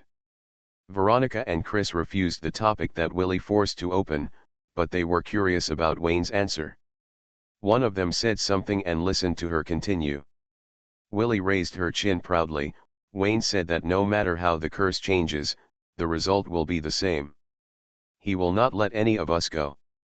So, why are you so proud? X2. Veronica raised her eyebrows. Why are you speaking for him? Tell me, you traitor, are you an undercover sent by him? Is there anything wrong with me speaking for my boyfriend? No, it's 100% wrong. X2. Veronica dodged and clamped Willie's hands and pressed her on the sofa. Chris asked, curious about what benefits Wayne promised Willie to make her willing to be an undercover. Willie insisted on not saying anything, but she didn't hold on for long, and soon confessed everything. There was truth mixed in the lies, such as designing a lesbian meeting for Veronica and letting Wayne catch it on the spot, so as to get both, and then take two approaches at the same time. Veronica's face flushed, and she swore to Chris not to listen to Willie's nonsense. What longing, what admiration, all of which were Willie's schemes. Chris looked at Veronica with a smile, comforted her a few words, and skipped this strange topic. She started to check the account book. Wayne has been busy with work recently and is often not seen. The question is, where is he at other times except when he is at Landau Manor and Wayne House? A pair of bills, indeed there is a big problem. Chris frowned. According to her immature observation, her teacher Philomena has a big problem, and there is a smell on her body that she dare not delve into. There is nothing to guess about this. I can prove that he has something very, very important to deal with recently. He is not here, so he must be busy, Veronica said. What's the matter? Willie poked her head out. Training the princess. Veronica curled her lips. I said it's very important. If you don't know, it's because he doesn't want you to know. This society is very complicated, so just be a vase. After saying that, he leaned on the sofa with an arrogant look. Willie didn't know, and neither did Chris. She was the only one who knew that this was the difference in status. From this, she was the final winner. Because Veronica was too arrogant, she broke her alliance with Chris. Willie took the opportunity to join forces to fight against Way and squeezed Veronica out of the atmosphere. Snap! With a single stroke of the knife, Willie fell down, feeling very peaceful. 3. Afternoon tea time was over. Veronica said goodbye to the plastic sisters with complicated relationships, and saw a car parked in front of the big house. With sharp eyes, he discovered his mother Sci-fi, who got off work early, and the frighteningly beautiful Senna. Hiss. Veronica took a breath, and the alarm sounded in her heart. She knew that the old witch was plotting against her fiancé. No, people were chasing her to London. But the mother didn't believe anything she said, and even the stupid husband took her home. Sci-fi, why are you so stupid? Your teacher has become your son's girlfriend. What good does it do to you? It's true that as the seniority rises, Senna will call Sci-fi mom, and the grievances she suffered in the past can be made worse. Veronica trembled and ran quickly towards the big house, dragging Ziffy to the side before the two of them entered the study. Mother, why did you bring her home? Veronica looked at the study with a wary look. You don't know, she has no good intentions for Wayne. You can't leave her at home and send him away quickly. I know, but it's okay. It doesn't matter. Veronica opened her mouth wide and said dryly, I know what happened at home recently has a great impact on you, but you can't give up on life. What are you talking about? It's inexplicable. He said, the teacher has something important to do with Wayne. Can you contact Wayne? Cannot. Then I'll contact that bastard. He must know where Wayne is. Don't tell me, Austin really knows. After learning that Senna had arrived in London and now at Landau Manor, Austin immediately called the laboratory. No one answered, so he guessed that the little trashcan was fooling around outside. He called Wayne Detective Agency and contacted his secretary Mona, who passed the message on his behalf. Soon Wayne returned to Landau Manor. Family dinner. The atmosphere in the restaurant is strange, everyone has different ideas, you can hear a pin drop in the room, the only sound is the sound of knives and forks touching the dinner plate. After dinner, Wayne led Senna to the young master's villa, and found a group of people following him, so he simply borrowed Austin's study. It cannot be called alone. His Landau Manor, which was temporarily handed over to Alston for management, should be returned to its original owner. I have something very important, are you sure they all know it? Senna frowned and looked at the family. The Dark Knight Austin, the High Priest of the Church of Nature, he, the food-protecting Veronica, the complicated Wayne, and the magical life steward standing outside the door and eavesdropping. Senna has never seen anything like this before, and this is the first time she has seen such a strange family combination. Are you sure there won't be a fight? Or is it that, living under the same roof, you have no clue about each other's identities? No problem, Teacher Senna, they all know my identity as the successor of the natural knight. Wayne shrugged. Not only that, but also death/darkness/sun. Austin held the ancient silver coins in his hands with an expressionless face, and looked at Senna from the corner of his eye. He hadn't seen her for many years, but Zi-Fei's teacher was still so beautiful. Among all the women he had seen, her appearance and temperament were enough to rank among the top. But that's not the point. The point is that Wayne once told her that Senna obeyed his words and could be led for a walk on the street by tying a rope. Moreover, Wayne also informed Senna about the true identity of the Dark Knight of Rendon. Wayne's mouth is so deceptive that 10 of his sentences are not true or false. Austin is suspicious and wants to take this opportunity to find out the true relationship between Wayne and Senna. Well, since you said so, I have nothing to worry about. Senna took a look at Austin. He had black hair and black eyes, and he really had the elegance of the Dark Knight. Zi-Fei had such good eyesight that she immediately spotted the Dark Knight among the crowd. Silly student, if you get married and have children as soon as your head is turned on, you probably don't know how evil the person you sleep with is. Senna shook her head slightly and said, Wayne, there is something abnormal in the frozen continent. Mr. Mullah, the natural knight, wants to see you and asks you to bring your dragon mount and rush to the frozen continent as quickly as possible.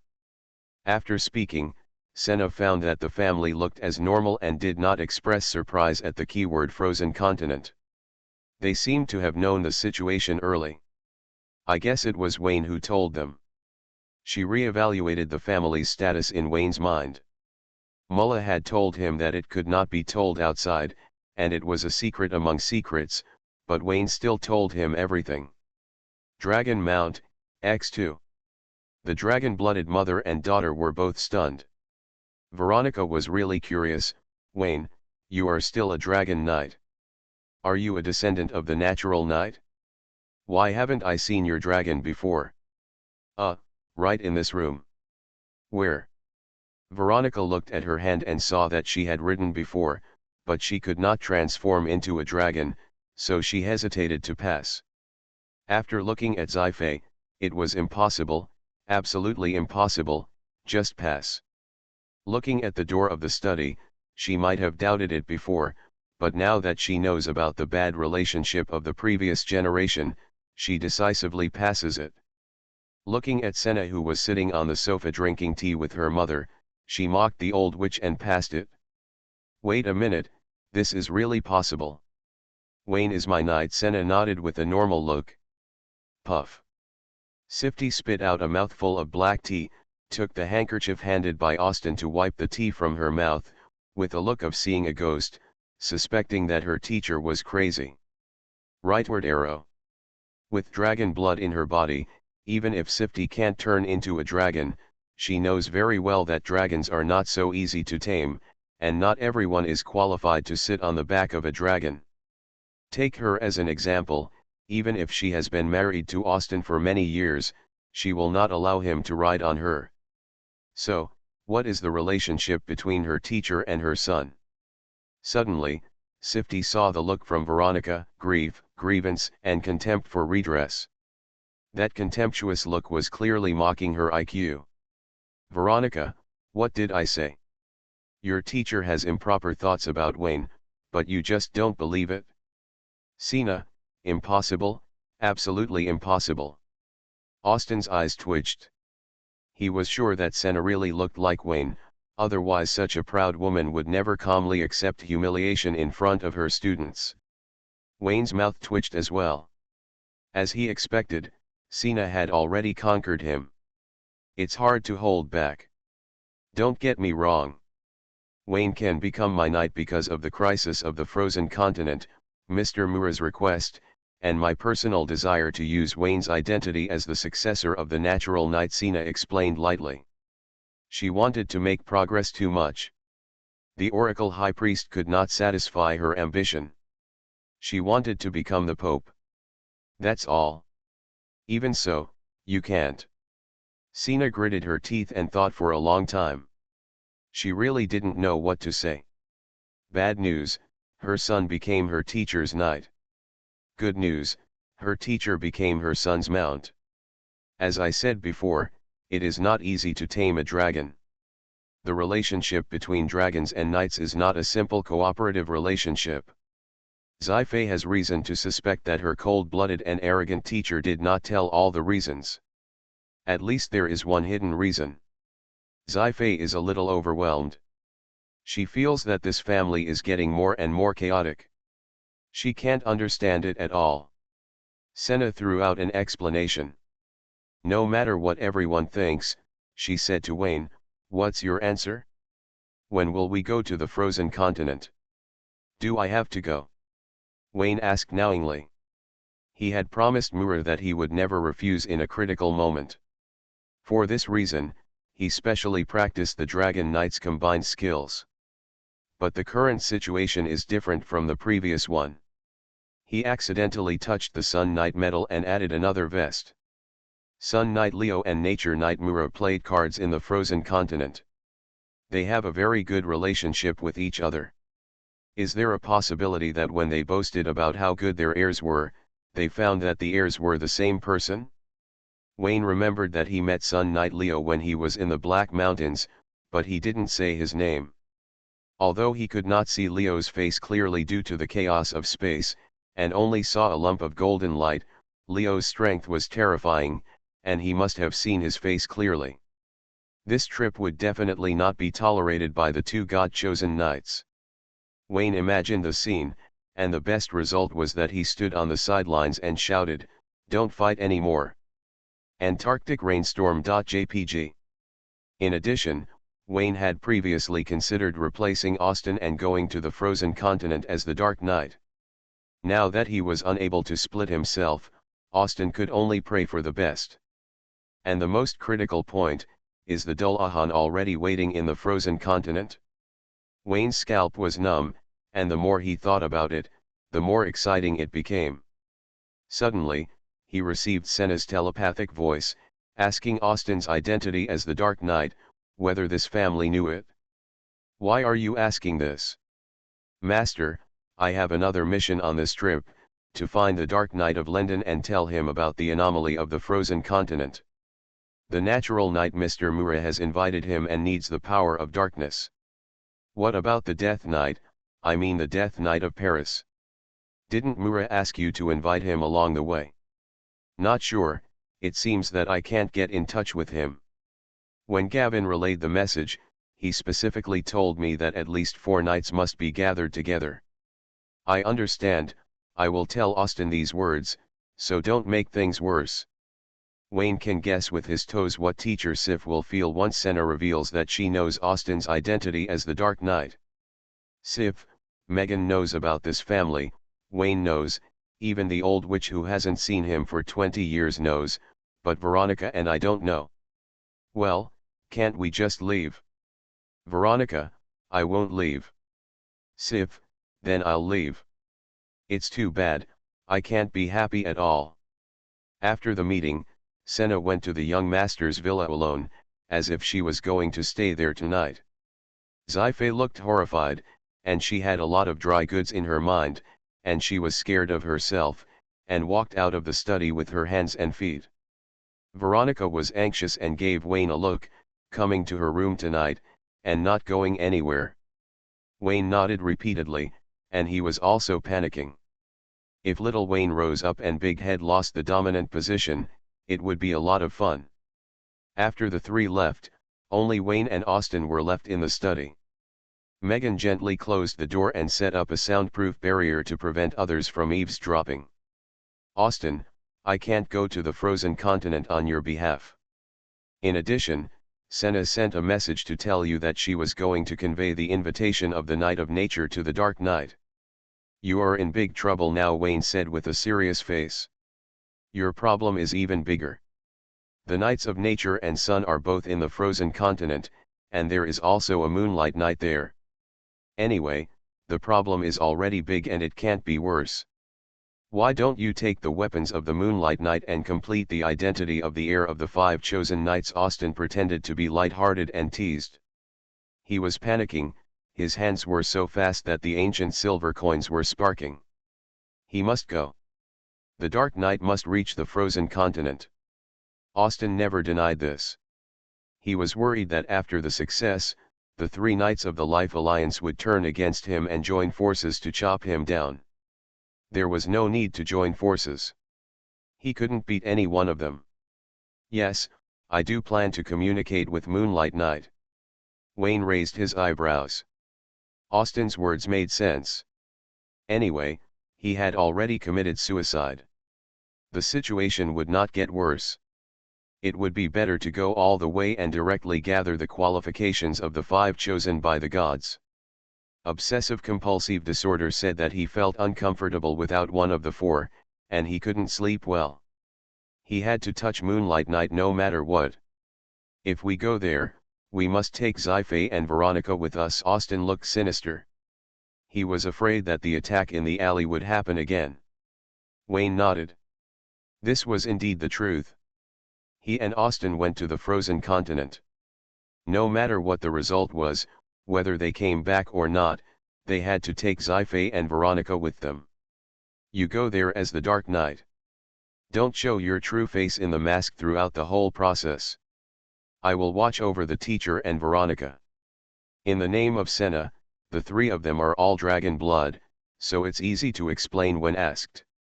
The 2 discussed for a while and finalized several backup plans.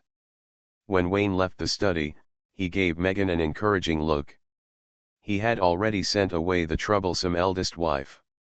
Aunt May, now is the time for you to exert your strength.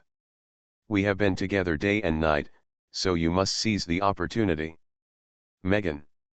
The young master's eyes are getting weirder and weirder. The housekeeper doesn't understand what he said.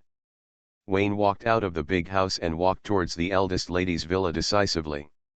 He was very fast and didn't stop to arrest Monica, who was lying on the road. In the past, Senna avoided him, but now it's just the opposite. He avoids Senna. Please calm down, the teacher's teacher, he is still a child. The next morning, Wayne got up from the bed and felt the importance of competition. Senna's appearance and her calm attitude deeply aroused Veronica's sense of crisis. She held Wayne down and insulted him in various ways. Senna's age deserves the nickname of an old witch, but she is really beautiful. Her figure, temperament, and appearance are impeccable. Only Philomena can compete with her. Veronica had never seen Philomena. In her opinion, Senna was the most beautiful woman in the world. Well, only in terms of appearance. In addition, being old has its advantages. The century-old gold mountain has inexhaustible resources. What she can give Wayne is more than Veronica can get, even if she sells the house deed of the Landau family. Scared. Weak and helpless. This crisis is unprecedented, so Veronica is particularly gentle today. Not only did she not kick Wayne off the bed, but she also considerately helped him button up his shirt. Wayne was in a trance and almost called out Chris's name. Veronica, you think too much. It's just an ordinary partnership, nothing else, Wayne said with a smile. Shut up, do you know more about dragon blood than me? Veronica rolled her eyes. Senna allowed herself to be ridden, and the deep meaning behind it was not that simple. It makes so much sense. Veronica had a good reason. This came from the mouth of the degenerate dragon blood girl. Wayne could not refute it. He explained that he still had work to do and had to go out today. Will she go out too? Probably not.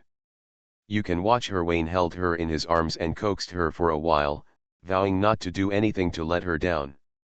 This came from Wayne's mouth, and the credibility was almost zero.